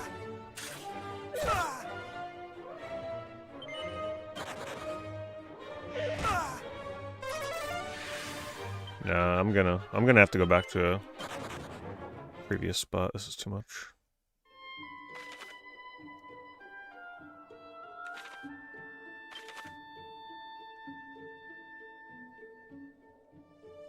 Let's go to this cave.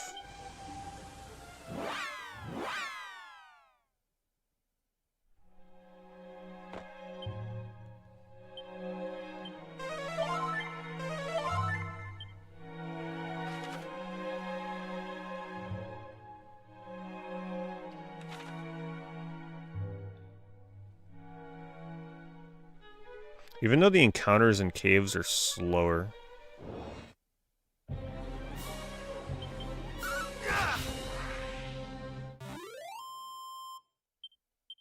Four experience points? Okay, apparently this isn't going to be good enough.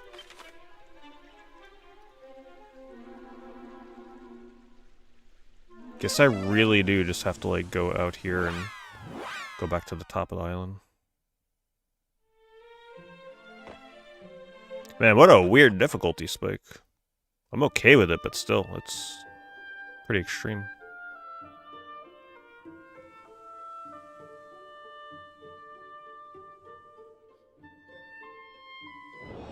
Just weird because I haven't really avoided combat the whole game. Suddenly they're just like, no, you're way too under-leveled or under-equipped.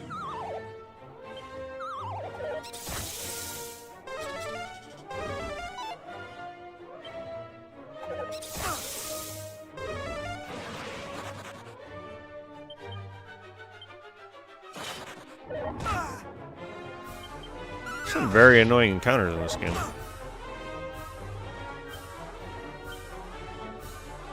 Man, he's not even close to being dead. What the hell?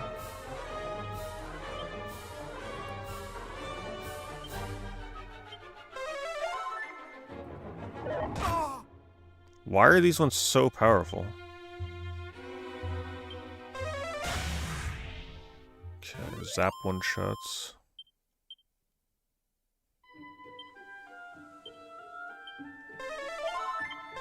Why was I not encountering these insane fights earlier when I first came through here?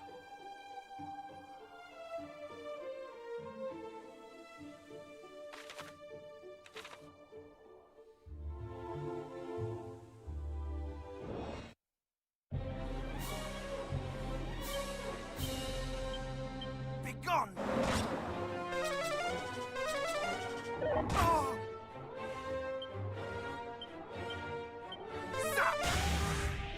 That time Zap didn't do as much damage.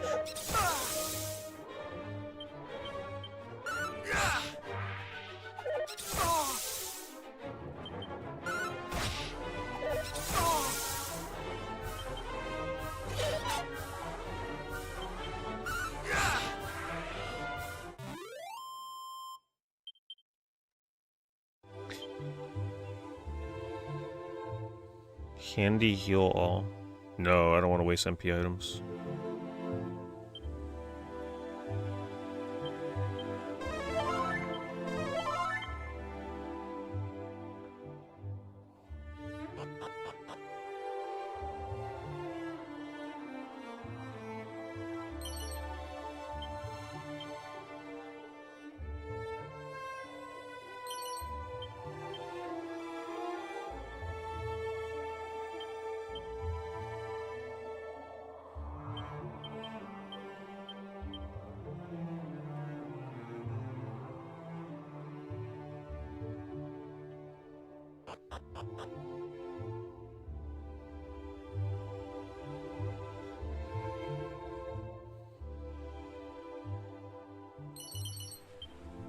I love finding the seeds. It's always fun.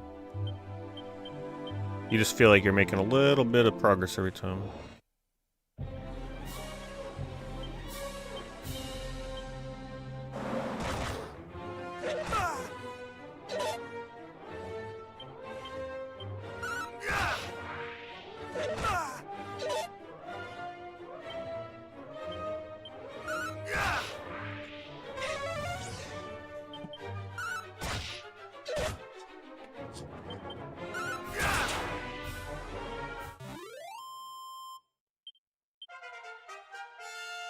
Okay, one level. Get one more, and then we'll see if I can buy an upgrade armor.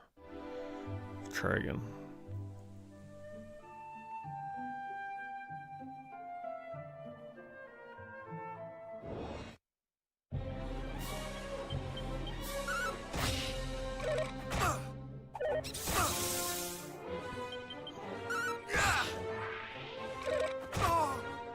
Ruler Rubsing.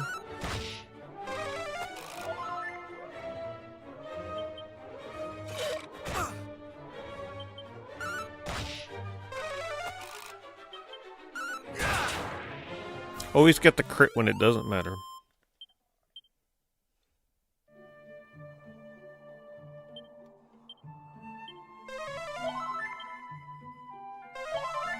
I will say though, at least when you get a level in this game, the amount of HP you get feels substantial.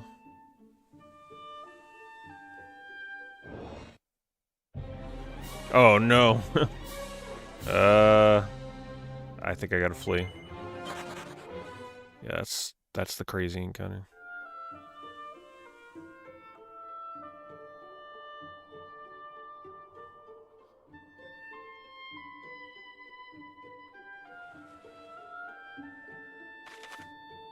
I just love how you can adventure around here in like the seemingly just an empty world map. I love how empty it is.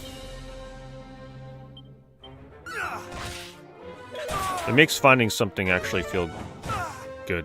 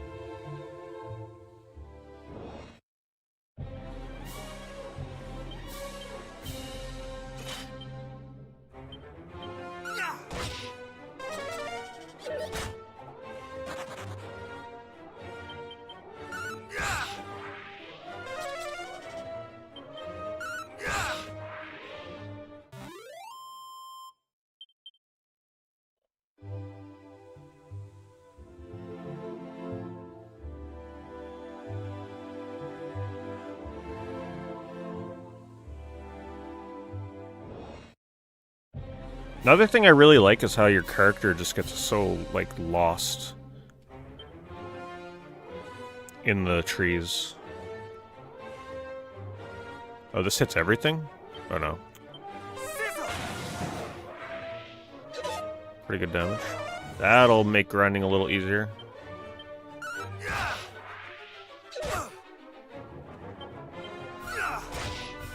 Not today.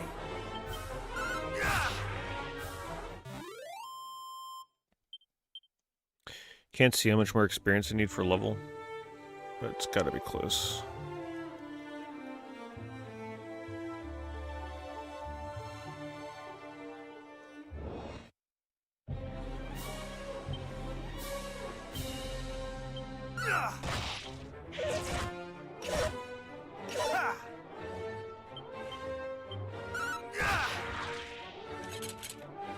Oh god. I don't think I could take this.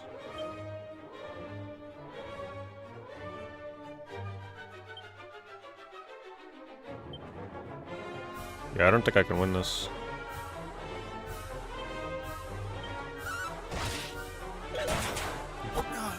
Well, so much for trying. This feels oddly balanced in this world map, though, because some encounters feel just right, and then you run into one like this, and it's like, oh. Okay, then.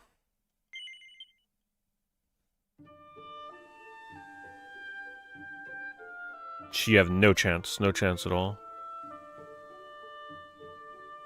Didn't I learn Sandstorm earlier? Where the hell is that in my spell list?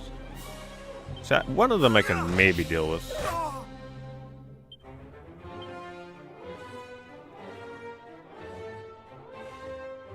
Oh, there it is.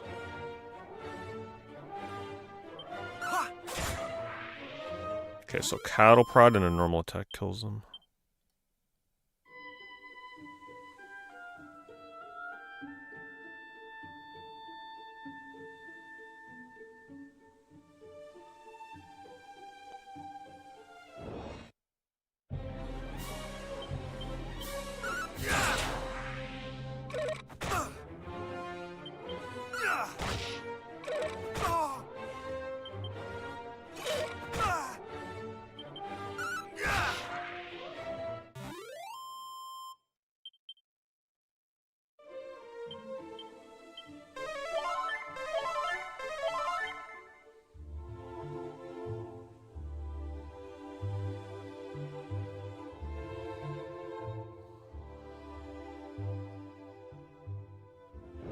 Oh, I see an item.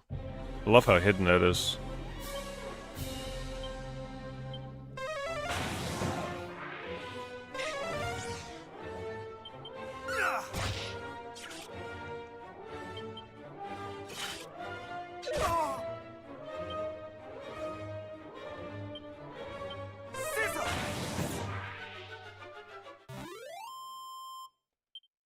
Good experience from that. Summon all the allies you want. Yep, there it is. Man, I just love that. Like, you guys know how I love my hidden items. Like, I just love it when a game obscures something like that, where you can just barely see it. It just feels so much better to find that.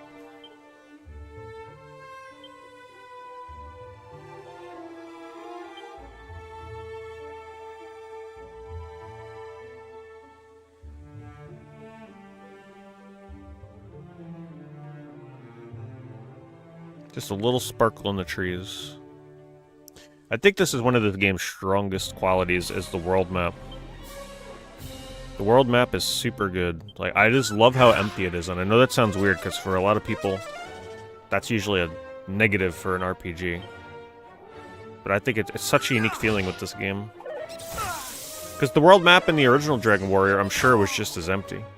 But seeing it represented in these kind of graphics in a more modern style is just very unusual. You never get RPGs like this. They're always like stimulation overload on world maps now. If the world maps even exist in classic style. Most of the time they don't even exist anymore.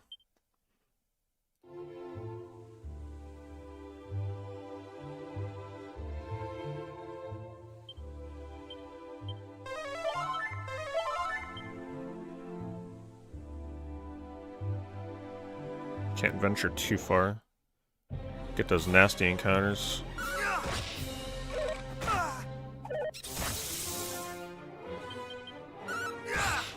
If I were able to find encounters where it's like 2 or 3 of the same enemy so I can spam my tornado thing, it would be nice. Unfortunately, they're kind of broken up.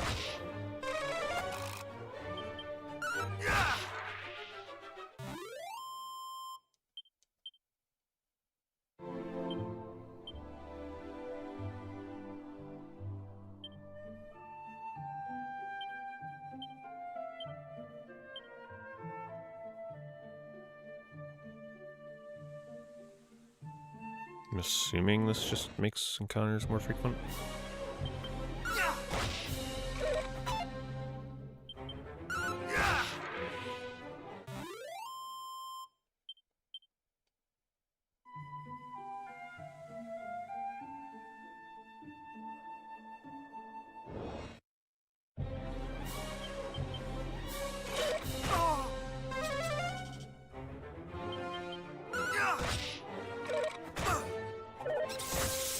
Oh boy.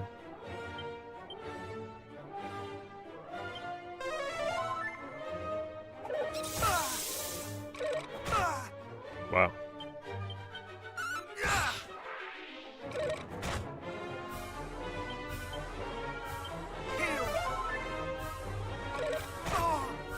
Good thing I healed there. He would have killed me with that hit.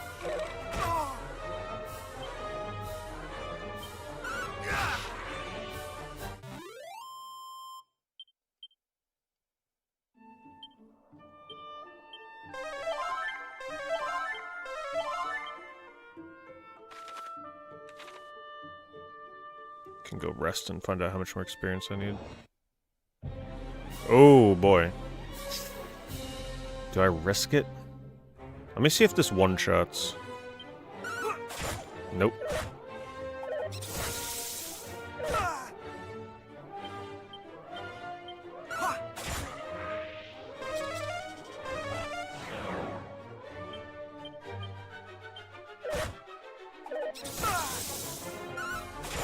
Oh, now I'm dead. Just can't take that encounter, it's crazy.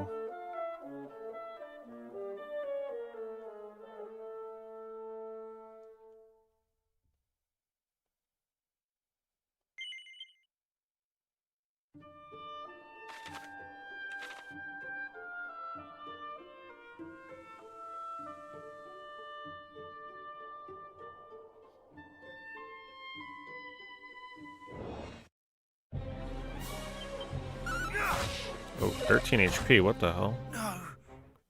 Didn't realize I had to auto-save with that.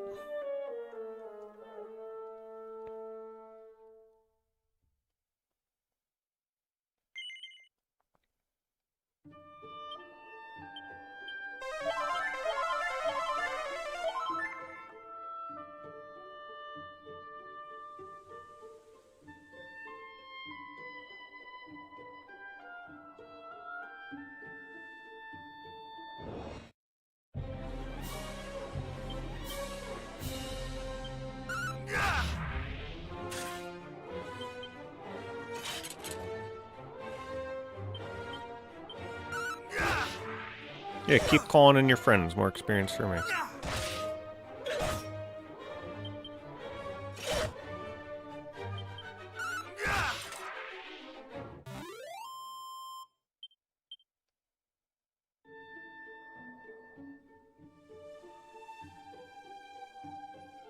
Alright, let's rest and see how much more experience I need.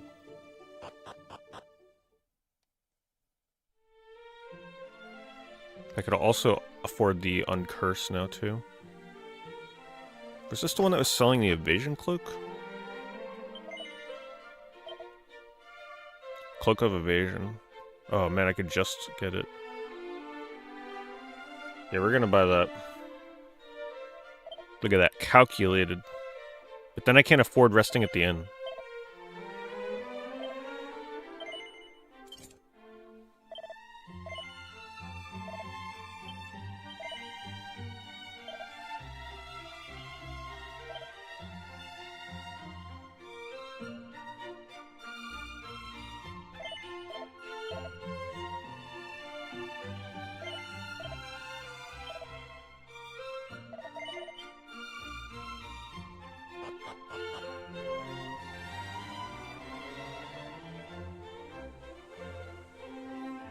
Where is the inn?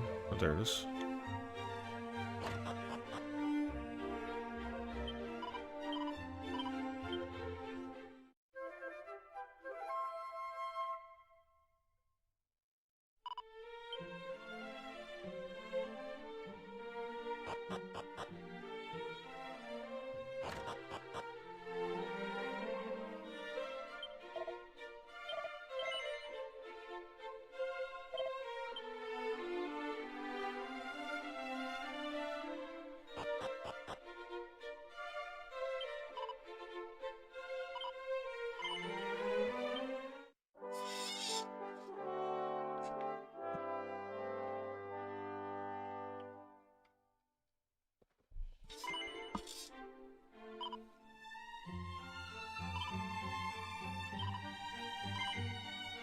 Wait, I thought she... I thought it said where I needed, like, how much more experience I needed. Wasn't that done here?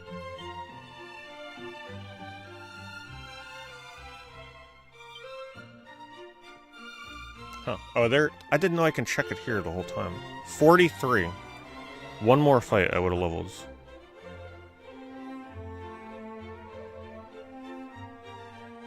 I still don't feel like I'm gonna be leveled enough, though. Still feel like I need to make, like, one more upgrade to armor. Because I actually lost armor points, defense points. But I gained more evasion.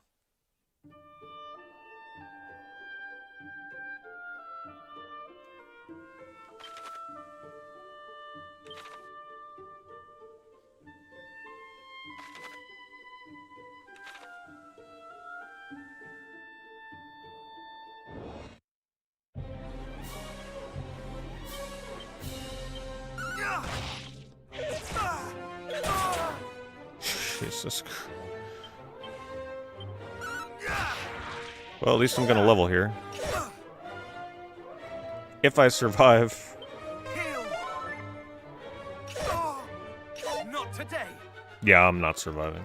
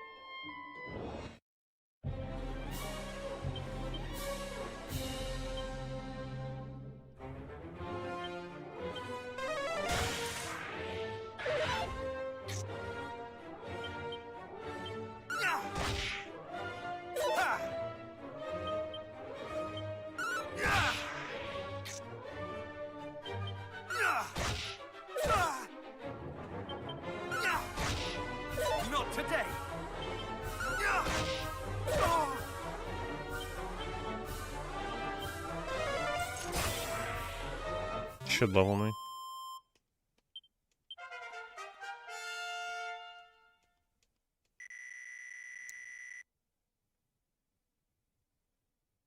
I mean, the stat upgrades are pretty good. I got Holy Protection now. Now let's see if that makes a difference.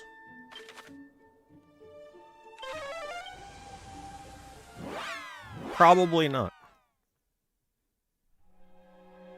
Still feel like I need an armor upgrade.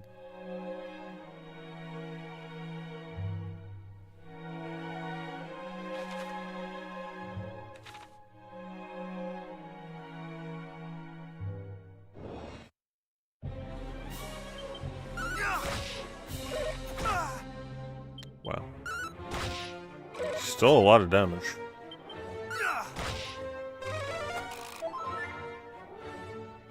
Now, shouldn't a skeleton casting heal on itself deal damage to itself?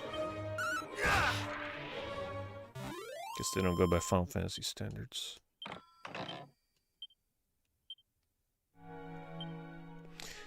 If I'm fighting one of these enemies, it's not bad, but the second they introduce 2 or 3 of them, it's over. I guess I just really gotta grind for money. Get that armor. Or, like, helmet upgrade, or shield, or something. Maybe I'll get a good upgrade down here.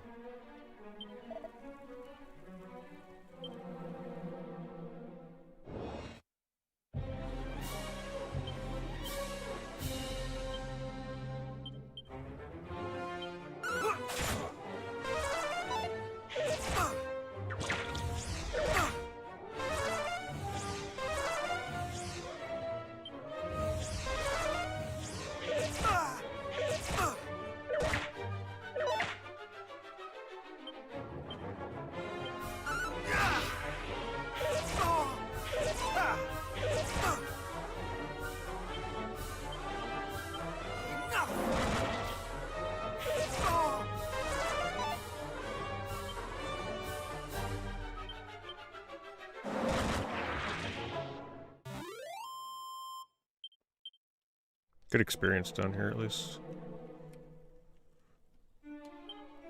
1,000 experience to level.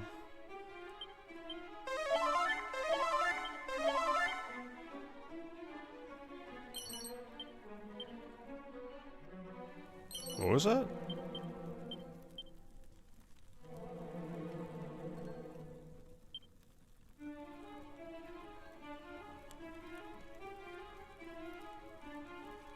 Good for the final boss.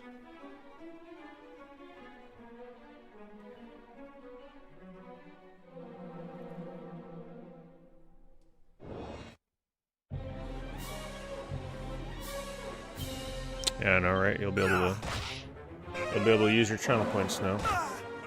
Sure, you'll be running out in no time.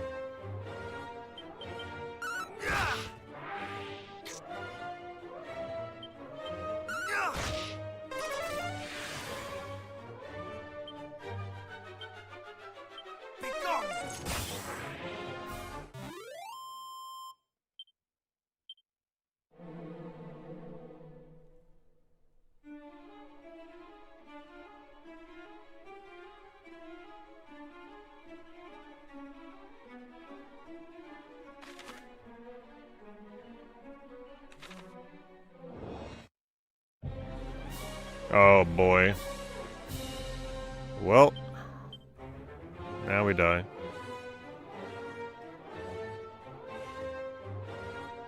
See, there's no enemy groups. Wait, where's the holy protection at? Where is that? There's nothing here. Weird.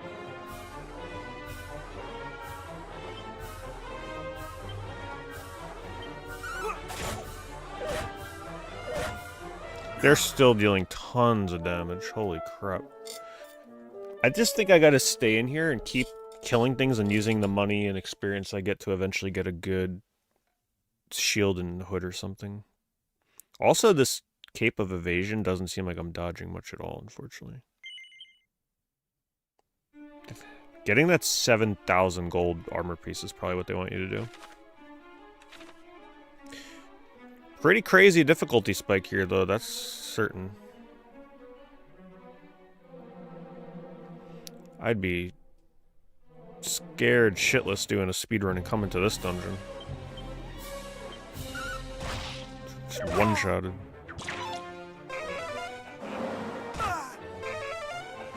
The problem is there's no enemy groups. You can't target multiple enemies.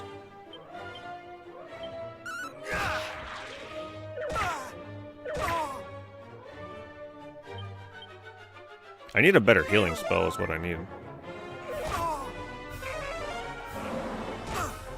Not today! Not today!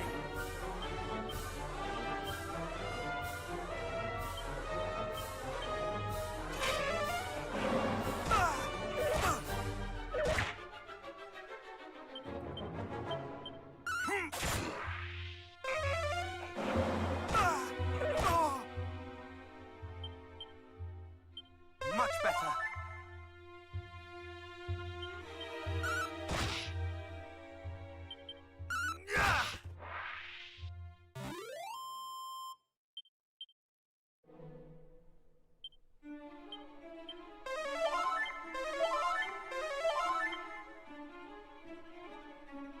Yeah, the combat down here pretty intense.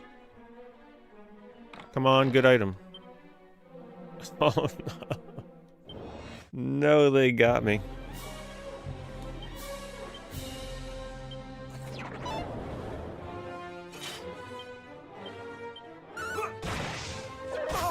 Oh my god.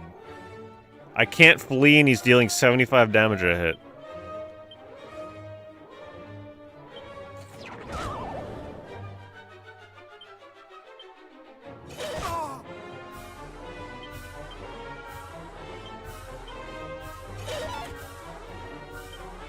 I can't even get a... I keep not being able to act.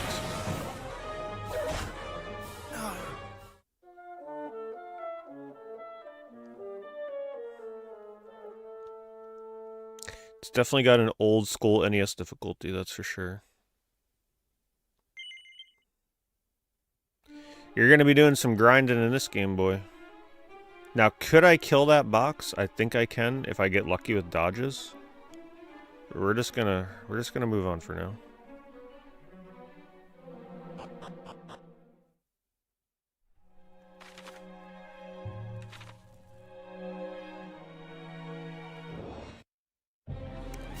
Oh, well, I mean, at least it's an enemy group. See how much this does. 2 of those should kill them. Forgot to check my HP. Thought it was topped off, but it wasn't.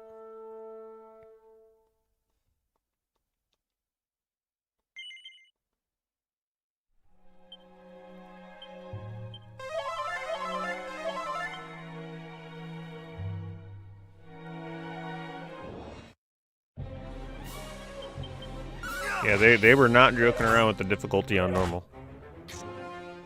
Which is fine. I mean, when you have an RPG with one party member, it can get kind of lame if you're just one-shotting or group clearing everything, so you gotta have some form of difficulty curve.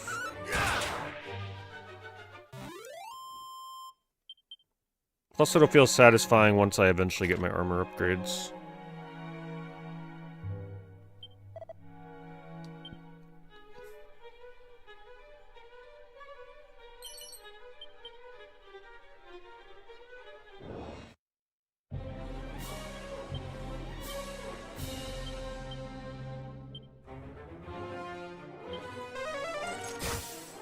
I like how it says it's weak to that, but then it does nothing.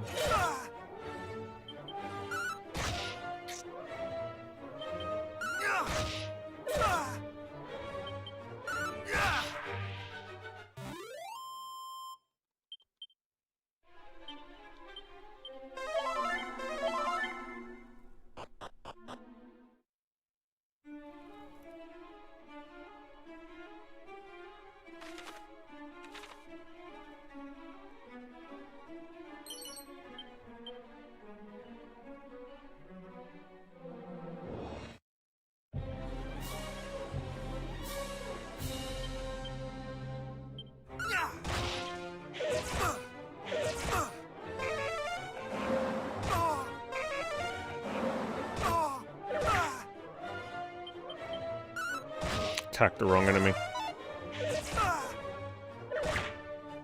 Not today.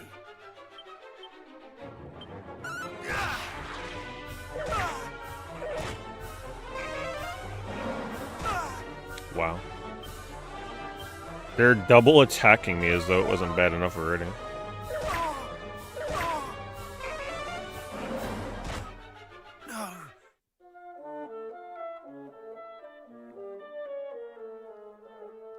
Yep. Don't forget I went with full HP. Pretty sure.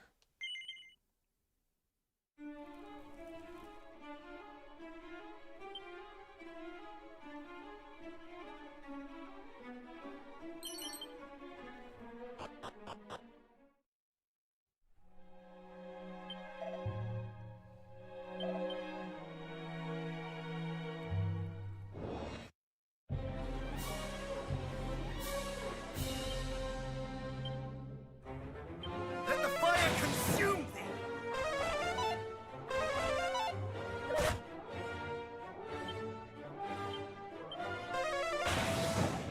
Oh no, it didn't kill any of them. Good, he missed. Come on. Thank you. Good experience. I only won that because of pure luck.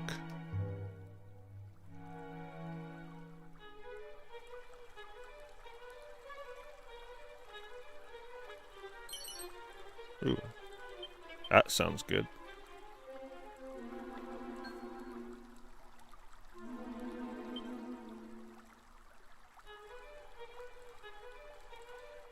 Stiffens, where is defensive resolve? Well, it's just a little bit more defense.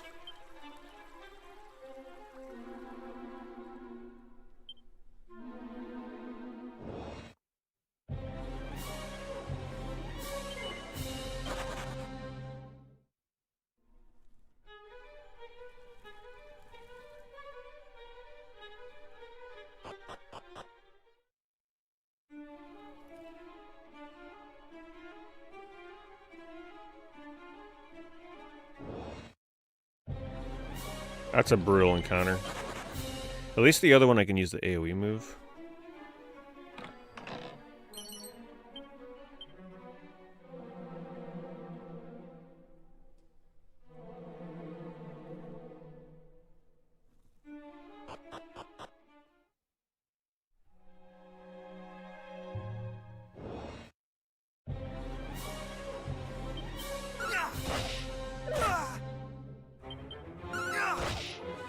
Okay, so they have like 75 to 80 HP. Maybe even 100.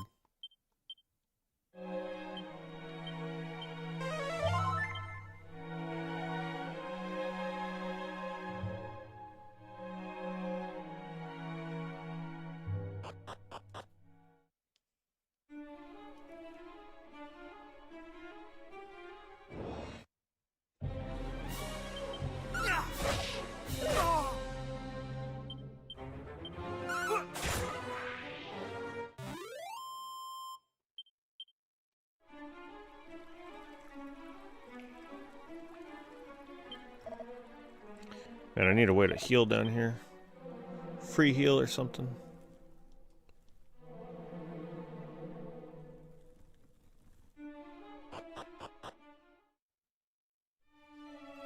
Oh, that sounds good. Did I find a little town? Ooh, and a shop? That's exactly what we needed.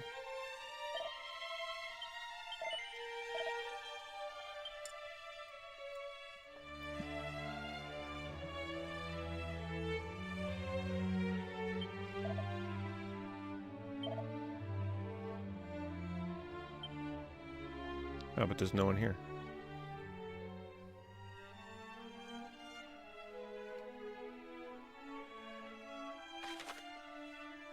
So, well... There's gotta be a way to heal down here.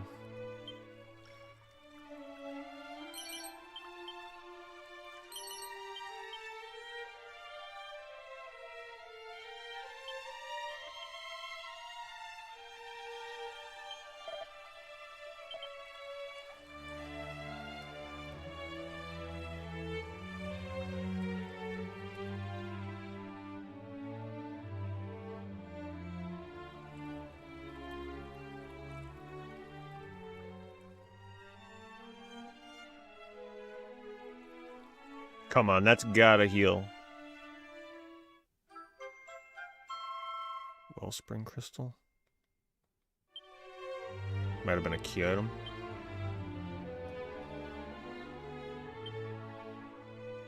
Yeah.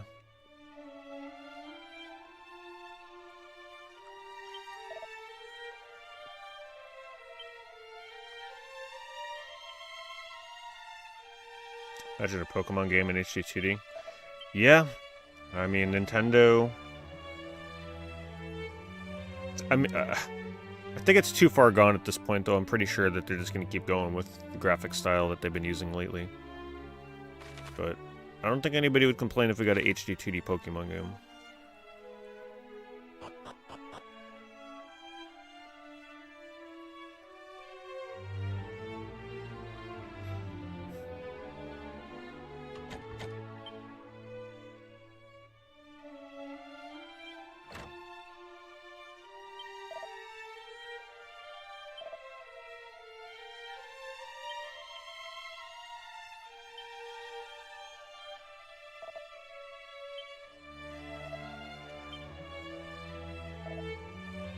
Well, no way to heal or save or nothing down here.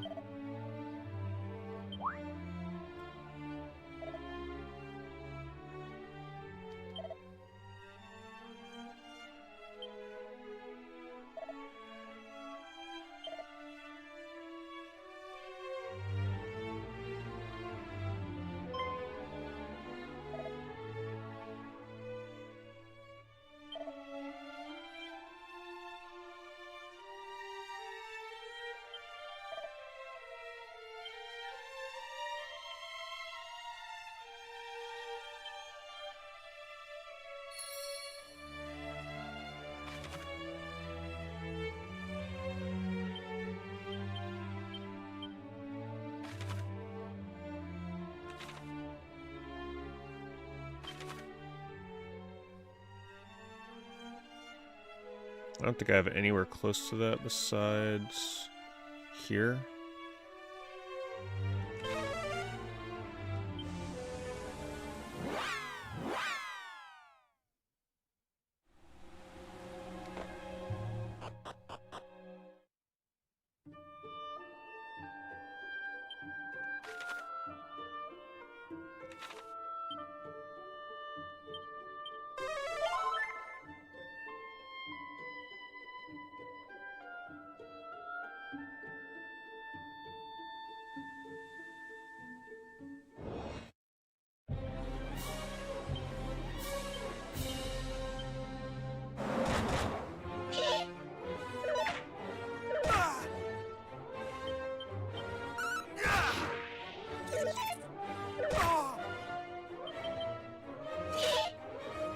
Not today. 100 damage, first 100 damage in the game.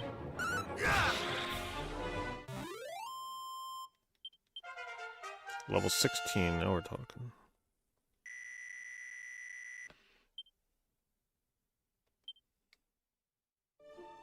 Why am I not able to see some, like the protector ability I got earlier? I wonder.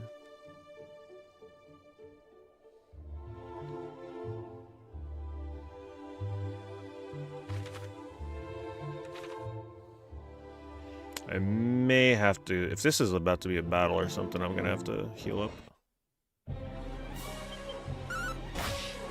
Main Killer celebrating the 4 years. Thank you, Main Killer. Lots of door faces for that one, I see. Appreciate it. Congrats on the silver knob.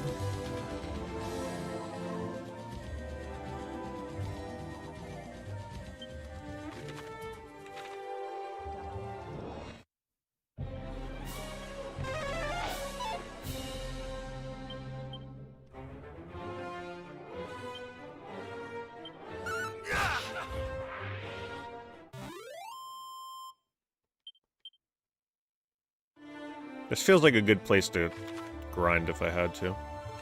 The enemies here aren't too bad, decent experience. Ooh, a new village. Big tree. Ooh, how pretty. It's a fairy village. Damn, that looks good.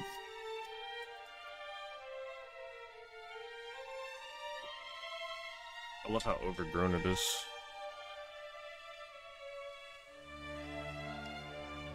Begone, human. Oh. This is no place for thy kind. The voice acting is like a I will jump say scare it in this game. It's so only rare. once more. Clear off, or else. Fail to do so, and... Wait, it's him! Chief, this is the human we told you about. The one we forced to... asked to help us. Yes, and he's not just any old human. He's super strong. I'd say he might even be... hero material. I'm not sure about the hero thing, but it wouldn't do to hurt someone who helped you two out, I suppose. Let's hear what he has to say for himself.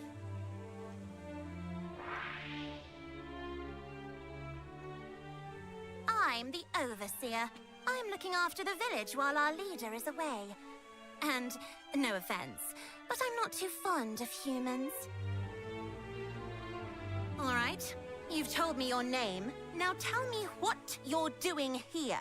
How did you even find out about this place?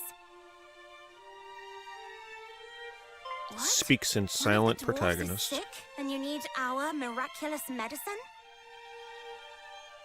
I suppose this is because of all those horrible poisonous swamps that have been cropping up everywhere. Swamp sickness doesn't clear up naturally. You have to do something about it, or it's curtains. And there is that one medicine we have. Yes, a dose of sun-up syrup would probably do it.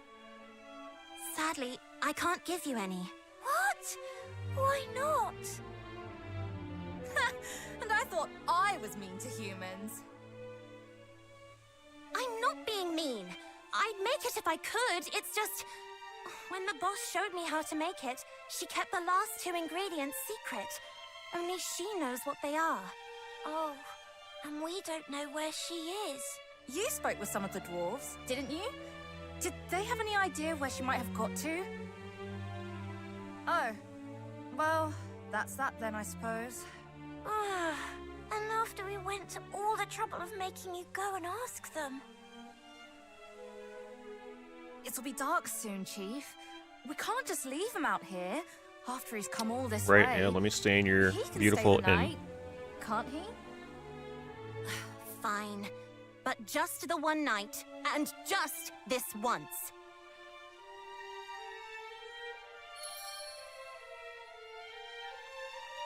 Look how nice it looks. They don't have a traditional inn and shop.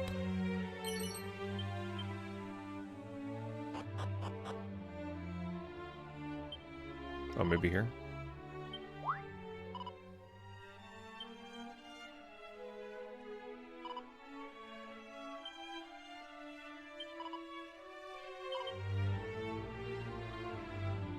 Sometimes, unfortunately, if you move your joystick to like move, it advances dialogue. I gotta get in a better. I'm usually like always moving my stick around in this, so it's easy to cut the dialogue off by mistake.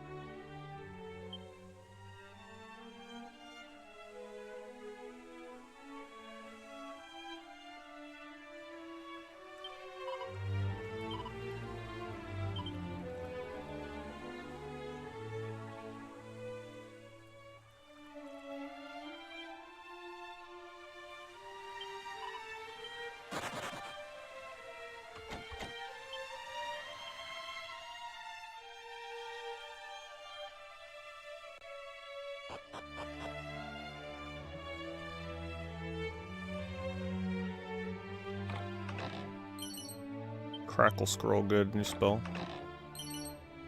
Fairy foil.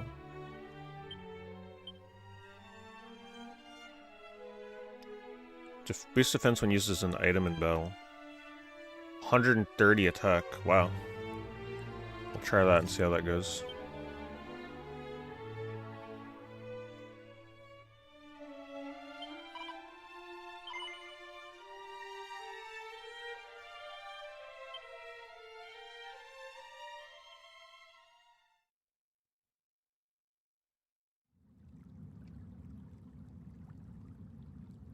Almighty Rubus, grant unto me strength in this time of need, until such time as the prophesied one doth appear.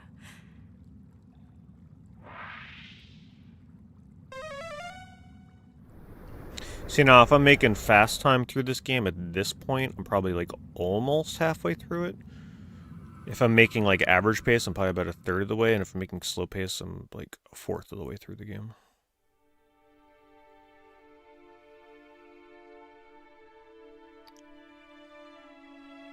This is Tantagel Castle.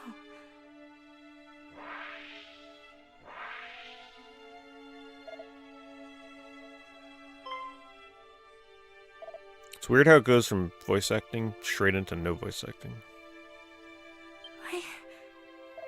Oops, oh my god, I didn't mean to advance that.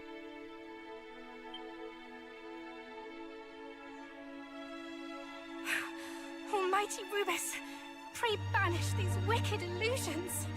Well, I'm probably going to grade it with CGC. I don't have a CGC membership right now.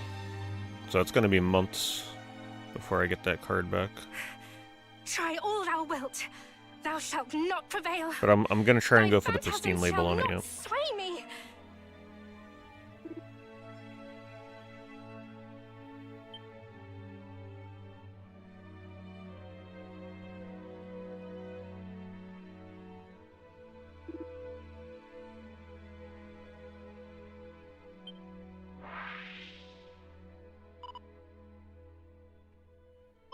Yeah, it was a good way to open a new pack of Pokemon cards for the first time in 2 years.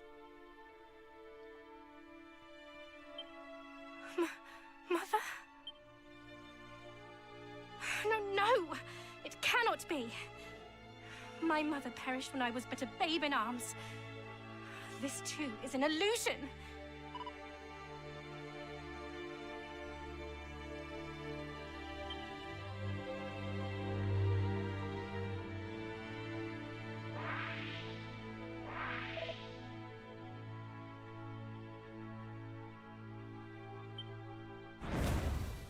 It's a good thing the gameplay is like so good in the music because I mean the story's just so basic. I'm barely following or invested in it.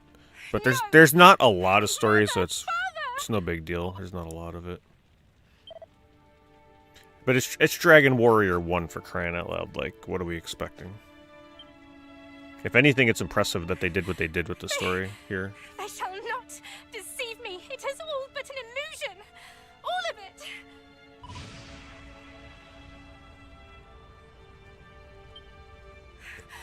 Mother!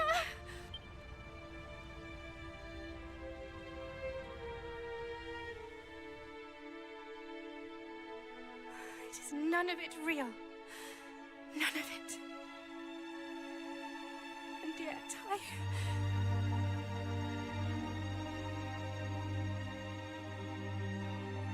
to watch you both perish and do naught. It hurteth me so.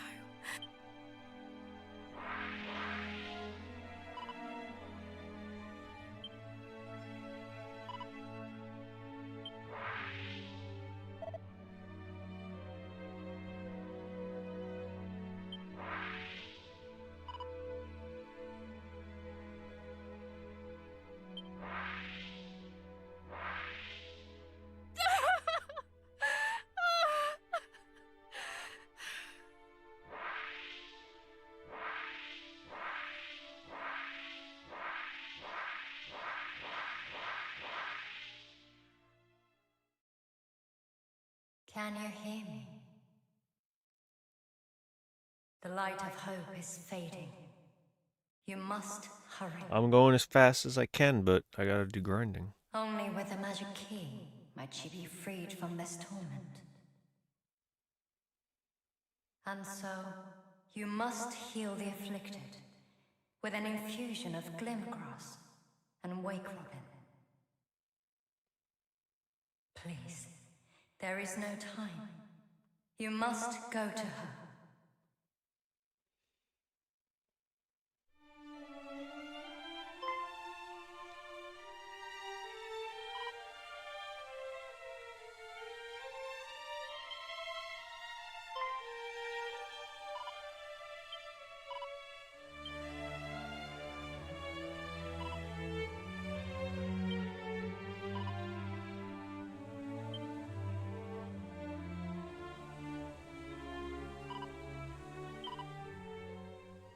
Southwest by the mountains. I'd have to be taking so many notes in this game if it didn't have the option to tell me where to go.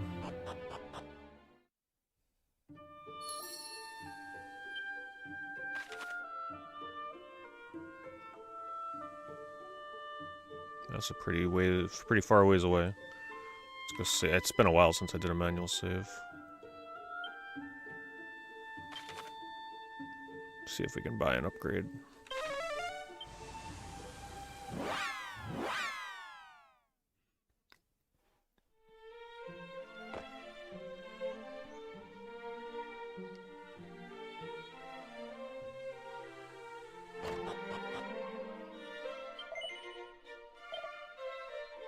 So the best upgrade for defense, I mean, obviously would be that, but the next best thing is buying the light shield for 2,000.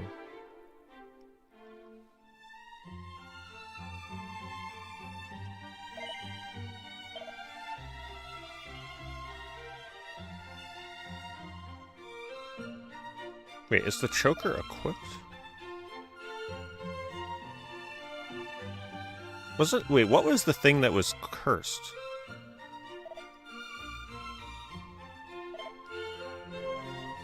Cursed wig. Wait, hold on. Is this thing? Damn, this thing is decreasing my defense, or no?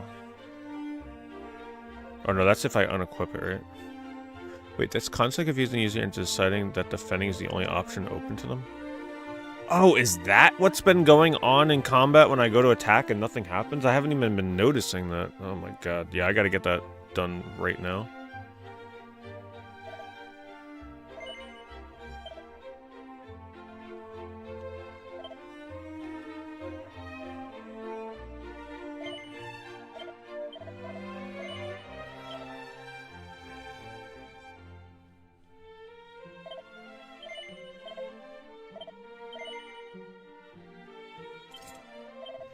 Okay, let's go uncurse that.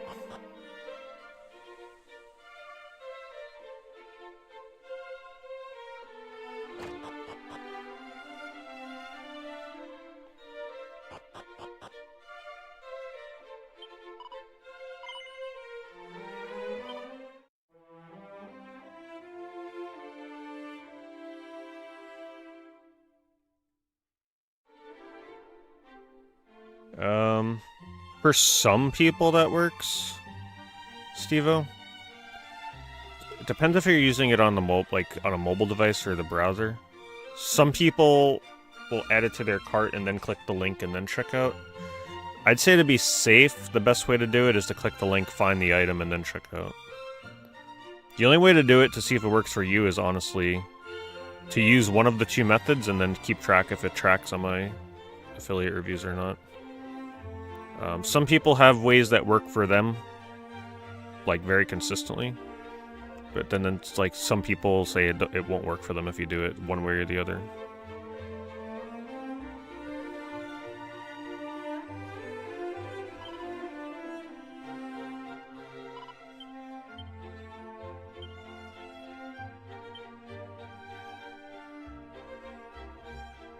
Okay, so now that it's uncursed, can I now equip this thing again?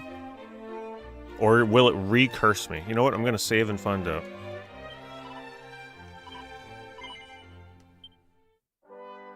Look at that. The last time they let me save, I was level 14. Now I'm 16.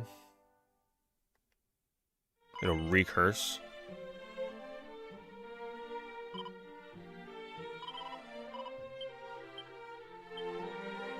Damn, it would have been actually pretty good to keep on then. But the problem with this was, I was defending in combat a lot when I wanted to attack, so maybe it's not worth it.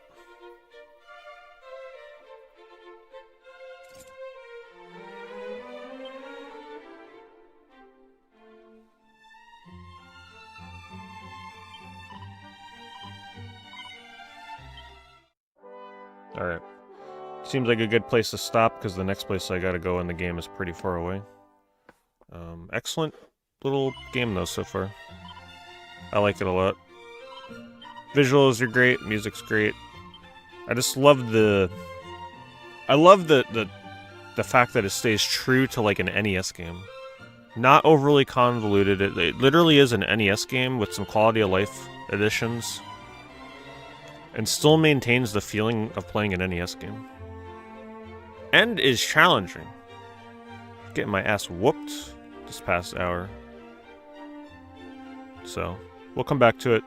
I'll definitely finish it. It's not that long of a game. Tomorrow will be eBay. So stay tuned for that. And then the next week we'll be juggling...